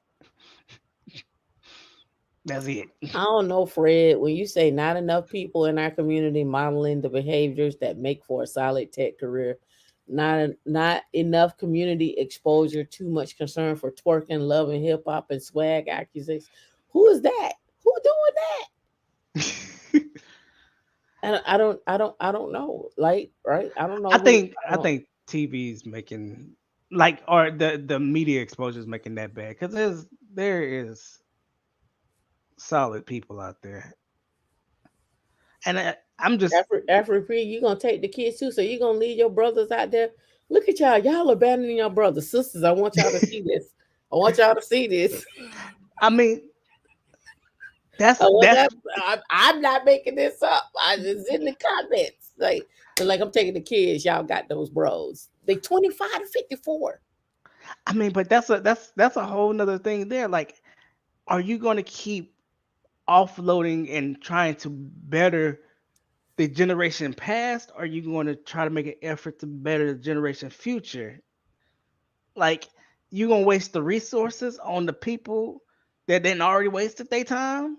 Not the people that just like recently lost jobs and had fallen. I'm Ooh, talking about the this people. is juicy. Like Y'all is that's juicy. how I see it. You know what? Y'all messy. Y'all men messy. like you Y'all like fuck them kids. no, I'm not saying that's what they're saying, right? No, Like, no, no. What I'm saying is like the 25 to 50, 54 year old, y'all like forget them, screw them, like thought, like they don't want it. They don't they want can it. They come ain't join gonna the live. party when they Are you want to gonna let come to them the in? party. You gonna let them in? They can After P, you they say can I leave. they After can P, come. after P say I leave them without blinking twice. They had the experience to know where they want to make their bed. And let me say this: and when the women say we gonna leave them, they were like, you don't even give them a chance. We get crucified and hung up for my God. I was gonna say something else. I was just gonna say we get crucified and hung up for my nipples. That's what we do. We ain't eating our hands. We get hung up by our nipples. I mean, because Come just on think. back up, Don Watts. Come on back up. Come back up. I'm ready. Because the thing is, even if they ready to change their life and come in and blah blah blah whatever, you have to now un like go through their brain and like try to get them to unlearn what they've already learned, They're your right? brother. They're your brother. You're doing this for the community. It ain't about you. I can do it for the kids. I feel like the kids are way more important than spending time restructuring brains. I say that because I had to do it for myself. That takes a long time, and I wasn't that bad. So if you take somebody that's like known this all the way up to they was 30 and 40, but then you have to restructure like the thought process, what it takes to even just even be in tech. I'm That's yeah, don't want what you got. I hear you. Come on back. yeah. Come through. What you got? You Look, leaving them too? I was about to go to sleep, but I had to bring that up. So, so I just want to say, I get what you're saying when you say like, you rather put your faith in the kids because, they can be shaped better than a grown adult can who's already set in their ways. But you trying to shape them kids that got parents that ain't on nothing ain't really gonna do too much because once you get done trying to show them whatever, they're gonna go back to the environment to where and their parents gonna default to whatever BS that they might be on. So it's gonna be counterproductive. So why not try to build these parents up? And if we can, anybody that we can get to go there, I'm not saying force anybody because you can't. Anybody that we can force to get into these areas where the money are, push them there and let them work and get to the bag and not be passionate about it so that their kids can be in an environment so that they can develop a passion for something. It's all about the next generation. So So let's build y'all up the just one. leave. So y'all gonna leave the 25 to 50 years out. Y'all done with No, it. no, no. I'm saying help them. I'm saying help the ones that But want to yeah, be but I helped. heard you talking about the parents. I'm like they 25 to 54. What the parents got to do with them? No, because I was saying he was talking about what I was saying is he was talking about I'm helping the kids, and I'm Hmm. like a lot of these Okay, you parents. saying help the parents. I got you. I'm the 25 to 54-year-olds, the ones who, based on this article, that when you highlighted that area, I found some Mm-hmm. thoughts, but help them out so that they can go ahead and get the bag and not be passionate but make the money so they can put their kids in a position to where they can be comfortable and develop a passion for something and be able to prosper in their life. I mean, but that's like saying I'm gonna teach the parent karate so they can teach the kid karate. No, you take the kid to karate class so the kid can go learn karate, right? And then the parents are just like, okay, well, he's learning karate. That's not that's not like saying I'm gonna teach the parents karate so the kids can learn karate. That's like saying the parents need to learn how to fight. Here are the different ways to learn how to fight. So now they learn how to fight and their kids are protected. But I can train just in the sense that I'm highly simplifying this, I but know. but like you want to train like what if that kid just wants to be the next I don't know Bruce Lee? They not gonna learn that from their parents. They actually need to go somewhere and take the training. They're not gonna get everything from their parents, right? This is true. But if their parents are struggling, them kids are struggling. They ain't worried about no Bruce Lee stuff. They want to do that, but they worried about eating. You get what I'm saying? Yeah. Mm. I, The was like fuck them kids. I, I'm really like D, what you got? D that came to the stage. I Oh. mean, I'm listening, and only because this organization got started and we were in our 40s. If we had the mindset of just F it, we gonna teach these kids. Like the kids got it. The infrastructures that are being put in place for kids are there. It's the older people, and because I'm 47 and I fall into that range, and I've had different careers in life. It was somebody that was in my life that said, "Hey, you would be great for this. Have you looked into that?" And I saw what I was doing in a whole new way. You're not the same person at 20 and 30 and 40 and 50. We're always evolving. So, people, what you want to do and what you are interested in changes over time. I have friends in that same age range that gave their kids things that they didn't have that they knew about. Like, oh, I didn't take swimming lessons, so I'm gonna get my kids swimming lessons because my kids know how to swim.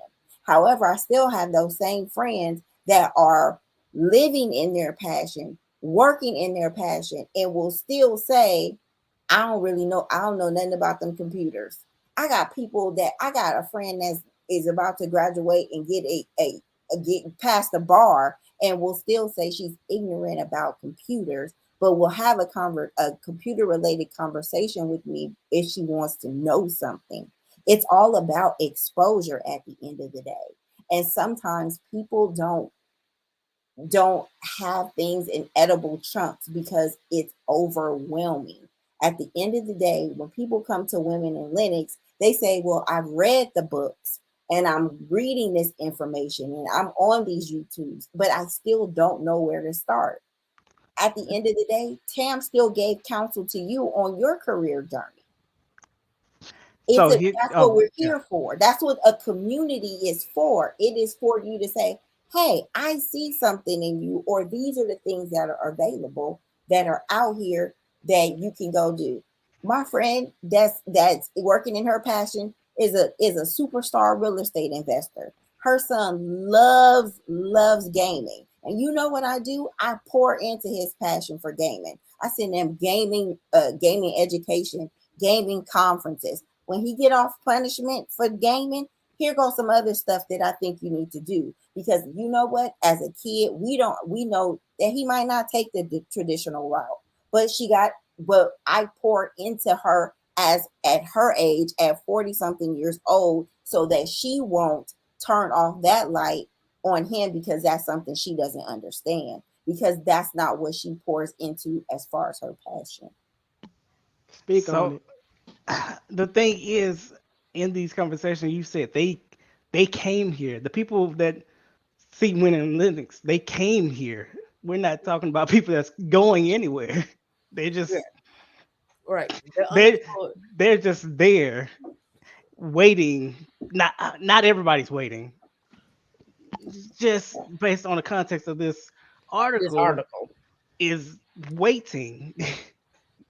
right? So Those are the people I'm talking about. yeah, and the reason why this is the number one reason why I want to do this is because what do you do, right? Because this doesn't just affect us. This affects everybody, right, in our community, in an indirect way, right? Yeah. In an indirect way. Hmm. Uh, you know, it's just it's one of them things, right? Yeah. And I get it. I see Africa is like, nope, he ain't doing it. And somebody said you got to keep it a buck. The corner store is the spot where the brothers Yeah. are who are not dead and in jail talk about shit that is going on to them, dead or that's going on to them to get them dead or in jail. Yeah. That's what I'm like. I'm waiting for the if you got the passion or if you got that spark, I know Alfred said something about an aha moment. If they have that aha moment, sure, yes, let's go. Let's do it. Let's talk about it. I'm not about to come get you. That's the But that thing. it's not about. I don't think it's about coming getting them. It's like part of it is like we know it's a bunch of people that's just on some BS. But looking at this article, we can't just look at this article and say that's what it is. What we also know is there's a lot of people that just aren't exposed to this.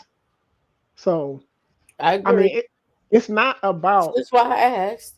I mean, that's a slippery slope too, right?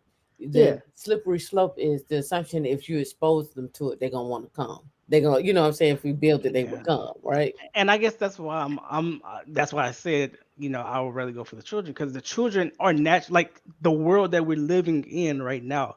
They are living in the world of this, the people 50, 60, 40, like Look, this a she just came change. up here and said she was in her 40s. I know. I'm not. I know there are a lot of people, and that's the people that want to seek what they want to seek.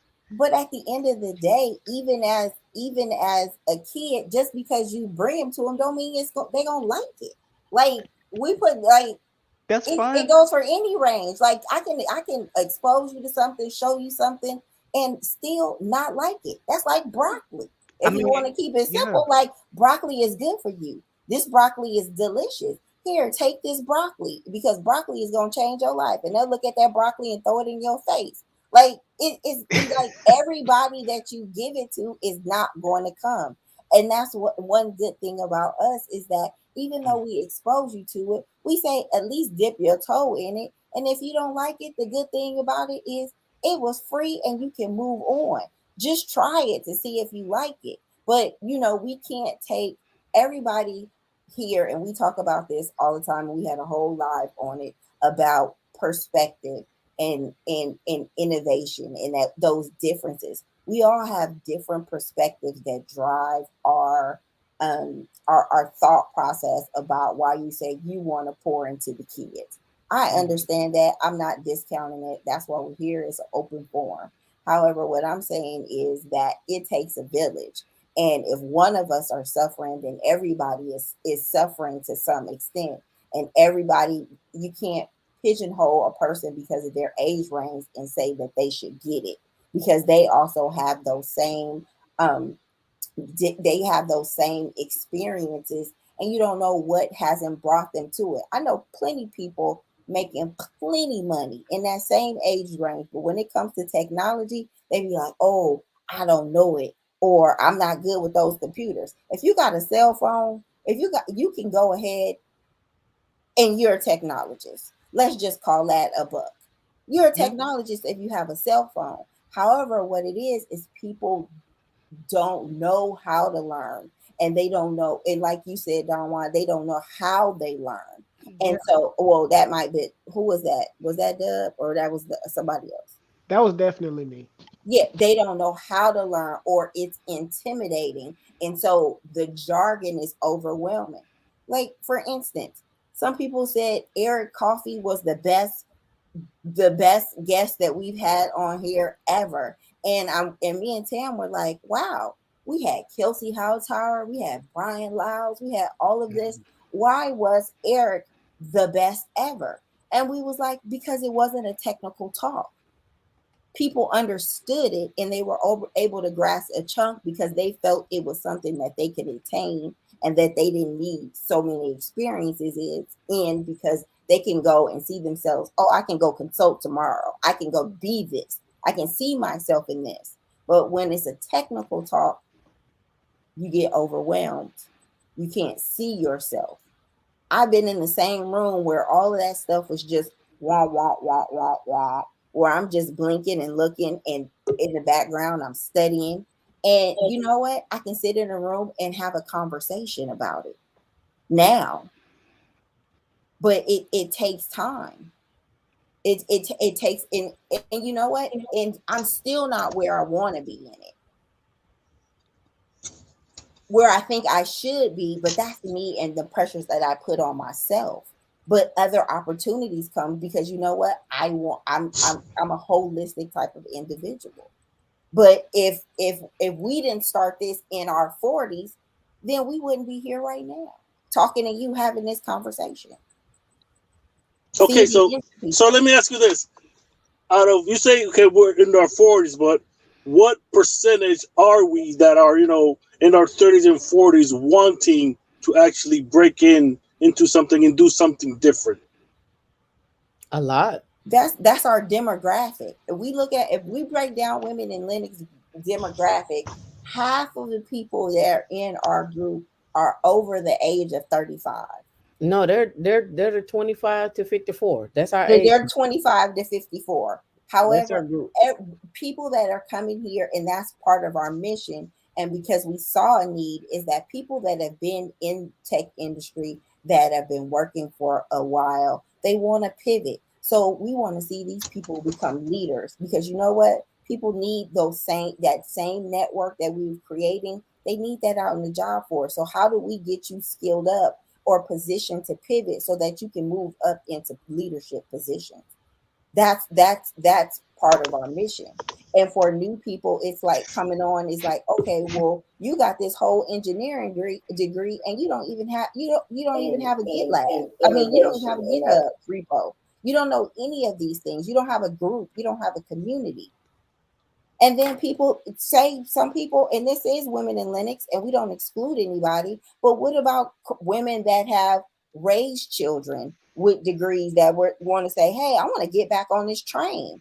Are we just going to chuck them the deuces because they don't want to get on because they want to get on the train? No, see, And well, I No, the understand difference what you is, they're the said they're difference about wanting is them that to. these are wanting people to be that are here. wanting to be in Yeah. Yeah, here, that are making a I got that. conscious decision and choice. Okay, I just said that, but I don't definitely want this to be a situation where we're out yelling each other and we're not being able to fit in to finish our thoughts. I don't want that to be that type of place. So yes, it's people that want to be here, and then people that peek in their heads and they come in and they see, they look around and they leave, and sometimes they come back and they sometimes that they don't. But also for people wanting to know and not knowing, there are some barriers that people don't even know that they have. And so Yeah. wanting and doing is a lot. It's a price tag to everything. And people that are willing to pay the price tag, they go. But there are some people that paid the price tag that still ain't making enough money. They still underpaid. And I'm pretty sure a lot of people are here now. They're here because they underpaid. You got 5, 7 different certifications. You wondering why you can't get ahead because you're underpaid. You want to know, why am I underpaid? How do I position myself? That's why we're here. That's why we're here. So I'm just saying, hey, I understand. You can go for the more power to you. We got the kids in Linux that we hadn't even kicked off because you know what? We got a whole At the logo. end of the day, your kids can go retire you, but you got to pour into those kids for them to retire you at 14 or 15 and all this other type of stuff. But there's people that are working now, and we got a gap. And if you want to get on the train, I understand, get on the train. If you don't want to get on the train, don't get on the train. But the question should be is, why aren't people getting on the train?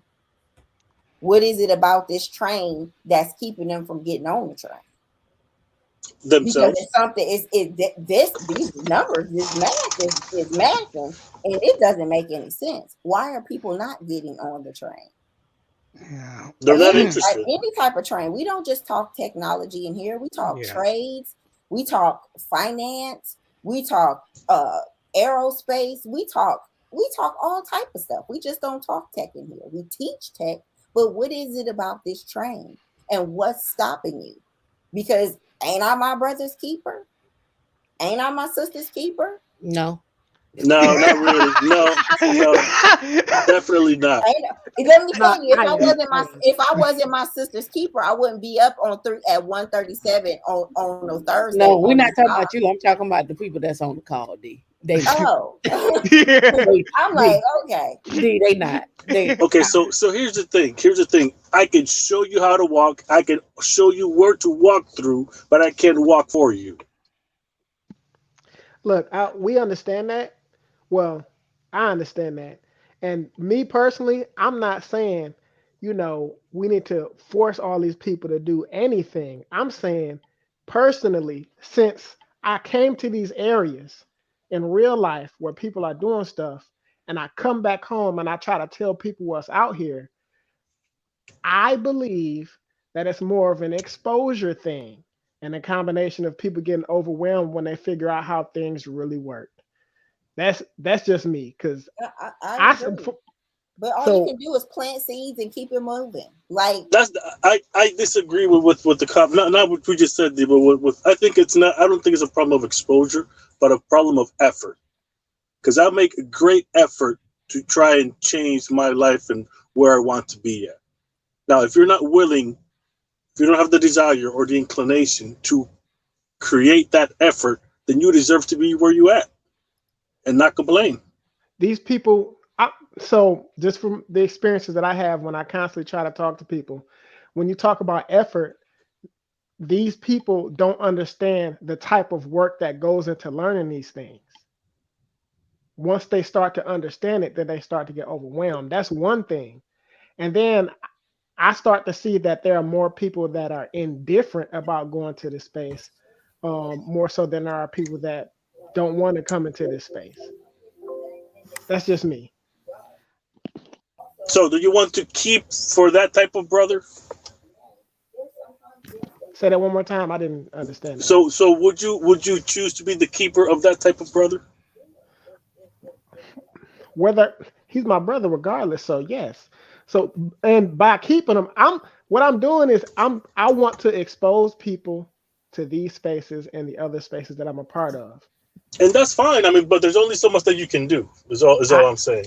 I understand that, but I'm saying is, you know, as a black man in America, I'm gonna, for the people that don't know, I want to make sure that they know that these spaces exist. If they do nothing, that's on them.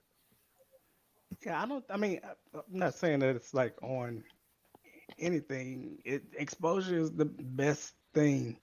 It's just, especially when it comes to when you become an adult, and it's just what it is. What it is.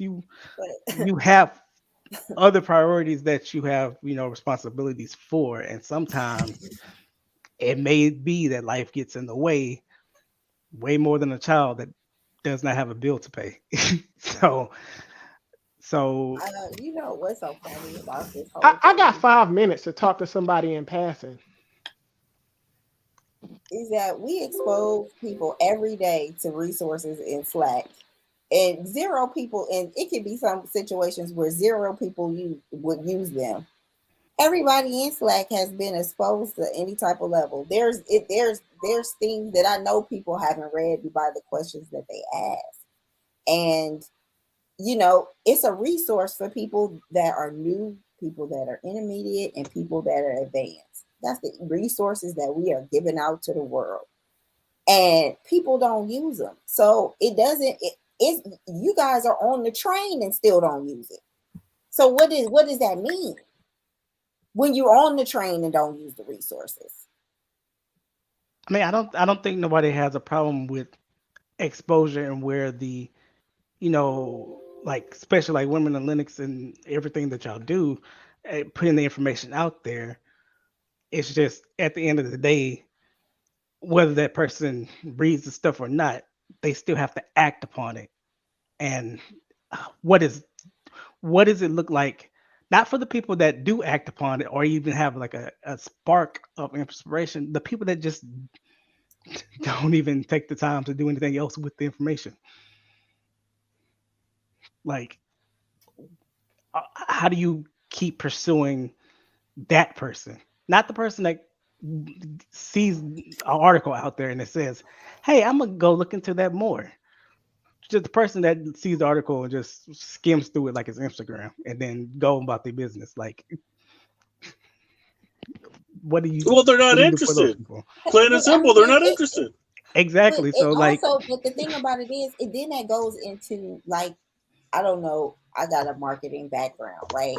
And so before it used to be where a person had to see something 7 times before they would be interested in it.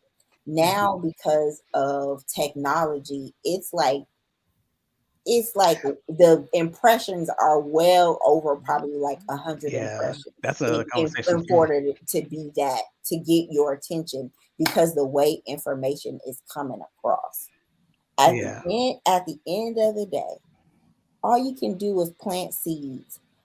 But it in building a community and build and seeing where the wealth is going or the lack thereof, I think there needs to be some deeper conversations on why people are not coming, because people do what they want to do. Because I know people that that are in the weed business, and and they don't care nothing about technology, but they'll sit there and explain to you their weed business got an app and how they app work, and that you need to download their app.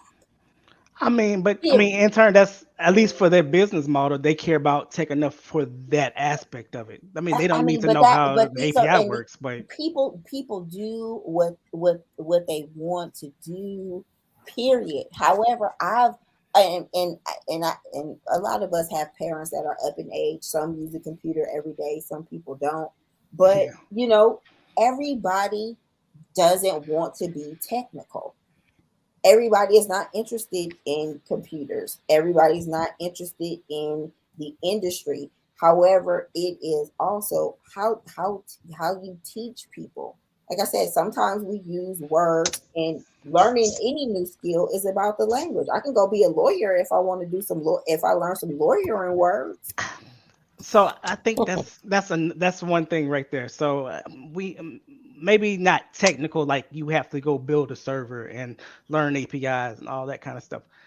But for the future generations, they're going to need to know some certain aspect of how something is ran. Let's take a lawyer, for example.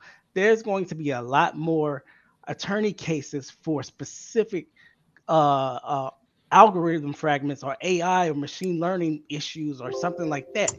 And so you're going to need to at least know the layout of the case to make a decision about how this AI did something or who is at fault on based on this. All I'm saying is there's not going to be a luxury to not know about tech, in some aspect or some Well, depth. it's no So luxury now. It ain't been it really is no luxury now, it but ain't been that for a luxury in the past 5 years.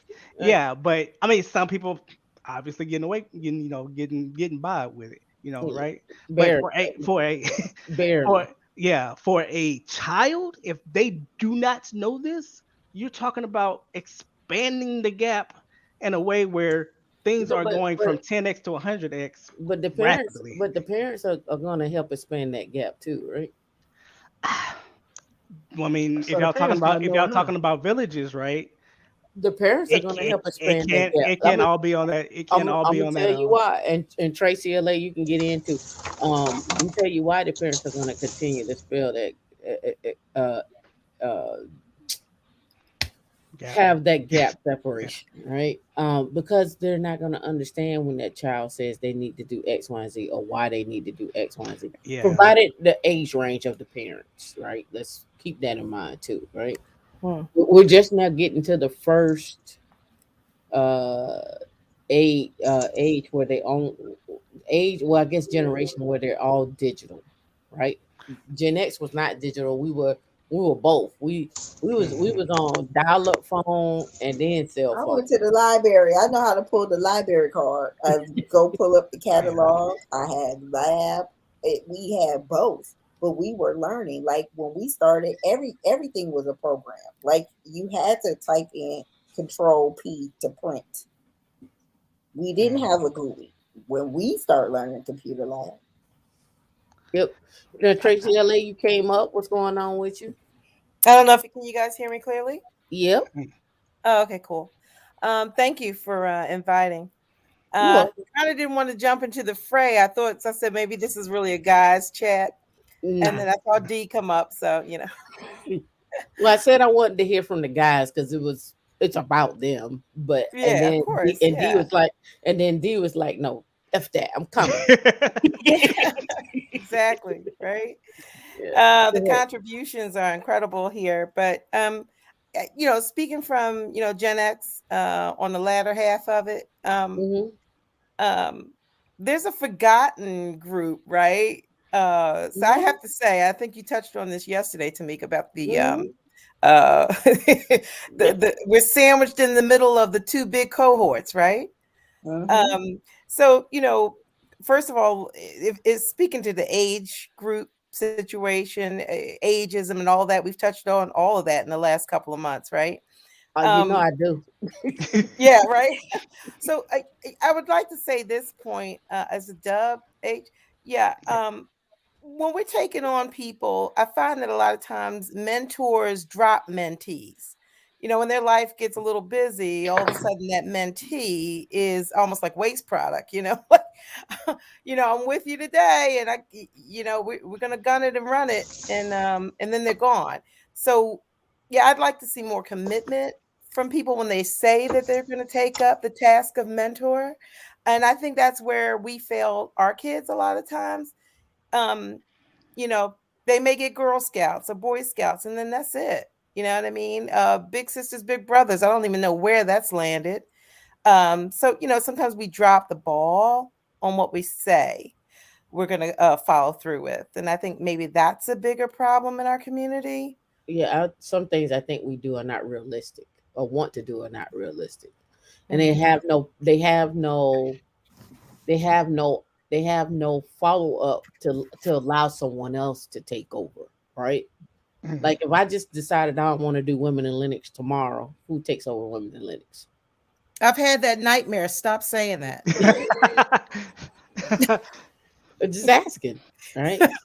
I'm just asking because I asked this question. I asked Dee this question.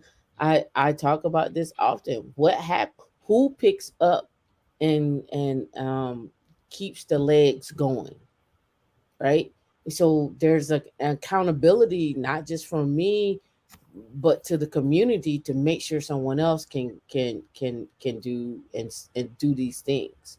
Mhm. And so if we're not, what I'm saying, I open up the platform. Deep opens up the platform for you all to come and be a part of and create. And I can't see everything, even though I know you think I can.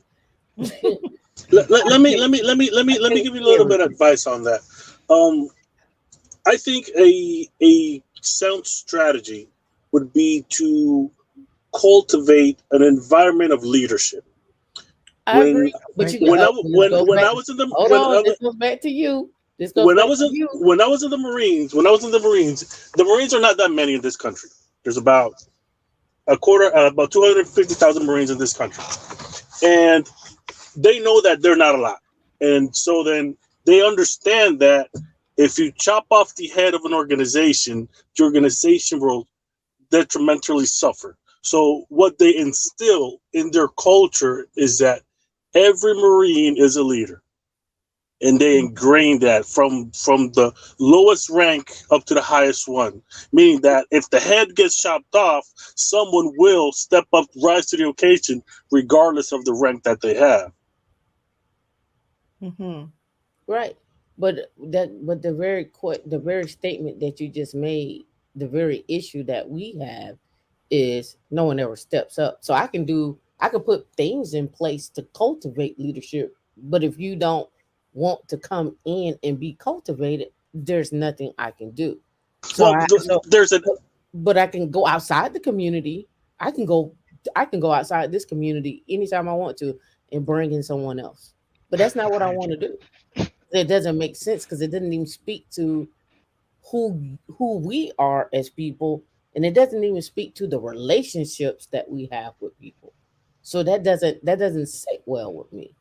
So that's Mhm. why when I see an article like this and I'm asking you a question, what do you do with a person from 25 to 54? Do you just leave them and they're your brothers, and then you're raising children with these people, right? We're gonna assume some of these men have kids, a fair assumption, and they are prepping, or maybe not prepping their children to meet up with your children to become the next set of leaders. You've already chosen to left them behind, right? Mhm. Mhm. And those children see that. So we continue the cycle of leaving people behind, and we continue the cycle of not being able to get married. We're the lowest to get married. Um, Apparently, we're the lowest employed as well too. I'm trying to come up with solutions to figure out, like Dee said earlier, why you're not on the train. But if you're not on the train, on the tech train, what train would you like to be on, and how can we change that? And I just don't think elected leaders are the answer to that, because I think there's too much in the community already, and I'm speaking from a community college perspective, where those ties can change, where you can go pick up a trade, and then move around accordingly if you need to, right? And that's more or less like how I'm seeing that. But I don't want, this is my own personal thing, I don't want black women to have to go be the leader to pick that up to do that. We already get we already get our ass torn up for shit. You want to be the man, and a woman can't help a man. She can only be a helpmate. I don't want that So signal to get dumb. out. So dumb. You Uh, know what I mean? it, to be But honest, I do have some accountability from you all as men mm, on what your thoughts are, and what I'm hearing is you're like, okay, leave them. I'm like, okay, then leave them. I think it's in that regard.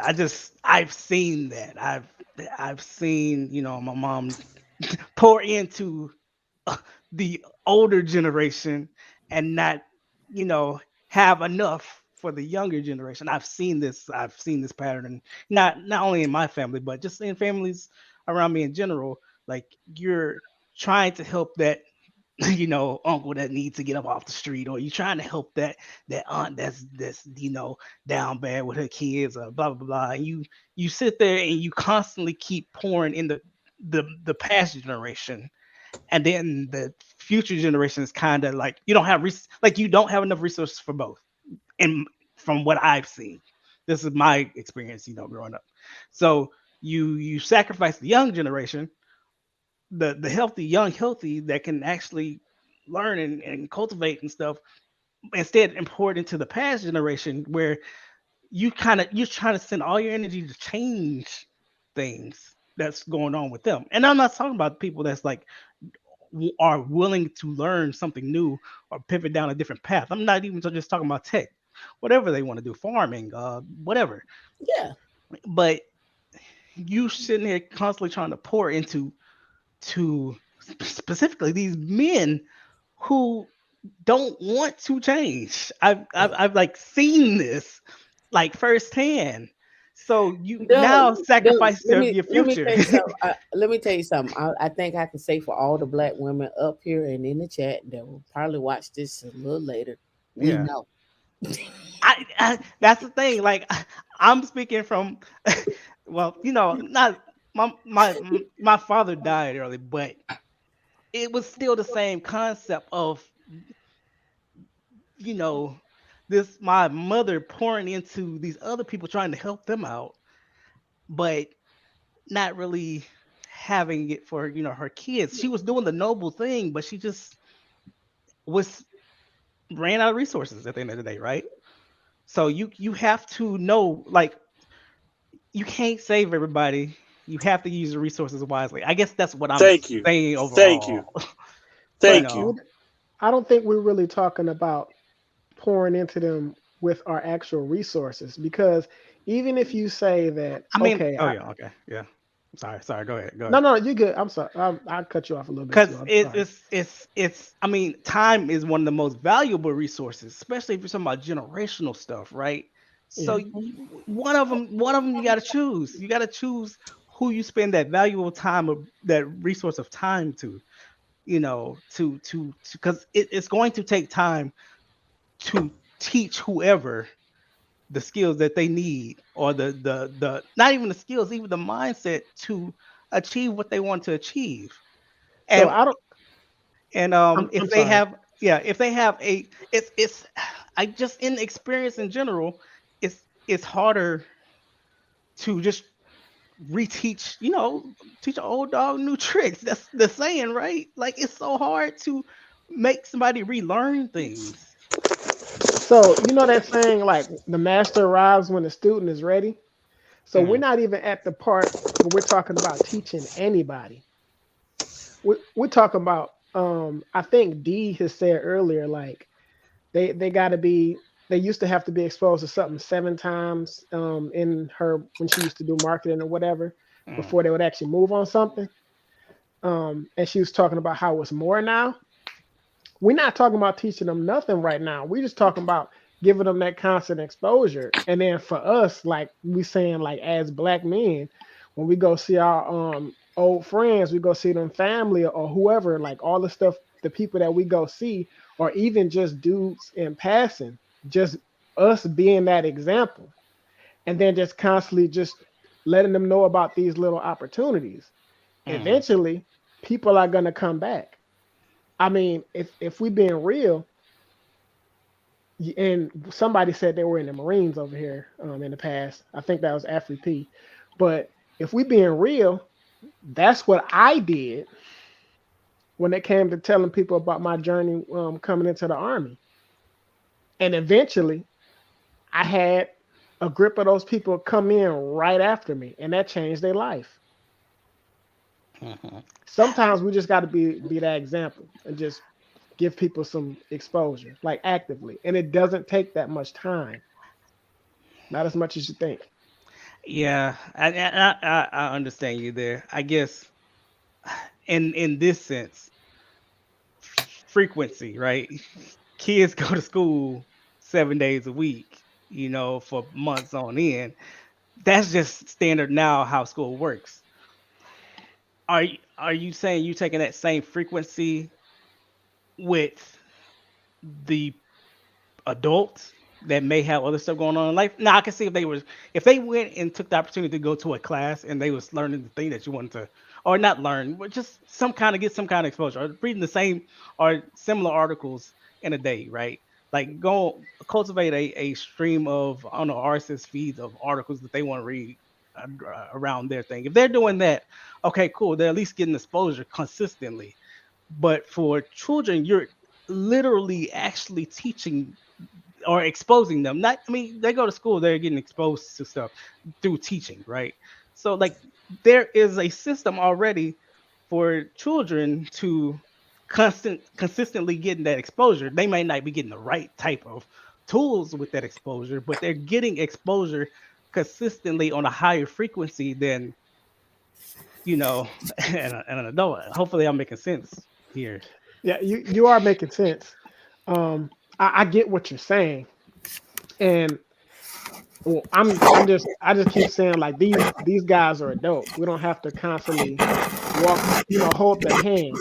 Like these people are unemployed, so there's some level of struggle. They operating on the survival. So after so many times of them constantly seeing like, oh, I can do this and make blah blah blah blah, or I can do this and they have all these openings. Maybe after the 50th time, they're like, okay, I'm tired of struggling. I see this is available. So and so so and so is in that area, knows what to do. Let me talk to that person, or let me go inquire about this because they just kept telling me about that. That's the way it works. It doesn't take like um, all that time like it would for that you would put into some kids that are in the school for 8 hours. And then when you talk about the kids, I mean, I could flip around and say the same thing about the kids because those kids are in school. For you pointed to the kids are in school more than they're around you or their parents. So if you were going to try to influence the kids in a positive way, how would you be able to do that if they're around, if they're in school more than they're around their parents, and they will be in school more than they're around you, and they're probably not even learning all the stuff that they need to know in school. Yeah. I mean, I guess that's why I go through the style of teaching. That's why I was like, I'm calling it assembly line standardized teaching, where you're not learning anything of substance or value or critical thinking. But there are also schools out there. I mean, I'm not saying hey everybody can go like They can't. if yeah, if in a perfect world, right? If we could create schooling or not even schooling, just ways of thinking in a way that better helps kids think in maybe a more critical way, open-minded way about just general things to spark, whether it be their creativity, help them think in a certain way that actually build some kind of positive aura or whatever, right? That's all I'm saying. But what you did say for the adults, they working on survival. And that kind of goes back to what we were talking about. What's more important, money, what survival, money, or Mo- passion? Yep. Them people just trying to survive. Like they okay. So what? Who says like in the middle of whatever that they're learning, they now have to go back to focus on surviving? Like they have to. They're worrying about other things possibly, right? That's why I say can the two be separated? Can money be separated from getting ahead from your skills? Can they be separated? Right? Can you Yeah. separate skills from money and vice versa? No, I don't No, think because you I can. mean, No. even as a kid, I look back on that, and I had a private school education to the 10th grade, but after that, it was based on my circumstance. I had to stop going. And for me, it was always about survival because I had made a choice. With Black parents, you like, if you want to be an adult, you're going to act like an adult. Well, I took that literally. Well, I'm out here by myself. I have to be an adult. Like, I'm buying my own things. I'm buying my own clothes. Living. I'm living. So it's always been about surviving. I mean, I think we all survive, and then we survive every day, and then it's surviving, and then there's thriving. And going Mm-hmm. to there. Like, we're all trying to survive and make it through the day. You know what I'm saying? We Mhm. at work today. I'm pretty sure people went to work today and was like, "Oh, it's so slow." That last 15 minutes, we gotta survive. We're gonna punch out that last 15 minutes, but surviving, and then we want you to thrive. And I Mm-hmm. think some people are haven't got to the thrive part. Yeah. You know, Maybe it's just about improving the quality of life in general, right? But Maybe it's that's the more than that. underlining. It's more than that. We want to be able to talk about, hey, we got this property over in Vegas. It's an old boutique hotel. It's gonna take 10,000 for each person to get into this investment. Here's what the renovations are gonna cost. Here's our ROI. We want to have those conversations. I can't have that conversation if you're standing at the liquor store or you standing at the corner store. That You liquor know store. what I'm saying? Just being honest. I can't Tamika, stand what is these liquor stores you've been going to? It's too many of them. No, I'm just serious. So you don't live in Florida. Me and D. In fact, my mama talk about it all the time. She was like, ain't nothing like a black man on a bike riding to the liquor store. These are truths, right? Yeah, I mean, even for people to get to those conversations, just the general quality of life for them to, to I mean, multiple things got to happen for that to even be for them to even be in that room for that conversation, right? I don't even think it's multiple things that need to happen, right? I think in some cases, not in all. I think in some cases it's just like changing your environment and what's in your environment, what's in your area, what do you see? And if you look at these food desert locations, um I don't know who this is. Whose sound is that? Somebody got some sound. Somebody need to mute. If we look at these locations, right, where food deserts occur, where we don't have resources, and I'm not talking about an Amazon warehouse. I'm talking about a Dell that's sitting in the community where you can see yourself working at Dell, or you can see yourself. We don't have those sitting in our black neighborhoods, and the ones that are sitting in our black neighborhoods, only ones I can think of is something like a rack space that moved into a black neighborhood because they went and bought an old mall and they moved into that area and they redeveloped that area. They give back to that area. They build that area out. That's the only place I could think of. I need to go talk to them black folks in Pflugerville out here in Right. Austin. and then Well, okay, Because but also, that's a good example. yeah, and they then also, what I think a lot of people tend to forget is that everything that you want is relative. My quality of life and what I think is a good quality of life for myself, it may be different for Tamika. It's gonna be different for Afri P. Like, it's Mhm. gonna be different than Pookie and Ray Ray on the corner, or going to the corner store, or anybody. Like, Right. Yeah. some people want a multi-million-dollar house, and that's it, sitting off the edge of the cliff. Some people just don't want to pay rob Peter to pay Paul. Some people are fighting addiction and just are fighting to stay sober, and just like, you know what, today was a good day, and I'm just glad I'm clean today. Like, it's all Mhm. relative. So Mhm. at the end of the day, you have to still find out what that means to you, for you, and work backwards. I know a good friend of mine told me that your environment is everything. Start with your environment. Where do you want to live? Because you struggling where you don't want to be is going to make you more miserable. So you know what? I moved to Florida. And I I mean, said, because that make a lot of sense. At least if I'm going through whatever I'm going to go through, it's going to be in the See, sunshine. I'm glad you said that, D.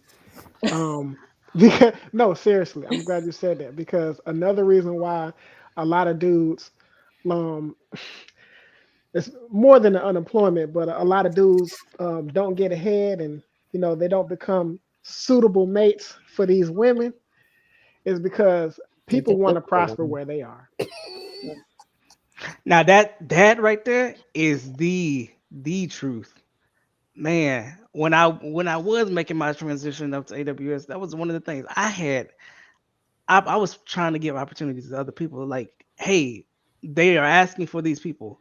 Like, this is all. Like, you don't even need to have that many skills because they were when I went to AWS, they were doing like on the job training. I was like, all you have to do is just come to Seattle. So many people said, I want to come to Seattle. I want to be where I am. Like, Hmm. you have to make you have to. Sometimes you have to make moves that you don't want to make. To make it tell you, I was like, I don't want to move to Seattle. I gotta go take this though. but I was like, I but take that job and go straight to this. Go up there and get your training. Go up there and get your skills, and then come on out. Yeah, you ain't You like got to know, stay there you can forever. always go back home. I mean, but it is what it's that's what's home. It's gonna be where it's gonna be. But I mean, I've had it with my ex husband when I moved. I This is my second move to Florida, and I was like, well, mm, let's come to Florida. He was like, well, I don't want to leave my kids yet, and it's just like, well, shoot, we got planes, trains, and automobiles, like. But I yeah. understood that for him at that time, and I respected that decision. But those are things that you have to think about. Like, where do you want to be? What does that life look for myself? And sometimes it's about physically moving yourself to a place. It might be mentally moving yourself to a place, or working backwards to say, you know what? I'm going to go here and let me start looking for opportunities in this place and what that looks like. How much is it going to cost me to do that? What does that life look like for me? And Yeah. sometimes people can't look beyond that because it's their comfort zone. And then when you move and you stretch, it's hard. It's not easy. You gotta die to yourself. Like, it's a death. It's Hmm. painful. It's painful being somebody that you haven't been before. It's tough growing and stretching and challenging yourself, and then challenging the people around you, and to know that the people around you are not necessarily going where you're going or understanding what you're doing. And sometimes you can't even tell those people because you don't want to hear what they have to say about it, because you're going to do it regardless. Yeah, and I think there's just people fortunate enough to have that, mental fortitude to do that, right? But in terms of the conversation we having with the people in these articles, don't know. Now Like, I do. I want to bring this one up. It says okay. This is for Marshana Clark. I couldn't find it back in the thing because it was hidden on the other side. So I cut and paste here. It says all black men don't care. Well, she said the majority. So why would they care or work towards progression within the black community? And that was a statement that I had made. Like, you know, what are y'all thoughts on that? Like, I made the statement like, so if y'all don't care, why should black women care? And then what does that lead to community? And then she was stating and said, so why would they care or work towards progression within the black community? Not Is she everybody at one saying time. is she saying that they don't care? She is in the chat. She can expound to that. But I think what she's saying here is like if you're willing to leave them behind, right? Going on that premise, right? That we talked Uh, about earlier. And then we saying, and now she's saying, like, okay, well, if you don't care about them, then why would you work towards the progression of the black community either? Why would you do that? it's I hard to think leave you behind if we broke, but I mean, They If they broke unemployed. or broke, I think broke, to me, broke implies that you got some money coming in at a Oh, later Yeah. date.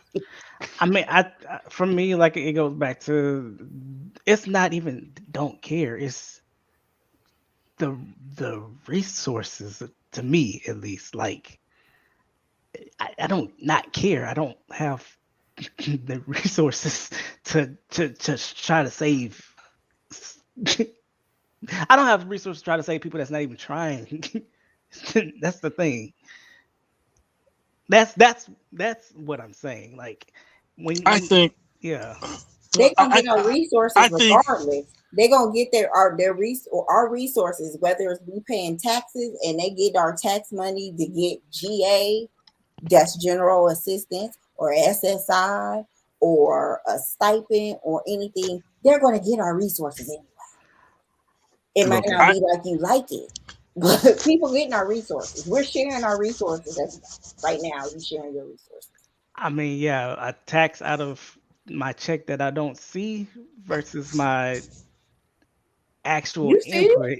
you see it. It I, just I, ain't nothing you can do about it. yeah, ain't nothing I can. Yeah, exactly. That is something I cannot do anything about You at see it, all. you There is just no can't do so nothing in about it. in that term there is no resources wasted there Yeah, because you they're can. just You can taking it. stop. You can stop working. You can go off the grid and go suit up and say, you know what? I'm not paying to this government. I am going to be my own person and my own entity, and we're gonna eat off the fruit of the land. That's a and be lot. like that That's a 1.4 bit million. much. Right, That's a but you can bit go do much. it. I yeah. that's You that's got a one thing choice. I Everybody don't got want to do. choice. Everybody got choices. You can go do whatever you thought you wanted to do. Be Yeah, whatever you thought you wanted to be. they got a However, choice what I'm too. saying is a price tag for everything. So at the end of the day, it's like everybody not gonna be the boss. Some people gonna be the Indians. Some people are going to be the outliers. That's just part of the community. It is what it is. Um, but I'm just curious to know, these deeper conversations because at the end of the day, that it's gonna take a while for these kids to grow up and help Yup. me out. Like right now, we still responsible for these children, and you know, Um, what's the guy? There's a child on YouTube because my godson loves him. I forget his name, but he started out when he was like 5. You Now talking he about the has one that opens up the the toys? the egg things. Yeah. Now he has a contract with Hasbro and Yeah, he Mattel. makes 45 million a year. So, and then that's not the only one. There's a lot more like that just off of YouTube. right. And I'm trying to get that for my god kids now, but the parents are pouring into that kid. He not over there working YouTube by himself and got himself set up making videos. Right. That's That right. part. Uh, like it's some adults over there supervising that. That's right. But I And mean, I and, yeah. and can we say something about? I mean, it's the elephant in the room. It's an old story, but the promiscuity in our youth, in our communities, is beyond scope, right? Mm-hmm. So if you don't have children at 13, 14, and 15, sky's the limit, right? When you hit 18, 19, and 20, because you don't have that cumulative expense staring you in the face, right? So that's a big aspect of it, right? Mm-hmm. Um, Kids need to understand that there is another world out there besides promiscuity, and Mm-hmm. I think that's what's been tearing at our community for years. It's like, like I don't want to marry I mean, somebody with a bunch of kids, and you I'm don't even want to go old. down that road. Down that road, we could talk about promiscuity. We could talk about the silent generation. We could talk about young, old, the uncle raping the kids. Right. We could Yeah. talk about we could talk about whether or not these marriages were should have these grandparents should have been married so long. Mhm. When the granddaddy had other families, was he beating on her? Was she beating on him? We could go Hmm. into the conversation of uh, you wasn't allowed to read when just was it when wasn't that long ago. we can get into the conversation of my grandmother dropped out of school in the third or the fourth grade. So reading and writing was not her thing. Making money was her thing because she knew that she needed money to survive. So it is it is a lot of conversations that we can have, but these Mhm. things have already happened. So how do we continue down this path where one, it doesn't continue to happen, and then two, when we take ourselves into a situation and say, well, if it does happen, what provisions do we have in place to make sure that those people get ahead as well too? How do we do that? Yeah. Yeah, it's definitely a solve for X problem. I mean, we're dealing with.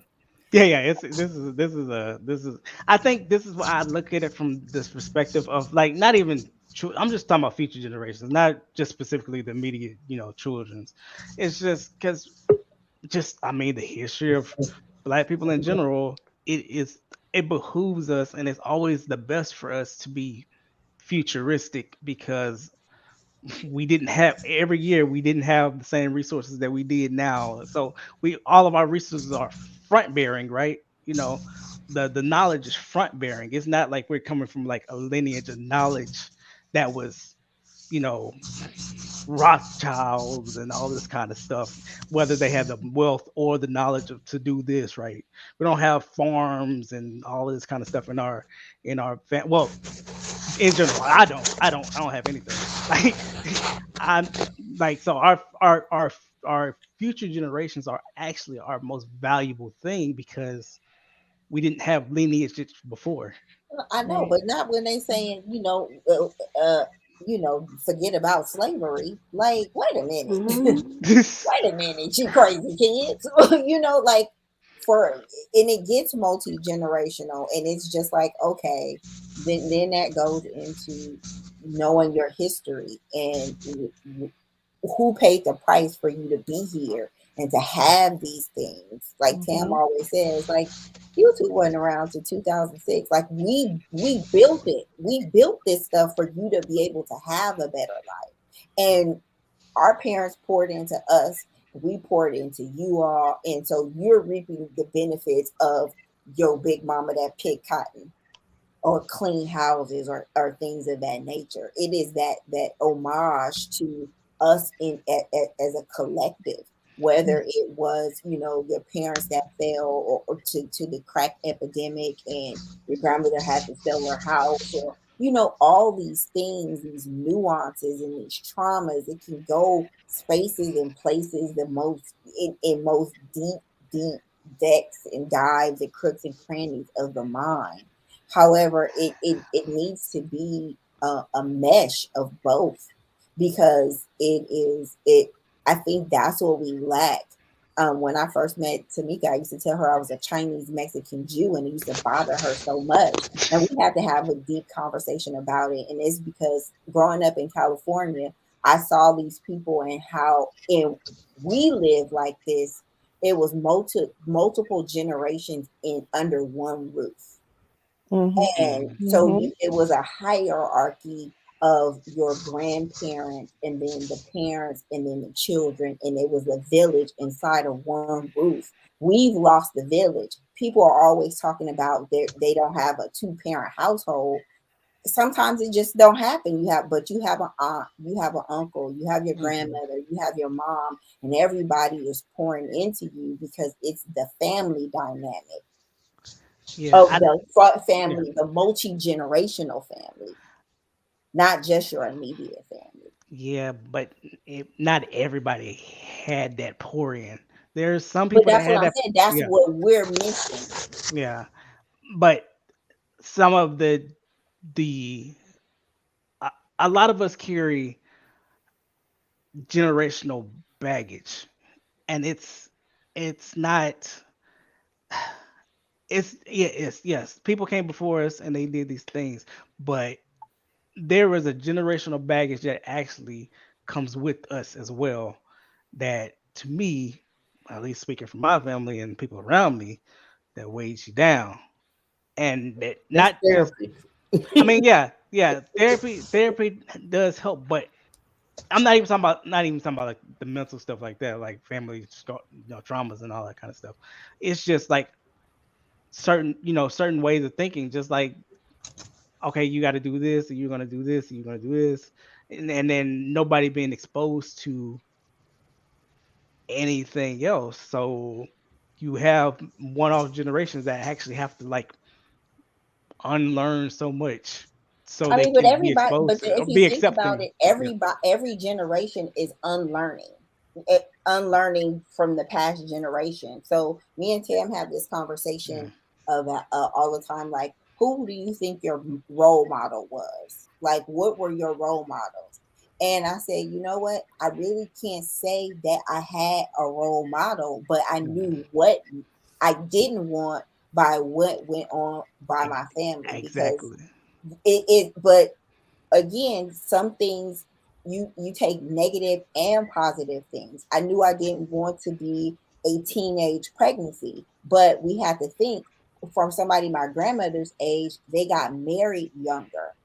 And so, Mhm. and then my mother's age, she was out of high school, but she was still, to me, at 18, considered a teen for what I was in my generation and what that meant. However, you take these portions of what you want for yourself and then you pour them into your children, but your children are going to unlearn things that you brought to the table that they don't want. I like these. Exactly. You know, I So like I guess these. in that same line of conversation, do we do we claim? I hope I put this right the way. Just because we do better than our previous generation, is that actually giving us a false sense of of like greatness? Like, okay, Progress. we did better than them, so this is where we should be because we did, instead of achieving like we can, I don't know, create a rocket ship or something like, achieve 10x or 100x, but we don't think about it because we're actually just doing better than the previous generation. So this is I mean, good. it's all a matter of perspective, right? Because there Yeah. are some things that I felt that I should have got from the previous generation due to time, or that was just lost because of the age I was at. You know what I'm saying? So Mhm. some things, some recipes, some trades. My great grandmother was a seamstress. Those things, those stories, I didn't get because what by the time she passed, still a little girl when she passed. You know what I'm Mhm. saying? So there's these things. So what you take, you doing better or worse. It's the perspective what you have of your family, because Mhm. by all means, my mom, they were successful. My mom was married. She had kids. They lived in the suburbs. It was a two-income household. The kids were well adjusted till they wasn't. You know what I'm saying? I don't have any of those things. So by the Mhm. look of stuff, she did much better than I. But I lived the life that I wanted on my terms, and that's all you really want for your kids is for Mhm. them to live how they want to live the best that they can, right? Yeah. So it just depends on what you value, because it might not be the same. It might not be the same stuff. It may not be the same traditions. Charlotte Clark, you've been up here waiting. How you doing tonight? Hi, I'm doing good. How are y'all? Also, go ahead. You want to clarify your statement? I'm assuming. Um, yeah, it was just a simple question. I would say this is my first time ever like being on something like this, so I It's don't know all if I good. was sounding Welcome. jumbled or whatever. Welcome to the party line. uh, yeah, but my only thing was, I guess my comment was referring to the collective of Black men. Um, Mm-hmm. it was it was basically a statement and I guess a question, which everyone has already read, Mm-hmm. about them not caring. So, you know, not caring and not liking Black women and not caring about the Black community as a whole. So, why should they care about the progress of the Black community? Is Mm-hmm. what I was going with. I guess, yeah, that's what I was going with. Okay, that's fine. I'm gonna leave that to the black men on the stage. I think y'all have had that question. So So I what think you're we've done. saying is, okay, Good. all right, somebody else go. No, Oh no, no, go ahead. I can't speak for everybody because I don't even. No, I'm trying to I, understand the yeah. question. I was just Hmm. wondering, are you saying that they don't? I know you said they don't care. So you believe that The black men majority just of don't black care. men don't care. Yeah. That's the issue because that is a very broad brushstroke to apply to the majority of men. Because there are men How? in the community that do care and only Well, do what's within their power to do and to affect and influence around them. Well, Me as an individual black or Hispanic black man, I cannot try to why? influence, hundreds and thousands of people around me, but whatever I can do Why within my not? little space in my community, then, that's all I can do. and I hear you, and that, but I think that also speaks to what we as black women hear That's all the what we're. time. We hear that, we don't care about the black community either. We get the broad stroke too, right? Mm, We get the But broad for we get the broad stroke of we don't care. We pick the wrong man. for We black date, women. yeah, we date Pookie and Ray. Um, We get that all the time. So I mean, what I'm simply saying is that stroke is broad, right? And so I always try to encourage in other shows and stuff like that is to speak on your experience, because what your experience is and what my experience is two different things, right? Right, right. yeah. And but I think um what tends to happen is people go off of like, well, Cardi B is over there doing X, Y, and Z, so naturally y'all go follow call it Cardi B. I see y'all go follow, and it's just like, man, I can't name you all the albums Cardi B got. I probably can name maybe one, right? Maybe, but again, that's a generalization when I hear these things, and it kind of gets humdrum. Oh, it gets old. Yeah. Yeah, but I yeah, just yeah, I don't get why people fall for that okey doke. Like uh, we can stop painting Okay, each other with a broad stroke. okay. it's Yeah. Let me it's say this not an because hold okie on, hold on. doke, sir. What was you gonna say, Uh, Marshana? What you gonna say? Go ahead. yeah. I'm just saying I don't feel that it's a okie doke. I feel that it's just a practical observation that has been um that is being observed as we speak. I feel. Um, But is it based on their environment? it's not even environment. I would say it's a it's a it's a lack of caring that I think that's what's going on, and it's something that's, I guess, is shown Hmm. throughout every throughout every aspect of every individual. It's something not even said, really.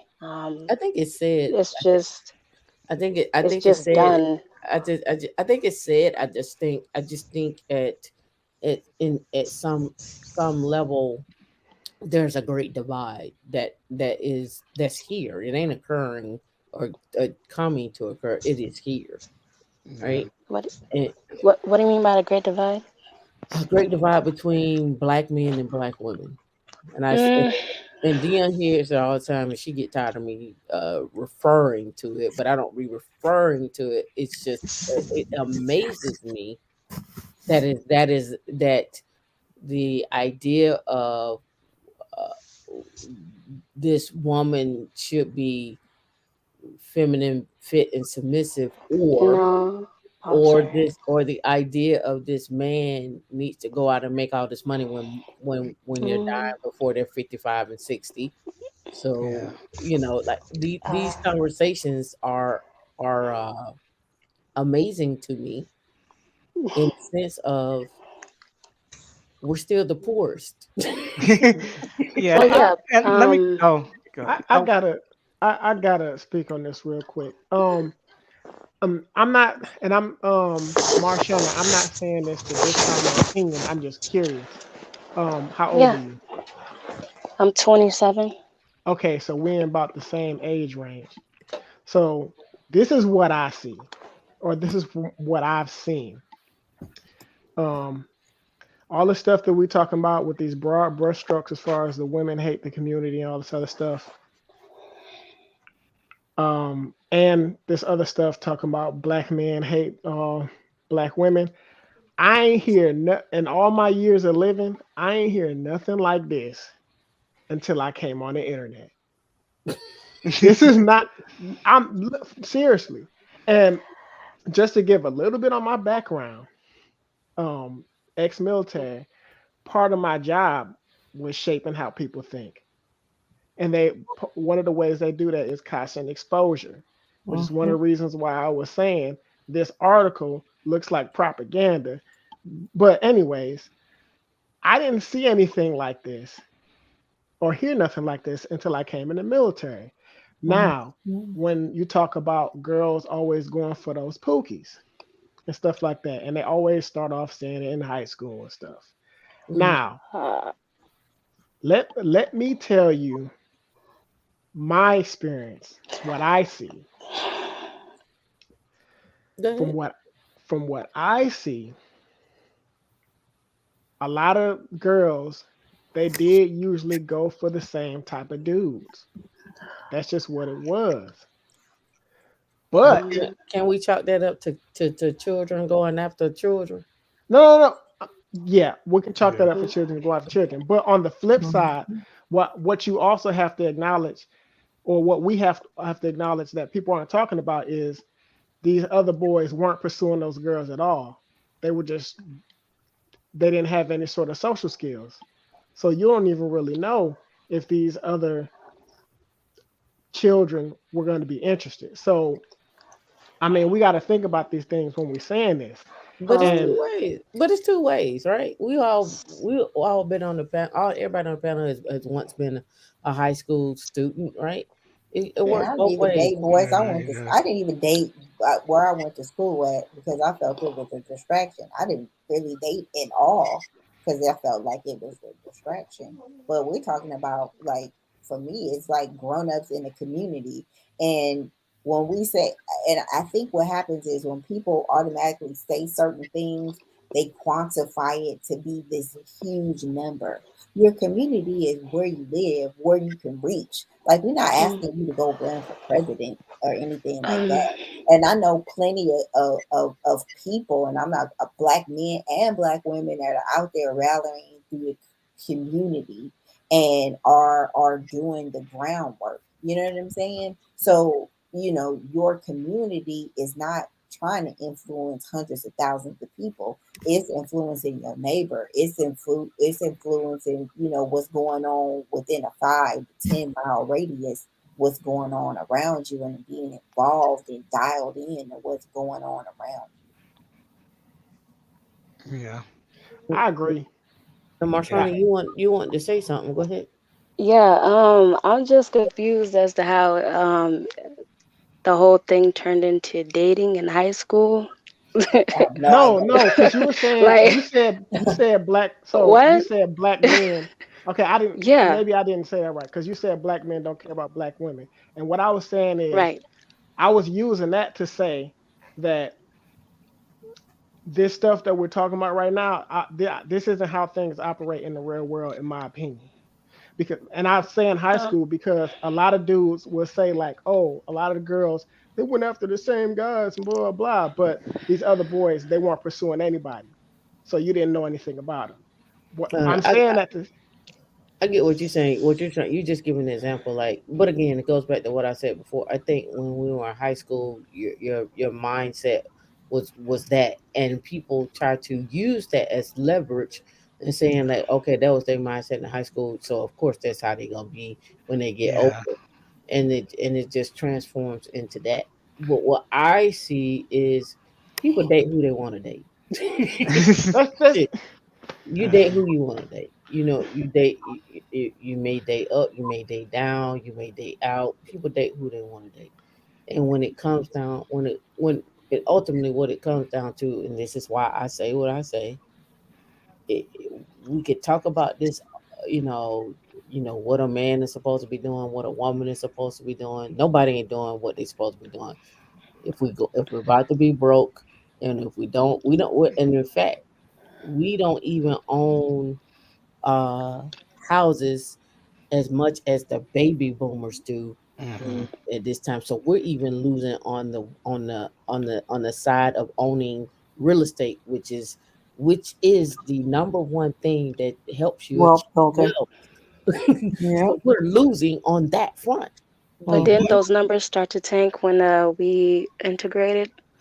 So a lot of people say that those numbers started to tank when we integrated, but I also wonder if even without integration, because again, it's still redlining, right? Hmm. That happened. Again, we have to go back and look at how things started. So even say we stayed segregated, that if we don't have the power, there was nothing to stop them from coming through and doing redlining and redesigning because we still So didn't by have that power. oh, I didn't mean to cut you off. No, no, go ahead. So by power, you're talking about um, City, security, city like seats. armies, or No, like sitting which type on of power are you no, talking about? like sitting on city councils, Yeah. sitting on Political power. local, yeah, political power.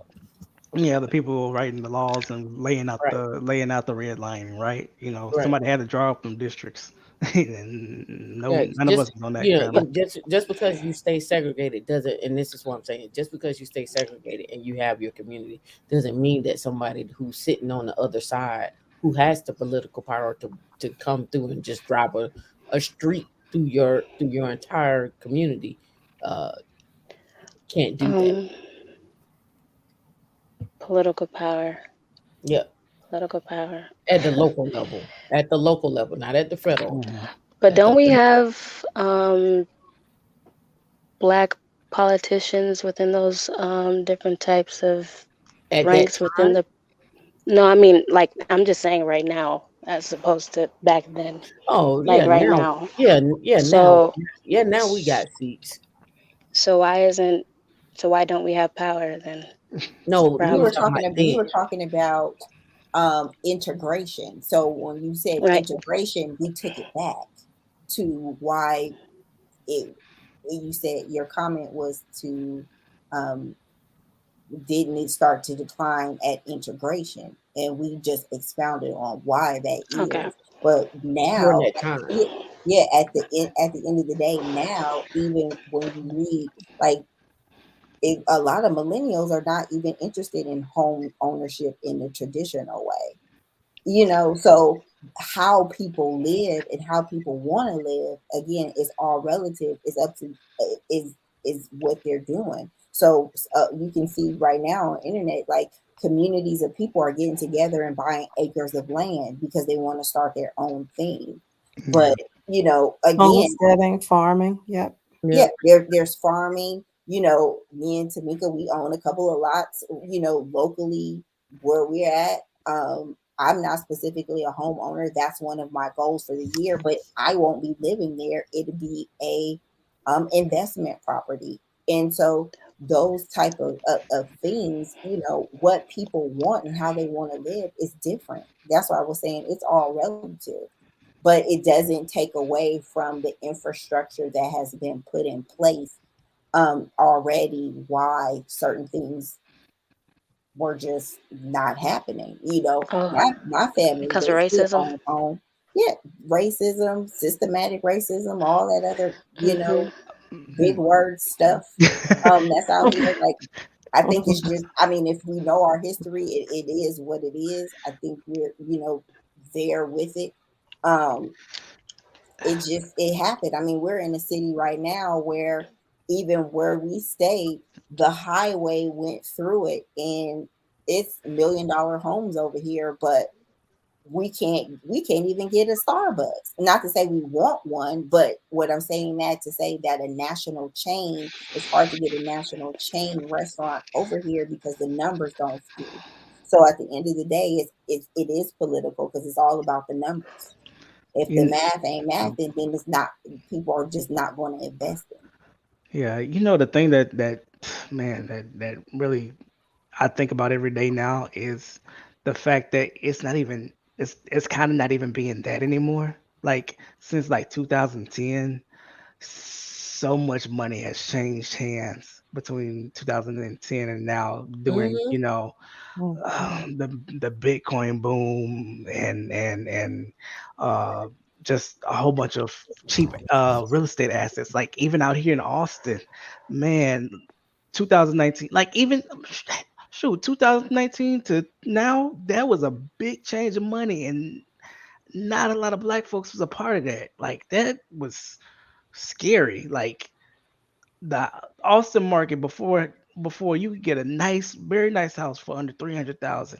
The same houses went up to six, and I don't know a lot of people that were, first of all, taking control of the dip when the houses is dipped, and then not even like buying. Like I was doing it, I had to convince my wife to, like we got to do this because it's going to, this is going to be a crucial time. But I feel like it's just, I don't know, we don't know what we don't know, and then we're missing it because we're not prepared because we don't know. If that makes Yeah, sense. and the other piece to all of this, like, even though eh, the local officials are of color now, right? That just because they're of color don't mean all they're Yeah, willing to work with you or willing to work with what your vision is, right? So that's another thing you have to c- Um, take into consideration. Go ahead. so that means that they coons then. You said that means that what now? That means that they coons then.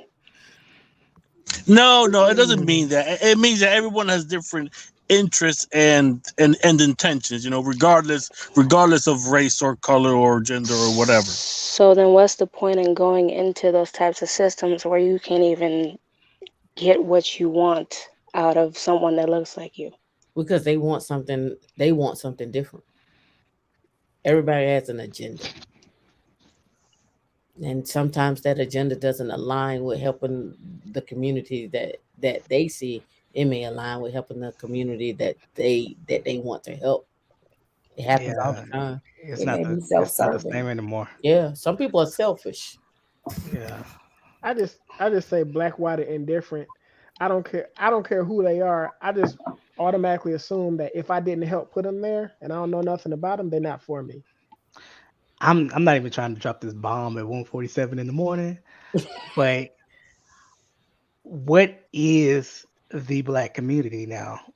Like, What is the agenda of the black community, or what is the black community? I mean, I'm saying, what is it? Like, because you can't you can't bring everybody because some people gonna mess it up for you, even if you're trying to include everybody. So yeah, when you're talking about these kind of things, in my mind, you got to make your community smaller, and then once you get out there, then you can start doing that. But that's just me. Well, I asked this question. I was talking to D yesterday about it. I asked D. I said, where are we going? We're talking about the man is leading, right?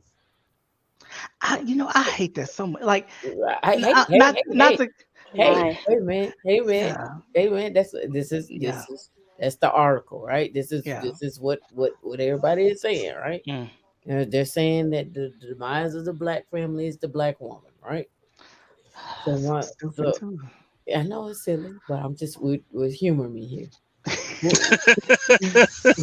humor me here. Oh man. Play along, play in the sandbox with me. Go ahead. State your point. Hmm. State your point. My question is, if the black man is supposed to be leading, but you're the most unemployed, where are we going? It's not going nowhere. Well.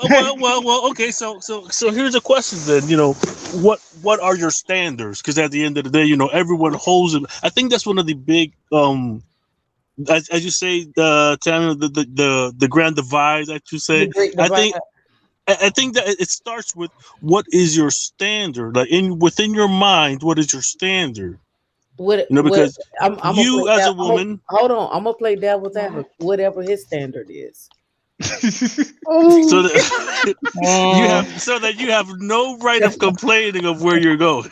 I have But I can't say well, why is nothing. it a Wow. complaint though? Like everything is relative. If I want to live go to the liquor store and I want to get on the back of his bike, then I'm happy to get on the back of his bike and have him lead me to the liquor store, right? Ladies, Hopefully he don't do gets But if that. I Yeah, want, yeah. but if I want, if I want more for myself and my family, that my more may be different.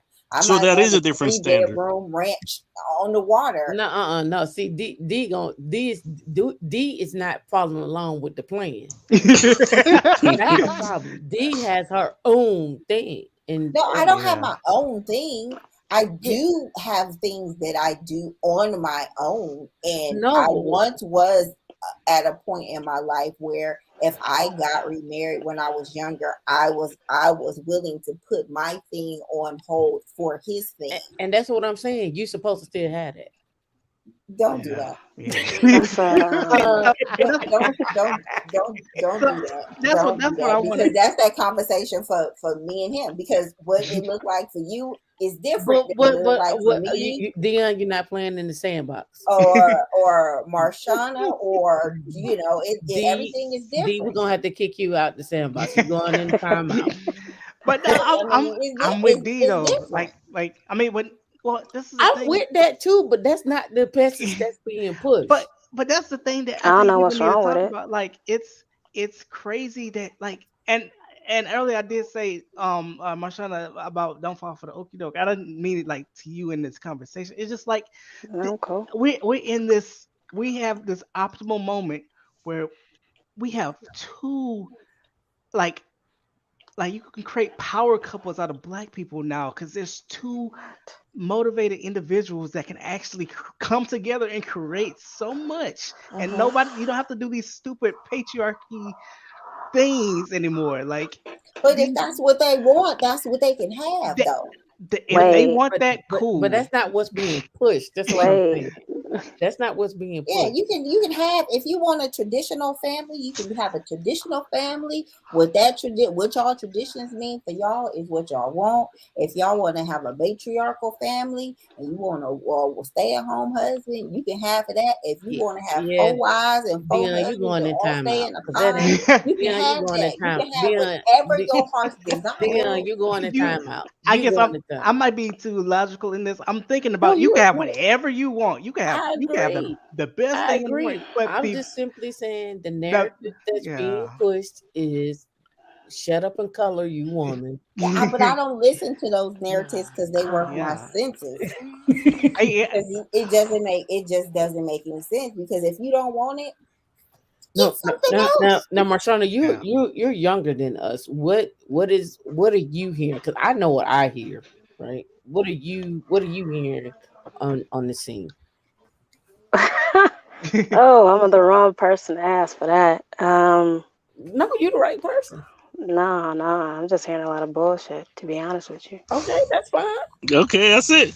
That's it. That's it. Um, but I'm also hearing that the collective of black men don't want to strive No, for the community to be anything other than what it already is because they have this wannabe white man type thing going on. Is or there they something wrong with that? or they're Yes, there's dating everything wrong with that. or they're Okay, dating. so what is wrong with that? What do you mean what's not wrong with wanting to be a white dude? Like what? I don't understand the question.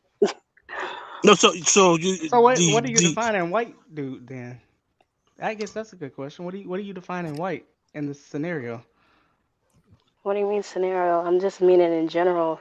Uh, just white. Just not invested in your community as a whole. Um, not striving for anything. Just comfortable where you are in what's wrong with someone that? else's society. I mean, thousands, I millions of mean, people live happy like that. what? Are Millions you of sure about people live that? happy.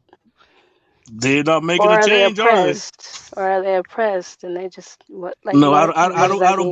don't believe in that oppression thing. What? This is I don't believe in that oppression thing. This is a free country where you do have the power to make choices within your own realm. Choices that are given to you. So, man, this is about to turn to Yeah. something real deep. It's But the freest country in the world. uh, Like a No, I don't skateboard. buy it.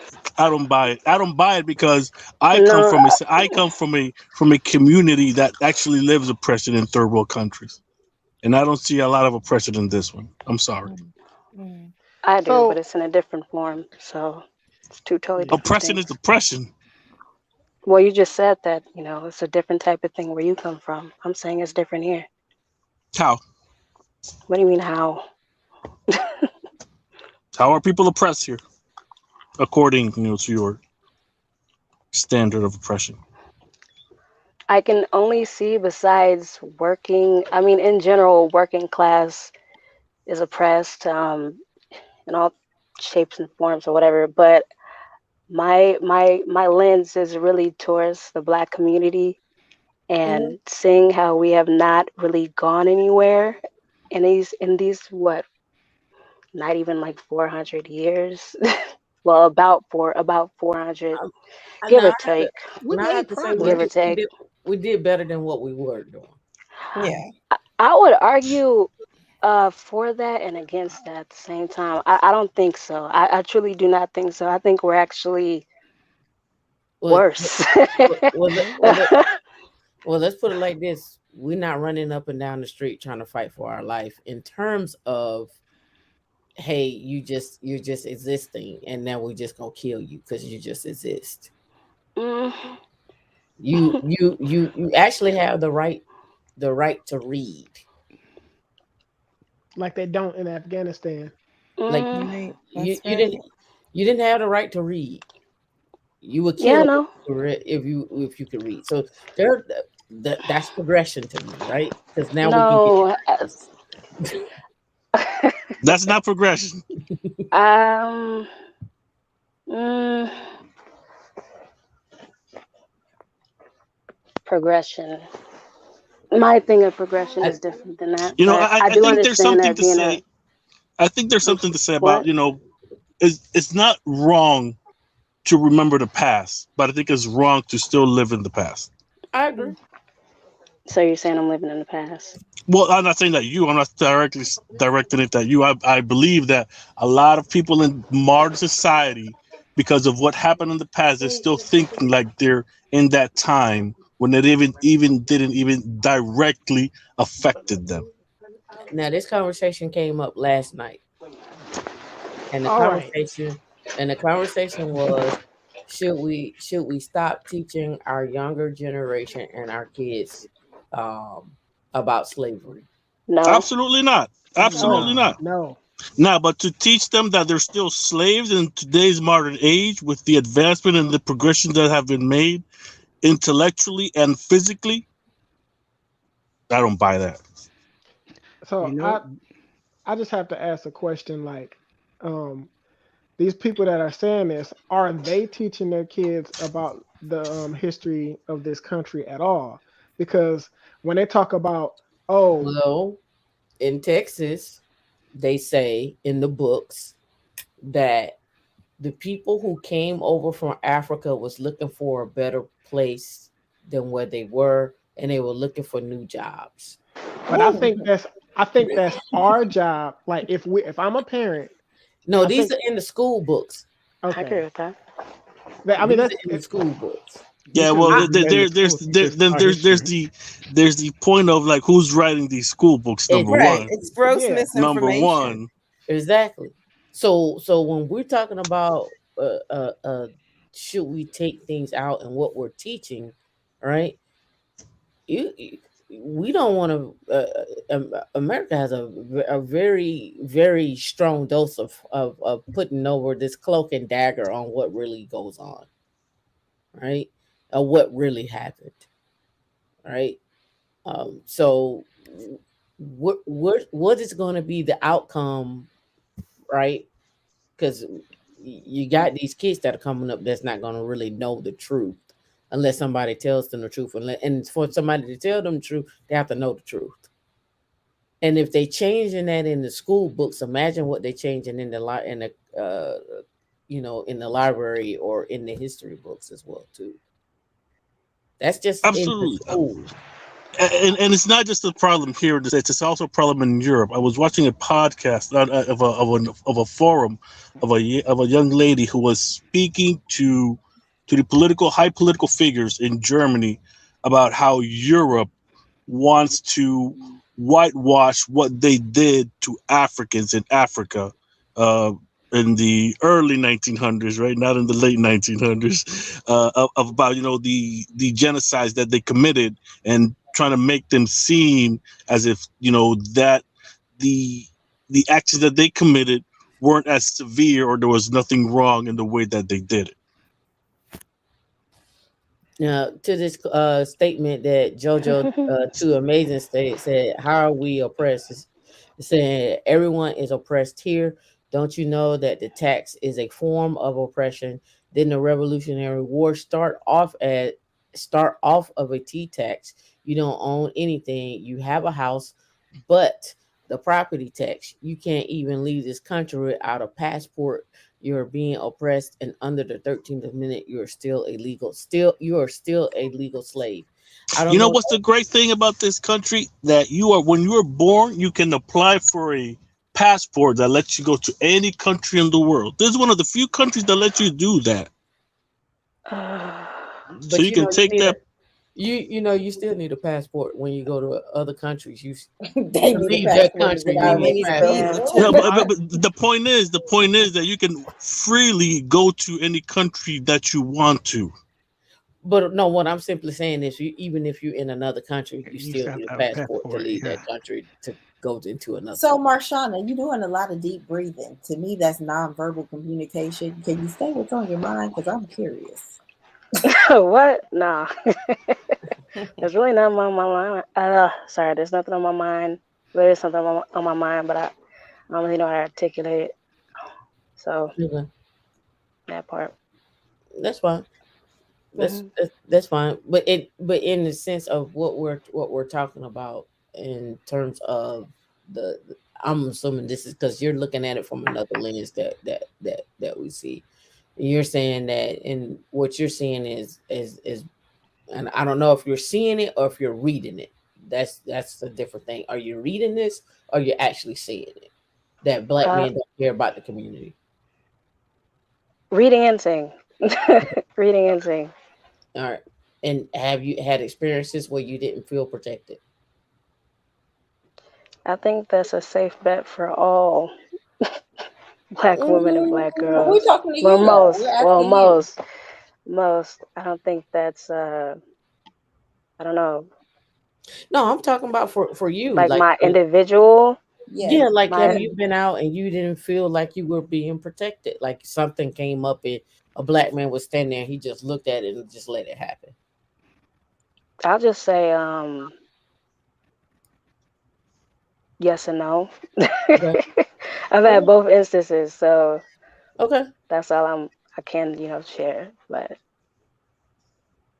Okay. But as a whole, I just look at this as a whole, like um you know I understand what you guys are talking about with us being property, then us are now able to read and write and all those different things, but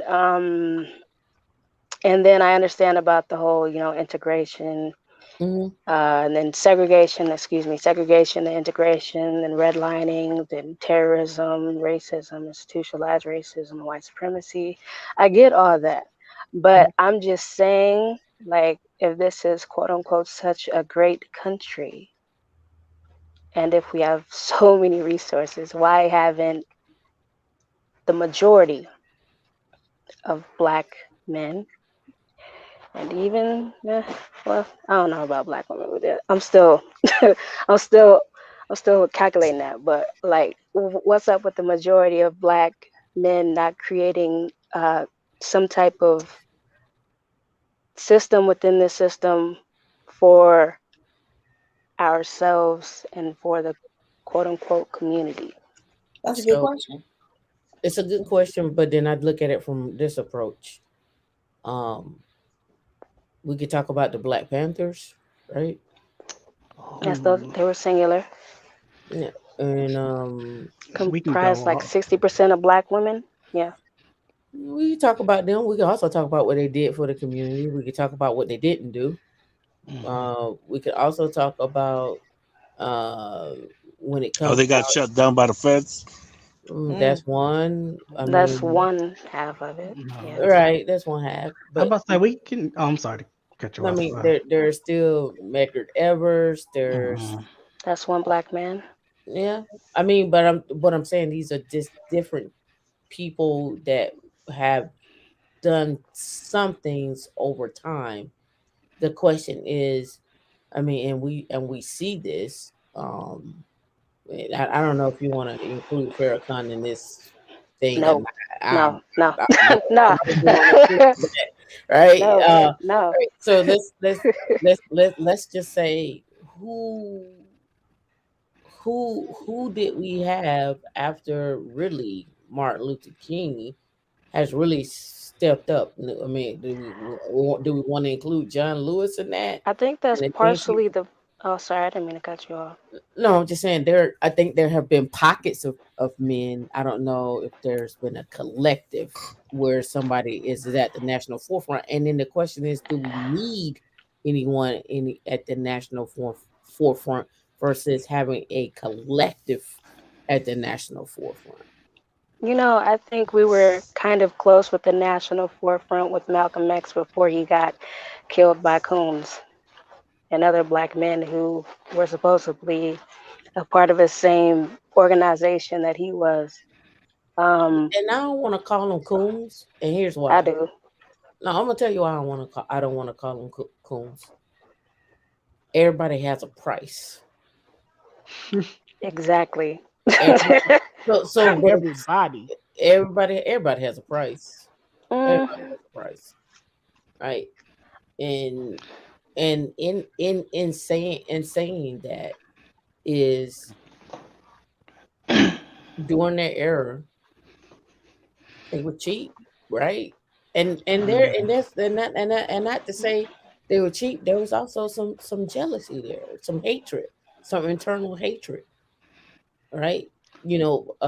With power comes disrespect. Is how I look at it. Yeah. With great power comes disrespect. I mean, you can go all the way back. We don't talk about like the early 1900s a lot. The Like late even 1900s, if yeah, you want to yeah. talk yeah. about it, Freaknik.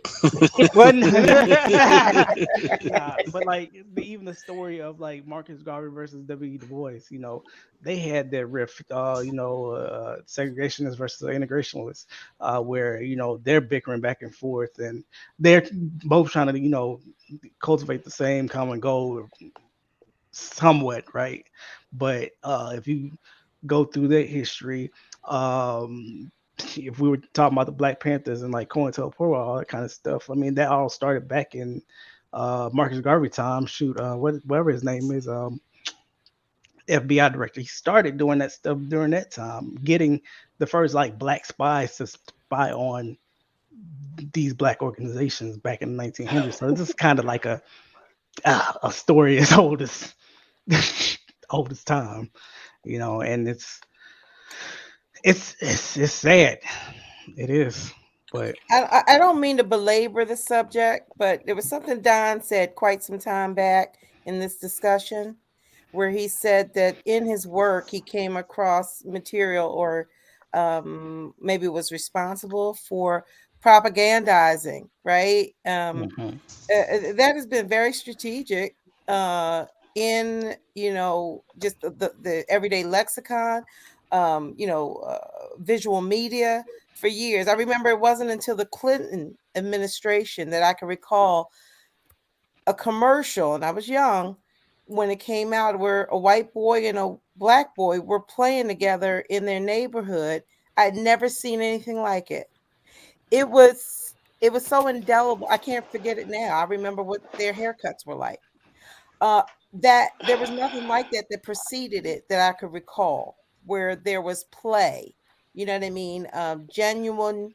amicable uh, play between a black boy and a white boy on national television in a commercial forum. So it's been an insidious structure put in through media to teach and train us how to behave toward one another. And it hasn't been shaken yet. And that's just my observation. I don't know if anyone agrees. I And it Marsha, happens you're totally in doing agree. so some deep many ways. breathing again. What's on your mind? D. Yeah, you've been deep breathing. I just No, ain't I'm said nothing. listening. No, I was No, reading are the you chat. deep breathing? Now, what is that? I mean, I have an interpersonal skills degree, so That's what's up. I'm an active listener, and so I'm We not on talked the about screen. that. I don't Well, I see talked about that anything, on so another show. my ears hear everything. Tam think Hmm. I'm deaf, but you deep breathing, so that it's saying a lot. So what's behind the deep breath? That's behind my deep breaths. No, based on what she was saying, you have a response to that. Oh, to what the lady said? No, Yeah. I don't have a response. Um, Did you have a comment? No comment. Did you have a thought?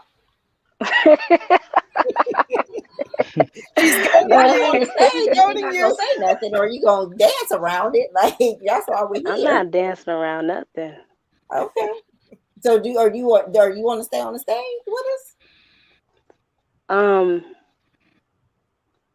no, I was actually trying to remember what the woman was saying, and then I think you called me out on my deep breathing, so now I can't really recall what she was talking about. So, like, Propaganda. I mean, Okay. shoot, She was talking about the it's Clinton not me. administration and the black and the white boy that she finally saw in the media, and she hadn't seen that till then.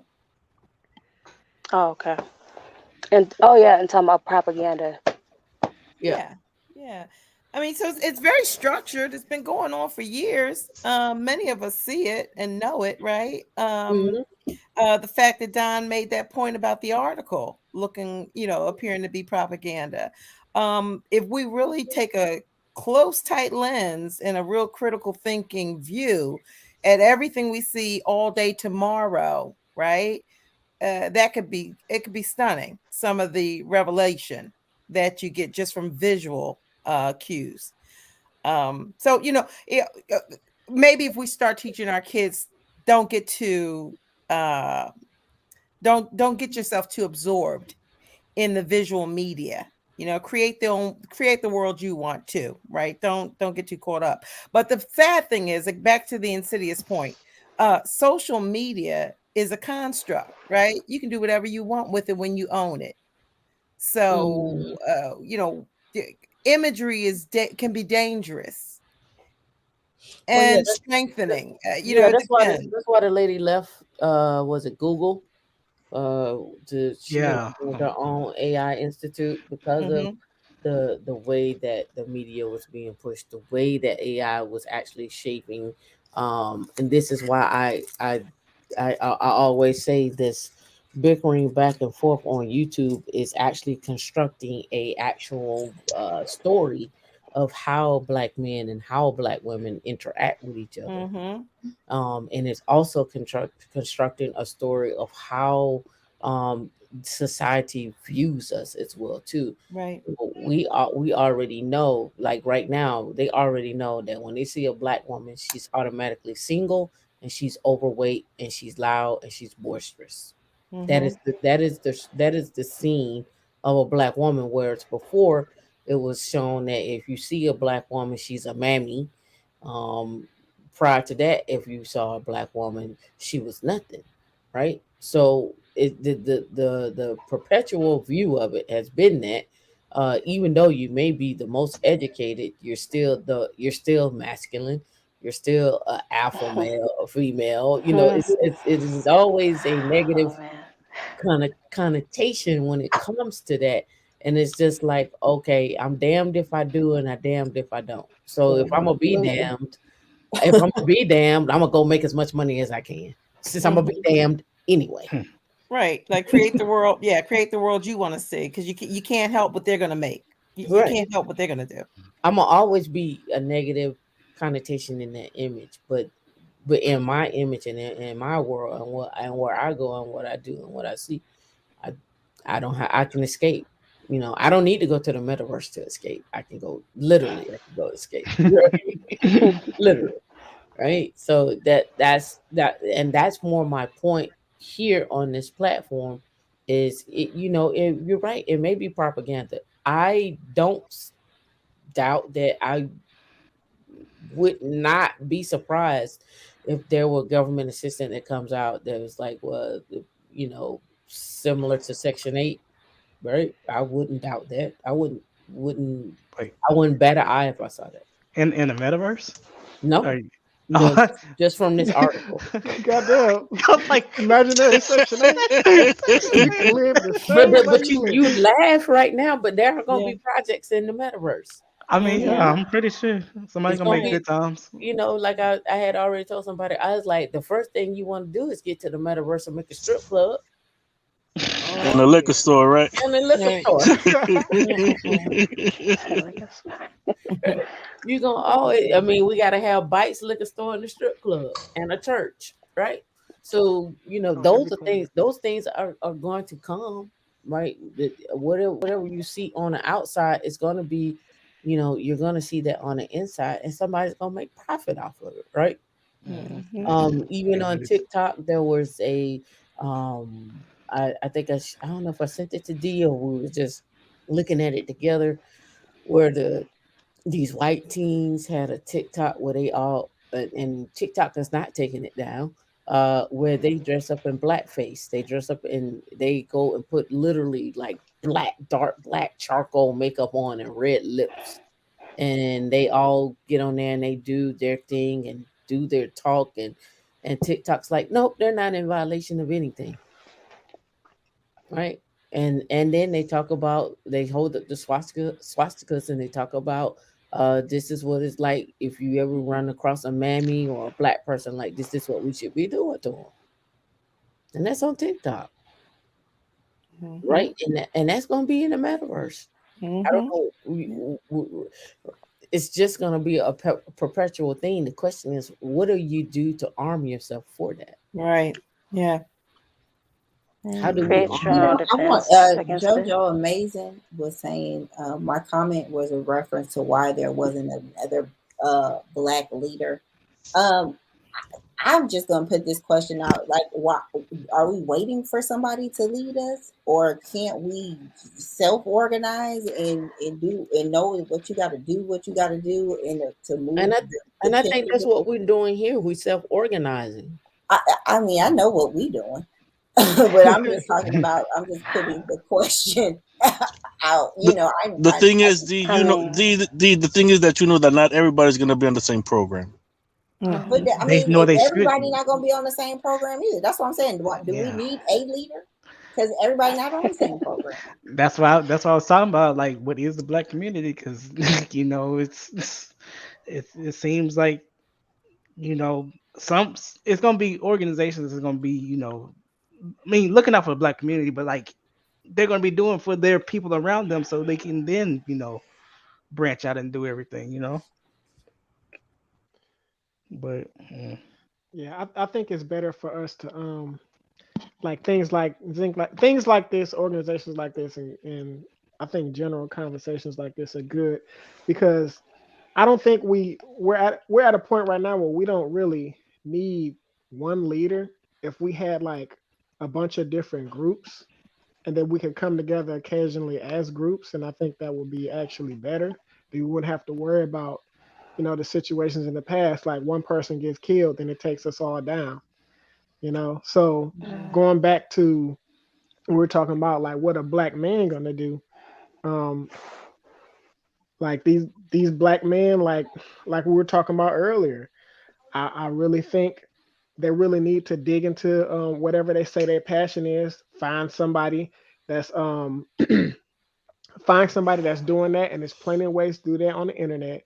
Find you a mentor or something like that. Shadow that person, um and start to learn whatever craft that is. Because like what one thing that I learned when I started getting exposed to, what I call the real world, like when I left home, is that there actually are a lot of people that want to be a part of your success story just to say they Mm-hmm. help you succeed. Mm-hmm. And on that And then same all you note, there's a lot of people that I think you should be aware that there's a lot of people that don't want to see don't want your blessings to come if it's not from them. what you mean? Okay. People want to see some people just want to see you succeed, but because of them and not because of something that you do. So Yeah, they if want it's to cultivate your blood. Yeah, cultivate so you. so they want to see you be blessed because of them, right? You're correct. Correct. I think that's something to So be aware of. and then my point is whether I'm blessed because of you or not, it doesn't matter. I got my blessing. Now I'm gonna bounce on to the that my find my tribe. We Mm-hmm. we're trying to get to that point where we actually have something. Now, if once I reach a new level and that person becomes opposition, then I move on to the next. Now I have means. I'm not operating on survival anymore. Now I have means. Now I can move on and find my tribe. Once again, we're trying to get these trying to figure out how we can get black men off the ground floor. So yeah, and then once we get some means, um, us like-minded men or those like-minded men, I think, need to form groups. I mean, if we're going off the premise of like what Afri said about the military, and if you cut off the head, then another one forms up, and then somebody in the chat said Hydra, and I cracked up because it was funny. But I seen that too. Yeah. Mm-hmm. I like that. right, it was Hydra.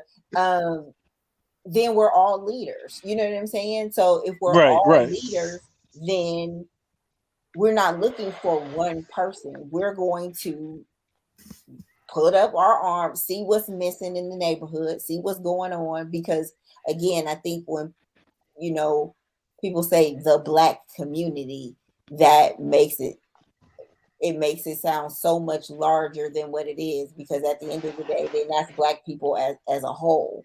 Then it's like what's going on in my community, or you know in my area. For me growing up, my grandmother always say charity starts at home. So I can only control what's going on around me. I can only pour into uh on a cellular level what I can touch. Luckily the internet affords us the opportunity to touch more people in a more positive way, but we still have to be very conscious on what we can do to reach more people. I can't physically put my hands on you, but I can digitally, pour into you in that way. And I'm planting those seeds. So whether they come to harvest or not, whether it's you or someone else, those are the seeds that I'm planting. But if we are all leaders, then I charge everyone to see what the lack is and to fill those gaps based on whatever your passions may be, whatever your spirit leads you to do, then do it. You know what I'm saying? You shouldn't have to have anybody tell you what you need to do for where you at. You know what's not there. You know what's needed. You know where you have to show up at. And if you don't know, hey, go find, it's the internet. Go and Google what the the commerce is doing in your area. Go show up to that. Go turn on the TV. Go look to see what's going on and where you can get in at. Yeah. Makes sense. Yeah. Yeah. To make it. So what if you can't find Yeah. a place Okay. that you can get in at? What then? You can I, create well, it yeah, then. I find that hard to believe. Are you looking? I find that hard to believe, only based on my experiences. There's always something that is going on. So if you can't find something that you can't fit in, then that for me is a introspective at that point to look at, like, what do I want to do? Or and then like he said, it was created. I mean, we created women in Linux based upon I never seen any black women that were in tech working in Linux. I didn't Oh, see thank black you women. guys by the way. I Well, appreciate y'all for that. yeah, Thanks. yeah, we never saw that. I never UND. saw it. Yeah, yeah, I never saw it. So I said, well, how about I just start seeing create something and see if it's more of us out there. And if it's more of us out there, they'll join. And if they don't join, we'll create them. And bring them to life. Yeah, like the board. Yeah. This is like the board. You will be assimilated.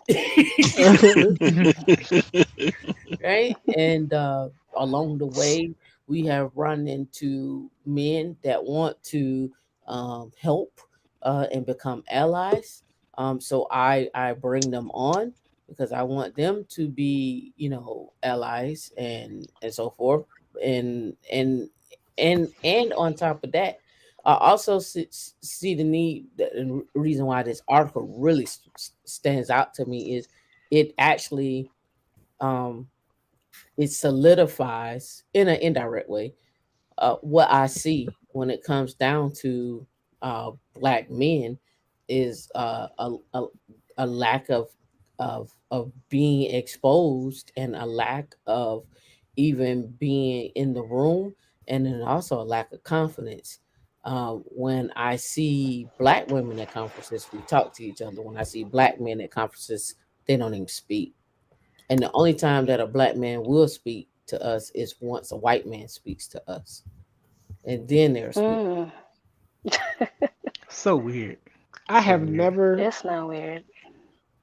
I mean, that's so weird to me. Like I've never seen that because like Oh. even in the You need to military, go to a conference. Yeah, no, it's I mean it's it's weird it's because that different. happens. Yeah, No, it's it weird because it happens. it happens. Like I'm telling you, that's in the military. But when you go to a tech conference, it's totally a different type It's of so thing. weird. But but what I see, and that's why I'm saying like all this stuff like men hate women, I women hate mean, men. That's I why I mean, don't get it. collectively, black men talk to each other at the conference, right? But Yeah. when it comes down Barely. to I see a group of black men, I'm gonna go over there and say hi. I'll attempt to walk over there, and then you'll be like, never mind, because I'm getting that look. Let me keep it going. Or we're walking down the hallway, and we're in passing. I'm like, hey, how you doing? Or you give the smile or the nod, and motherfuckers just keep walking.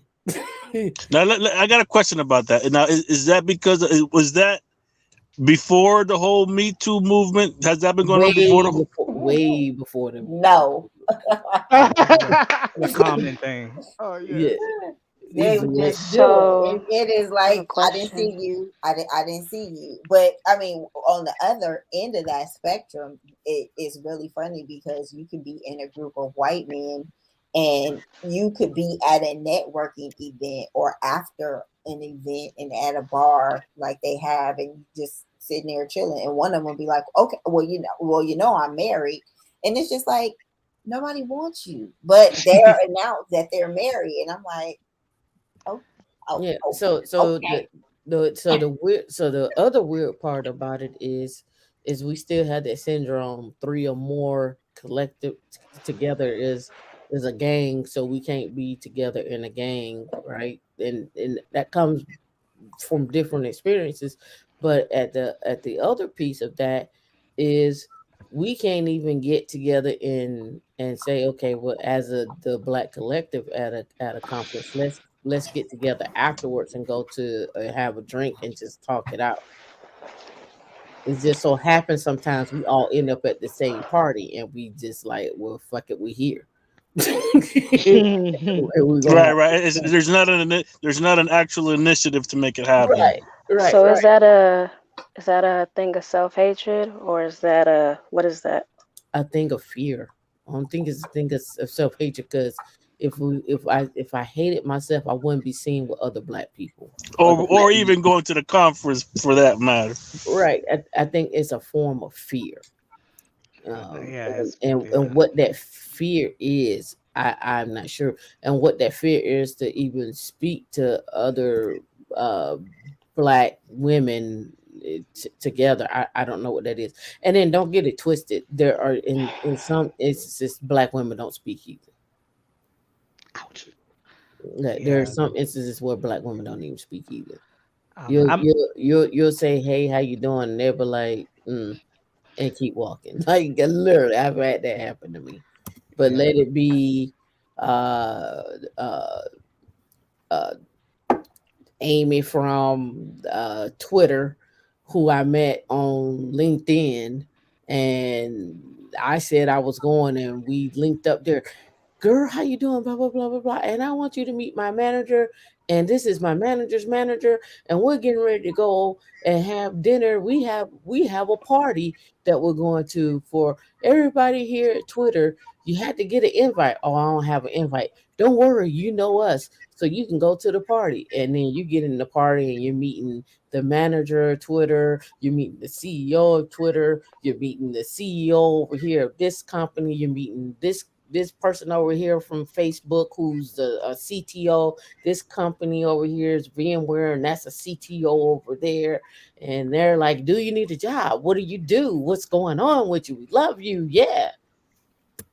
And then when I get back to us, it's like, man, I don't even see me in that type of job. Or man, I don't even think I can make that kind of money.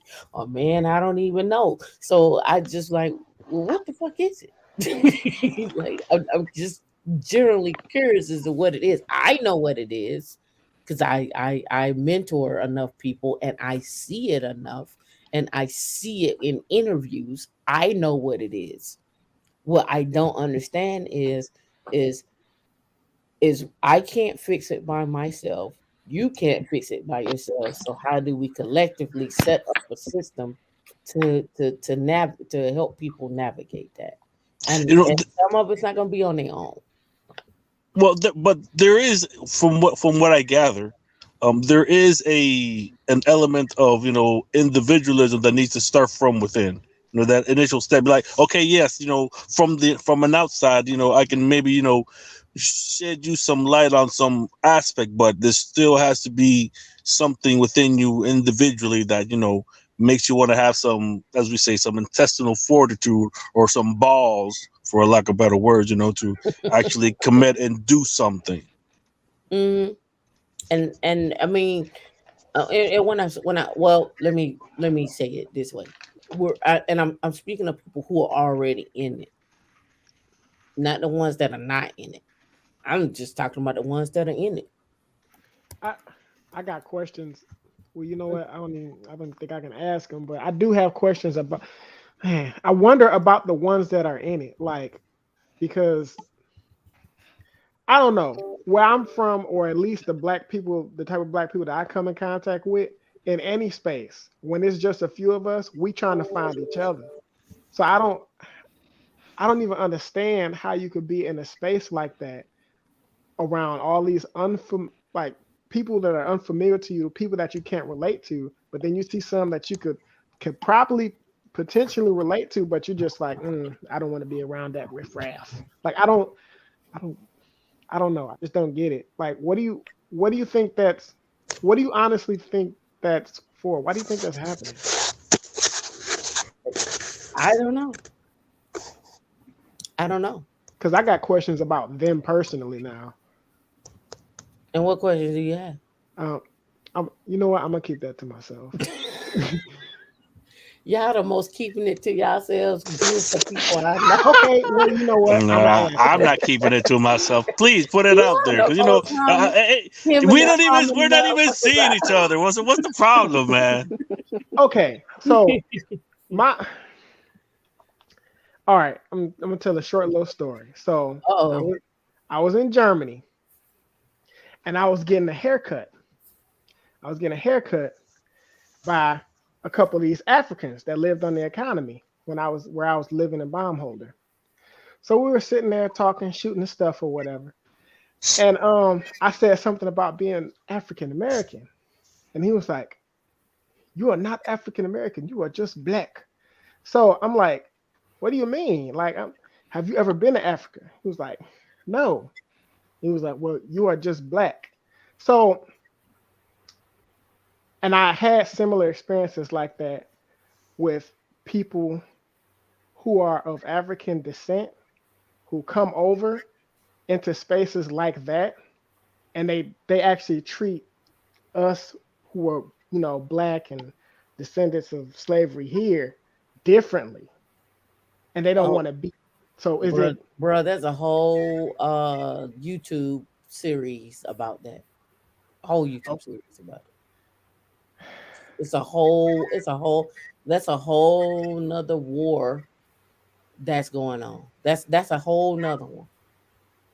It's literally that's a whole nother one. And what I'm simply saying is that conversation is about, oh well, we don't do that in Africa. Y'all live like poor people over here. We don't live like poor people over there. We don't like you and we do like you, and that's a whole war. I sent it to Dion the other week. It's a whole nother war. I mean, but then And I think I understand where that's coming from. It's that you okay. So I gotta put it this way: culture. It's a culture thing because the struggles that you say African American, they see you as American. They really don't see you as like an actual African American from Africa that deals with the cultural struggles that African people in African countries deal with. Do you yeah. understand? Like so in a way there's a sense of that, meaning um they don't see you as one of them from Africa. They said black because they're not going to say American, because when most people say American around the world, it's mostly referring to people of white skin. That's why he said black. But in a So sense, he doesn't correlate you from where you're from to where they're from in the context of African. yeah, I get that part. Um, and he's right. I've never been to Africa. I'm just of African descent. It's just like my whole thing is I was wondering if there are these type of people in those spaces because the No, these just be regular black men. all right, cool. Nah, these just be regular. These are regular black men from New York, from North Carolina, from Texas, from from South Carolina. Nah, these should be just regular black men.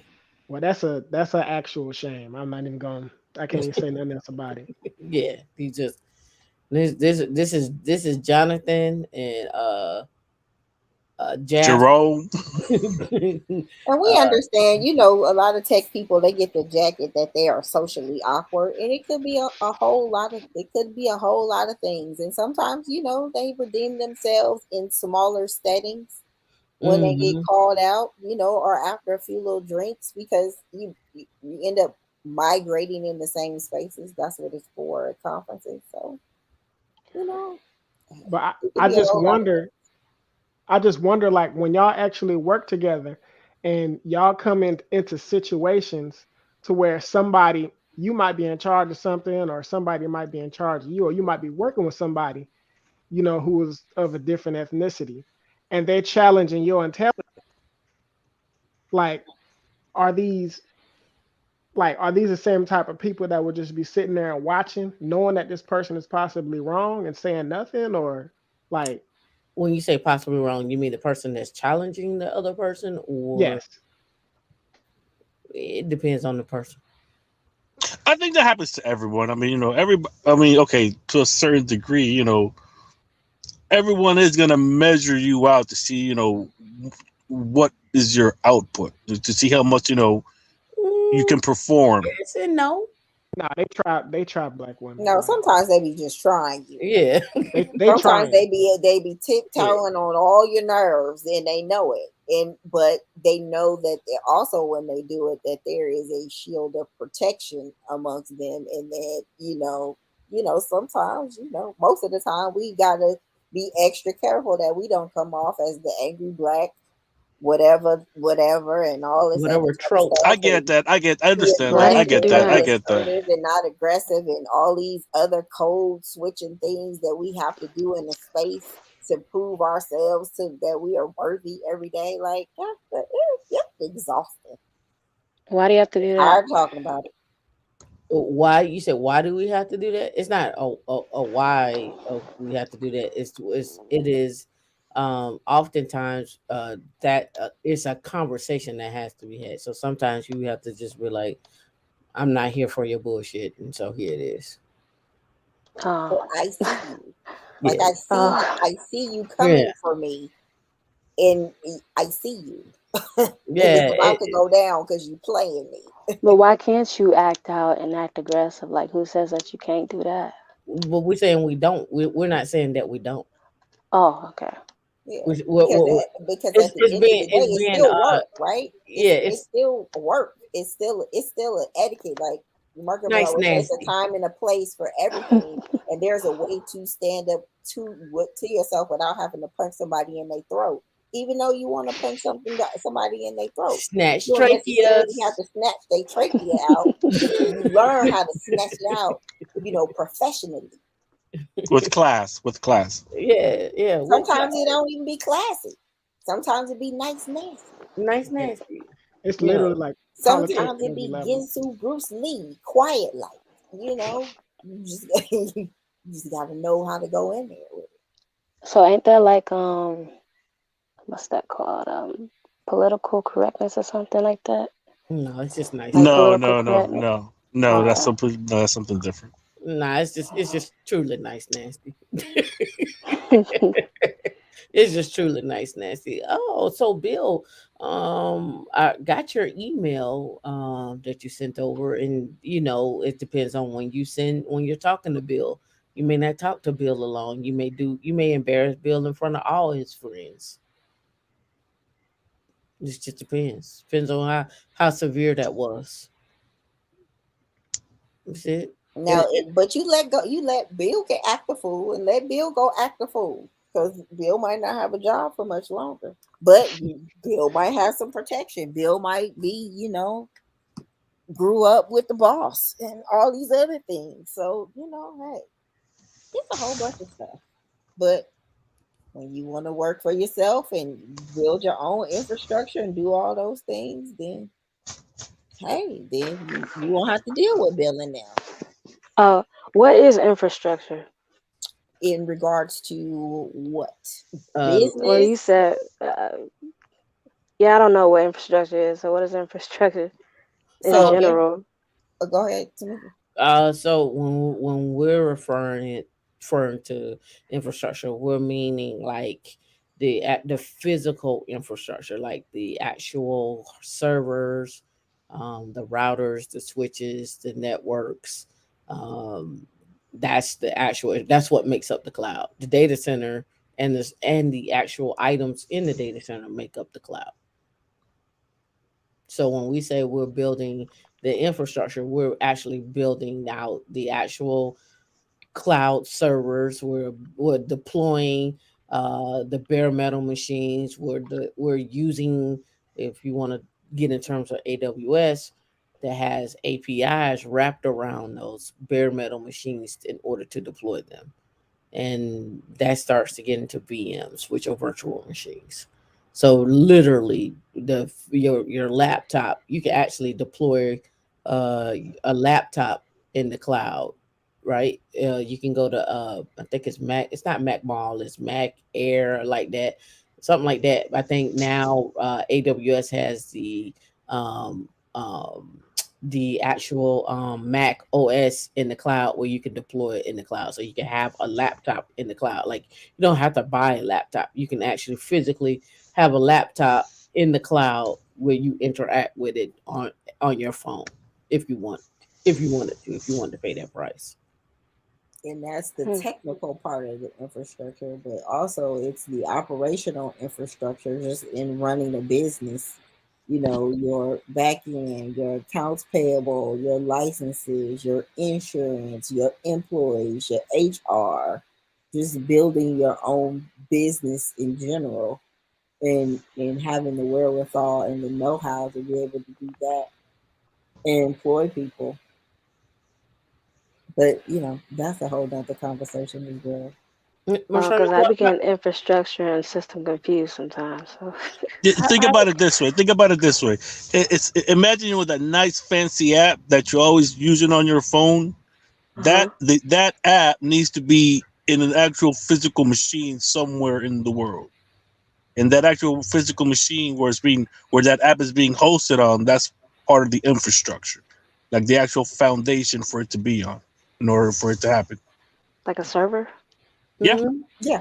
Like an Mm-hmm. actual physical server that you actually, Bare, go out and buy I, and I, touch and, I eat bare install. metal. I eat bare metal. When I said server, I eat bare metal. Same thing. Oh, okay. That's cool. Like, without that, there's nothing really. Yeah. Yeah. So when they talk about the cloud, and the cloud is like some abstract thing, it's not. It's a whole bunch of servers in a room in the data center Yeah, in I the heard them break it warehouse. down as somebody else's computer. I didn't mean to cut you off, No, but yeah, Oh that's no, what I it's, heard. it is. yeah. Yeah, that's exactly what they mean by it. It's someone else's computer in a big ass warehouse. With some heating and cooling. Well, more cooling than heating. And some But it's security. heating and cooling because there's heat that come off the servers. Don't they have those in the ocean? Mm-hmm. They have them in the ocean too. They Data run center. cables. Small versions of it. They're experimenting with it to see how viable it is for the future. They still there. They're out there. Microsoft Yeah, just Microsoft has. Yeah, Microsoft has. I seen that. yeah. Ain't that messing up the ocean's ecosystem? Well, it's human. We're humans, man. That's what we do. So he was just mess up stuff and just Well, I In the don't name know. of innovation. Well, you say that right, but the reason why we can send emails back and forth to Japan and China is because there are cables that stretch, underwater cables that stretch to those areas. And I showed that this earlier this year. They're actually getting ready to do a big cable stretch around Africa, so Africa can get internet in certain places that they don't even have internet yet. Right. And then think about what they need to do with those local like municipalities in the government to make sure they're not disrupting certain ecosystems, right? Like coral reefs and things of that nature, and those biology research developers that are saying come you can't go in there. So they can't just go oh, throw one up and say, okay, we're gonna put a data center right here. They got to go through some hoops. Yeah, and I just looked it up too for in terms of the underwater data center while you are talking about it. Um, what they were talking about. The you can I shared my screen. I don't know how you're supposed to do it now. That's Oh, you was learning. You've been over there clicking all type of stuff. You let know, me see. Do I do that? you go add it to the screen, Oh, and I did. click on it, I just shared my hover over screen. it. I did. I shared it. Now what? Oh, add it to the screen. Oh, there you go. I'm learning. Tam is learning the back end, y'all. Give it up for Tam. All She's trying to right. replace Woo! me. All right, so here's the one for Microsoft where they're revealing reveals the environmental impact of the underwater data center, and this is super small. Let me blow that up because I see it small on the screen. Yeah, okay. They got some latest information from the Project NetTick. I'll put this in the chat and the actual link as well too, so y'all can read over it. I just want to see what they say. Let me get this right quick. So just a quick breeze. But again, um, we talked about this lobbyists and how these things actually come about. All right, I say we specifically asked whether Microsoft studied the impact of the surrounding underwater environment after Project NetTick is deployed. Microsoft replied that the Project NetTick would have negligible impact on the underwater world. Here's their full response. And it's like NetTick uses raw seawater for cooling, with the underwater returned to the ocean at a fraction of the degree warmer than ambient. Due to the rapid mixing in ocean currents, the temperature impact just a few meters downstream of the data center is undetectable. We use cameras on the exterior of the vessel to observe the wildlife During the deployment, we found that the data center provided an attractive location for sea life and was quickly colonized by multiple sea, multiple species of fish and the sea life. And this is what it looks like when they pulled it up. Ooh, this is warm. Let me get on to it. So they started to colonize on it, right? So that's what it looks like. And then there's another picture of what it looks like on the inside. Underwater data center. Let me pull it up and so you can see what it looks like on the inside. Because I thought it was actually pretty cool. Let me see. So look, so here's the underwater data centers, right? Four Chinese authorities back underwater data centers. So here's what it looks like underneath when it's all said and done, right? And I wonder what kind of servers they have in there. How is something like that protected? What do you mean? Like the physical thing, how is it actually monitored and protected? Probably cameras and probably certain zones that you can't travel in. Here's their little one.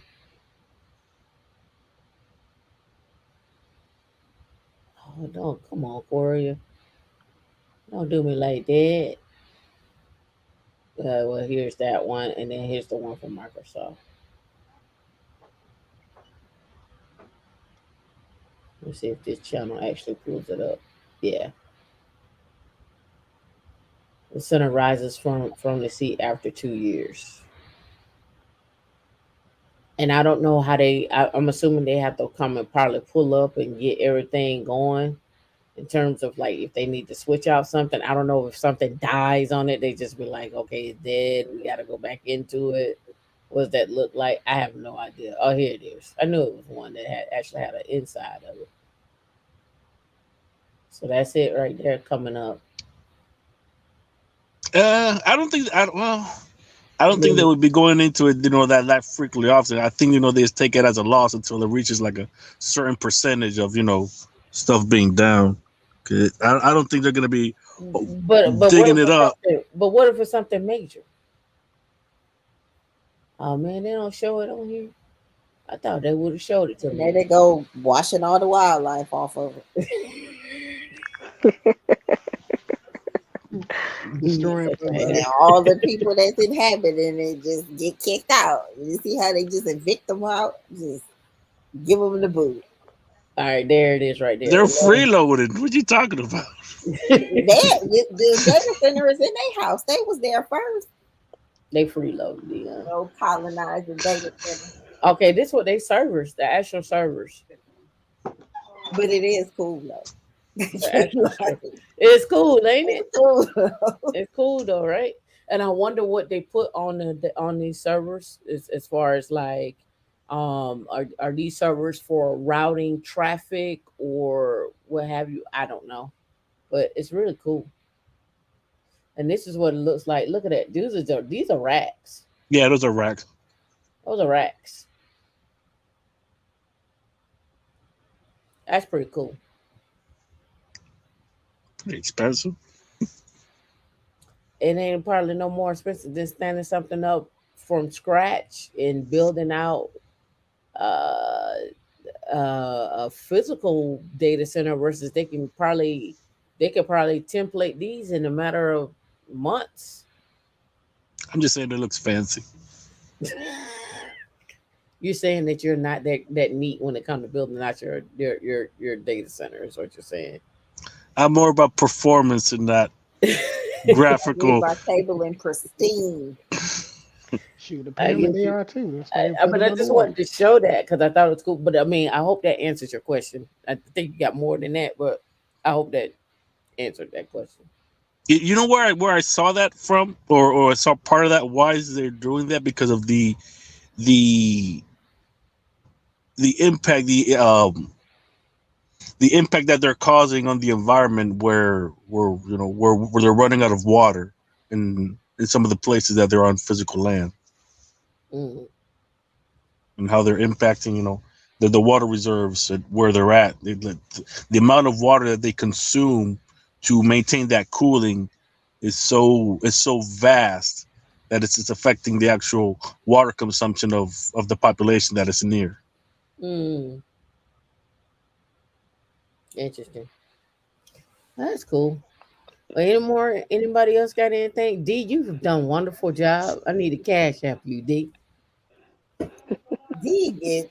You know what? I am doing a fabulous job. It You is almost are. 4 in the morning, and D I came am on here now out in of the bed. passion. D came on here out of passion. I'm now in the bed on zero G mode. D is like on it. She is all in. I am surprised. That's why because you're in the bed. Now I'm off tomorrow, I know you off tomorrow, but and I'm I didn't surprised. even have a cup of coffee. Like you had a cup of coffee tonight. I said I haven't even had a cup of coffee. Oh, okay. But we want to They thank can't say I don't work hard. we want to thank D because you shout out to D. Thank you, D.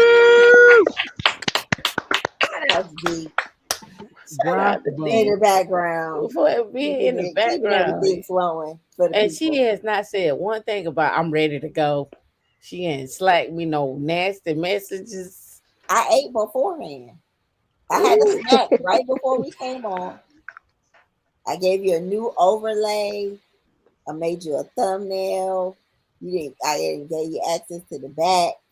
Look at you. Look at this. Teamwork make the dream work. D is Couldn't do it coming up. without the girl. Let's see if we can keep this same D going into 2022. Ooh, let's see. New year, new D. Dion That's right. she New took year, a new nap D. before I came on. I had a nap. Fran, you still here with us? I thought Fran was asleep. Happy New Year, everybody. Hopefully y'all wake up on New Year's Day. Shit. Yeah, I'll Happy be You New can working. send me a bottle of champagne for New Year's. So what now? I said you can send me a bottle of champagne for New Year's. You can have one delivered or two. What you want? Something from Trader Joe's? No, cheap stuff. You know, Trader Joe's ain't even on Instacart. Because you know they have some great Prosecco. I seen you some Trader Joe's. A couple of dollars. They do. I can't believe Fran still here. I thought Fran done fell asleep on us. I know Tracy CLA she left, and Dub said he was out for the count. Marshana, this is why I wanted to ask you. How did you find us? I just curious. I wanted to ask that earlier. How'd I find y'all? Mhm. Dang, how did I find y'all? I don't know. I always be looking for um whatever I'm into. I always look for the black section. So Mhm. right now I'm looking into like tech and all that, and I was like, where are the black people at? So Okay. so I found y'all. I've actually been on I was actually like a part of your meetups, but then Mhm. like I stopped going because I got to re up and actually understand what y'all talking about. But You I'll can't be stop back on there going. soon. You can't So stop going. That's how you get lost. yeah, And you got to let us know that you lost. If you we can't. You know what I'm saying? We can't fix what we don't know, right? true that. So you got we. That's why we're here. We're here to help. Are you in the Slack group? Yeah, I haven't been on Slack in a minute, but I am in a Slack group. Okay. Well, we've changed some things up so that you I'm can go ahead. I'm I'm gonna cut you off, but I'm on a different name on there. That's fine. Oh, okay. That's So fine. But there's another section. It's the announcement section, and it's kind of like getting started, so you can put yourself, identifier about what your level is, so that you can find other, if you're a uh newbie, people know who you are, what level you are when you're having conversations. So it's easier to have a conversation with somebody if you're speaking with somebody more advanced and they're trying to articulate a concept to you. They can break it down a little simpler. oh, okay. Yeah. That sounds So cool. Well, I'm trying to do ethical hacking, but I'm at the bottom. Hmm. But yeah, that's my goal to be an ethical hacker. So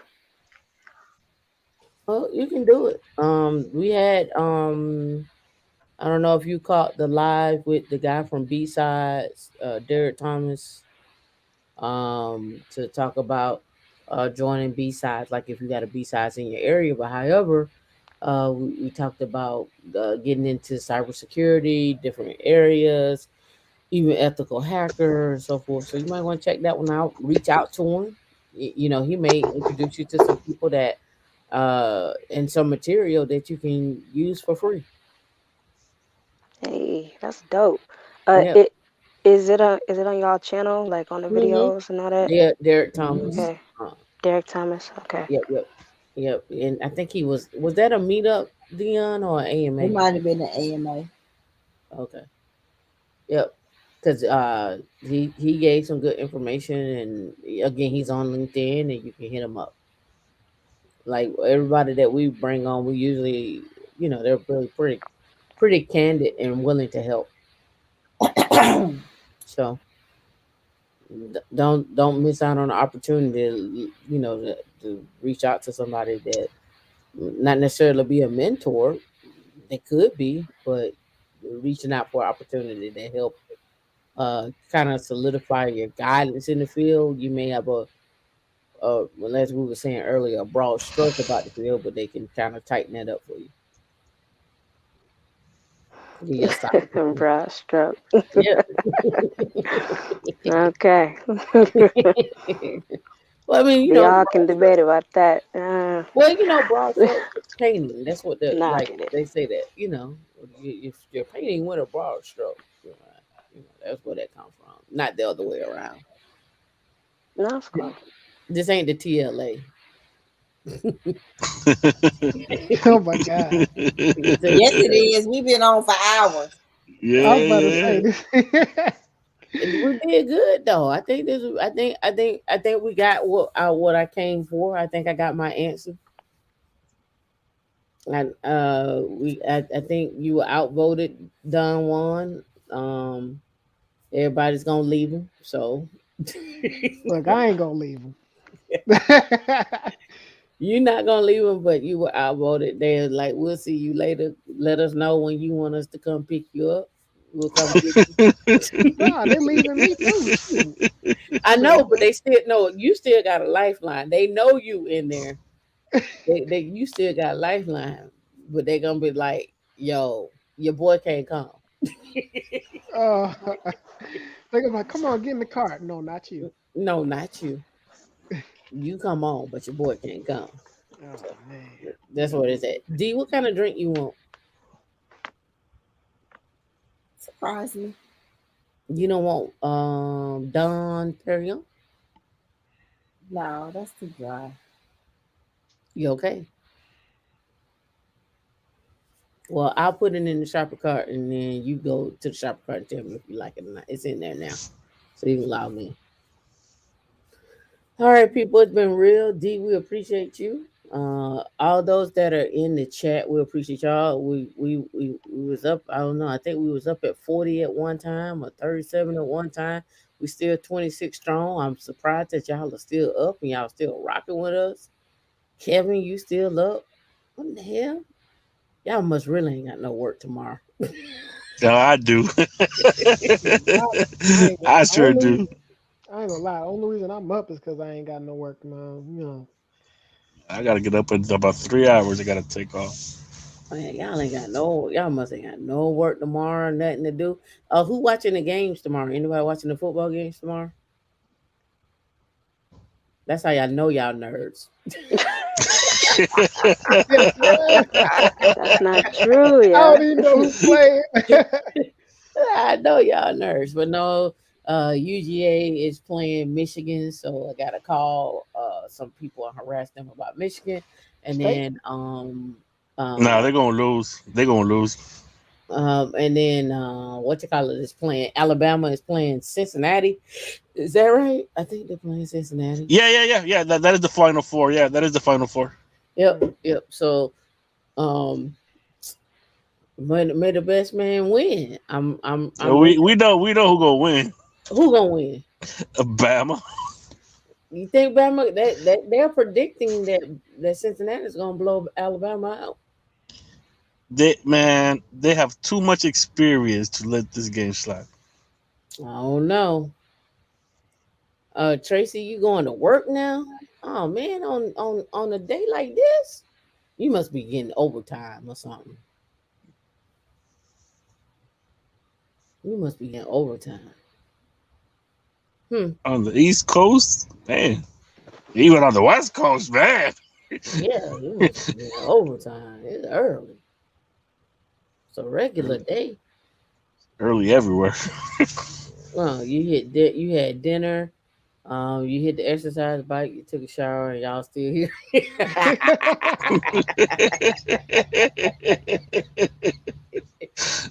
This is what we call an official hater. I'm Get just him out of playing. here.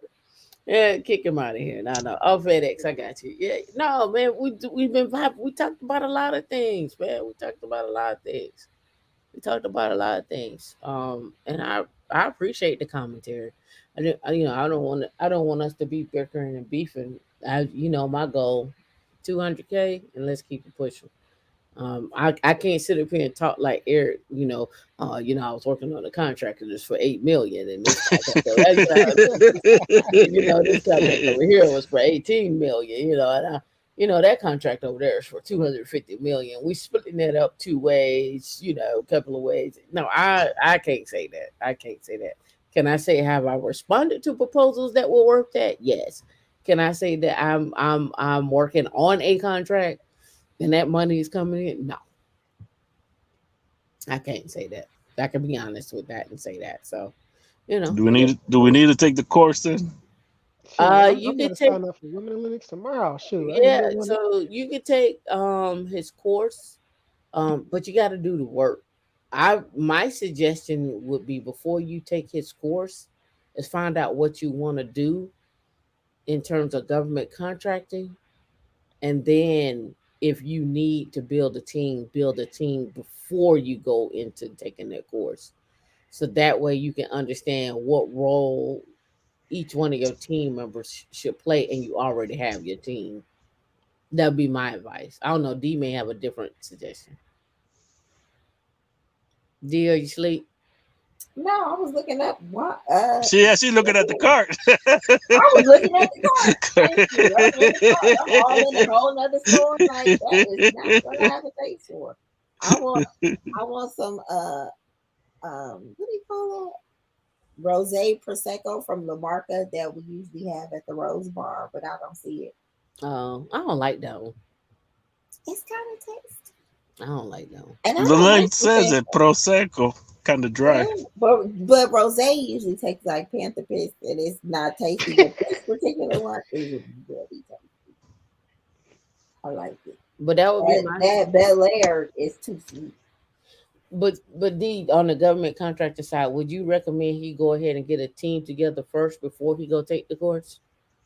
If you have an understanding of government contracting, then yes. But if you don't, I would take the course in first, and then know how to put together the team. Look through his free course at least Yeah, I definitely do. Yeah, I'm definitely gonna do that. Look at the look at the freebies and to get a know if better you're on the understanding. right. Right, get a better understanding. Yeah, if you haven't put your things together, I think it helps you save some time because it kind of puts that checklist together for you instead of And like and to actually see if I'm actually interested in something like pursuing something like that. yeah. Yeah, it's gonna take a lot of work because you got to get you're gonna have to work on your past performance. That's gonna be the biggest thing. And so you're partnering with people to work on your past performance. Okay, so many people that have demonstrated work that to do what the contract is Yeah, wanting to do. so somebody who's already has past performance, and then you hop on the contract. They maybe do a bid on a new contract, and you hop on the contract with them, and supposedly, if everything go right, they win, and now you start building your past performance. So basically, they are a a prime, or they could be a sub, and then just a portion of that work they'll let you do.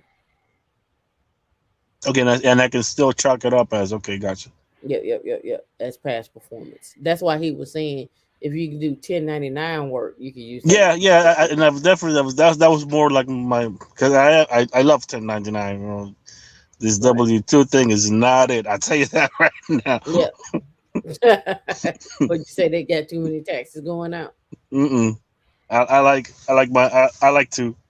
that control. I know some people can't handle it, don't like that responsibility aspect. But hey, if that's what it takes, that's what it takes. Got you. Tracy, you be safe out there on the road. Miss Clark, we hope to see you again. Um, Thanks for having me. you're welcome. Don Juan, we appreciate you coming up. Afri, we always appreciate coming up. D, what up? Make sure you order me something too. Send it my way. That is not depreciation. This was going the other way. But you should go to ABC Liquors. They have better choice. They have better selection. I do usually go there. That's why I usually order from. Bartender, bartendress. That's who I As usually soon order as we from. get off of it, I'm literally under the cover. That's cool. And last but not least, I don't know if we'll have a live tomorrow. I don't know, D. What you thinking? Tomorrow we do just our normal thing, or you just gonna be Tomorrow is Saturday. tomorrow is Friday. I No, mean, today is Friday. the thirty Tomorrow is When first. we Saturday. wake up, it'll be Friday. Yeah, When we wake up, thank you. It'll When I go to still be sleep Friday. and get up, it'll be Friday. no, because we have you scheduled us a meeting tomorrow at 7, so you don't get a lot. You don't get two meetings and two lives on my day off. And on Saturday we have our regular scheduled program. I think Yeah, we said you did talk about that. That's what I was expecting because you did mention that. Oh, I was just you saying do that it. we was You gonna have know it. a YouTube party line. Yeah, but you do it. I like the intimate party. We party tonight till 4 in the morning. Okay. I know somehow that's gonna happen. Whatever, Dion. All right. We will catch y'all. I'll probably do a live tomorrow for the Happy New Year, and Dia probably go to sleep. So I'll probably schedule it on the countdown, probably like at 11 o'clock or Was something six like that. hours not enough for you? You didn't. 6 hours was not enough. You need more than 6 hours. You see how you do me? I just want you to just for the people so they know how you do me. 6 hours was not enough. It's 4:11 a.m. Was that not enough? Team No Blink, is that not enough? We don't sleep. We don't. That's how you have to do that. You just remove them from the stream because she was gonna keep going. And the only thing I said was I would do a stream, right? Okay, Kevin said do a private stream. Okay, maybe. So we'll see. But the uh the mad rapper was finna keep going. Had to remove the mad rapper remove from the stream. Right. All right. I want y'all to be safe. Hey, Mercedes. Friend, don't be wilding me. All right, y'all be safe.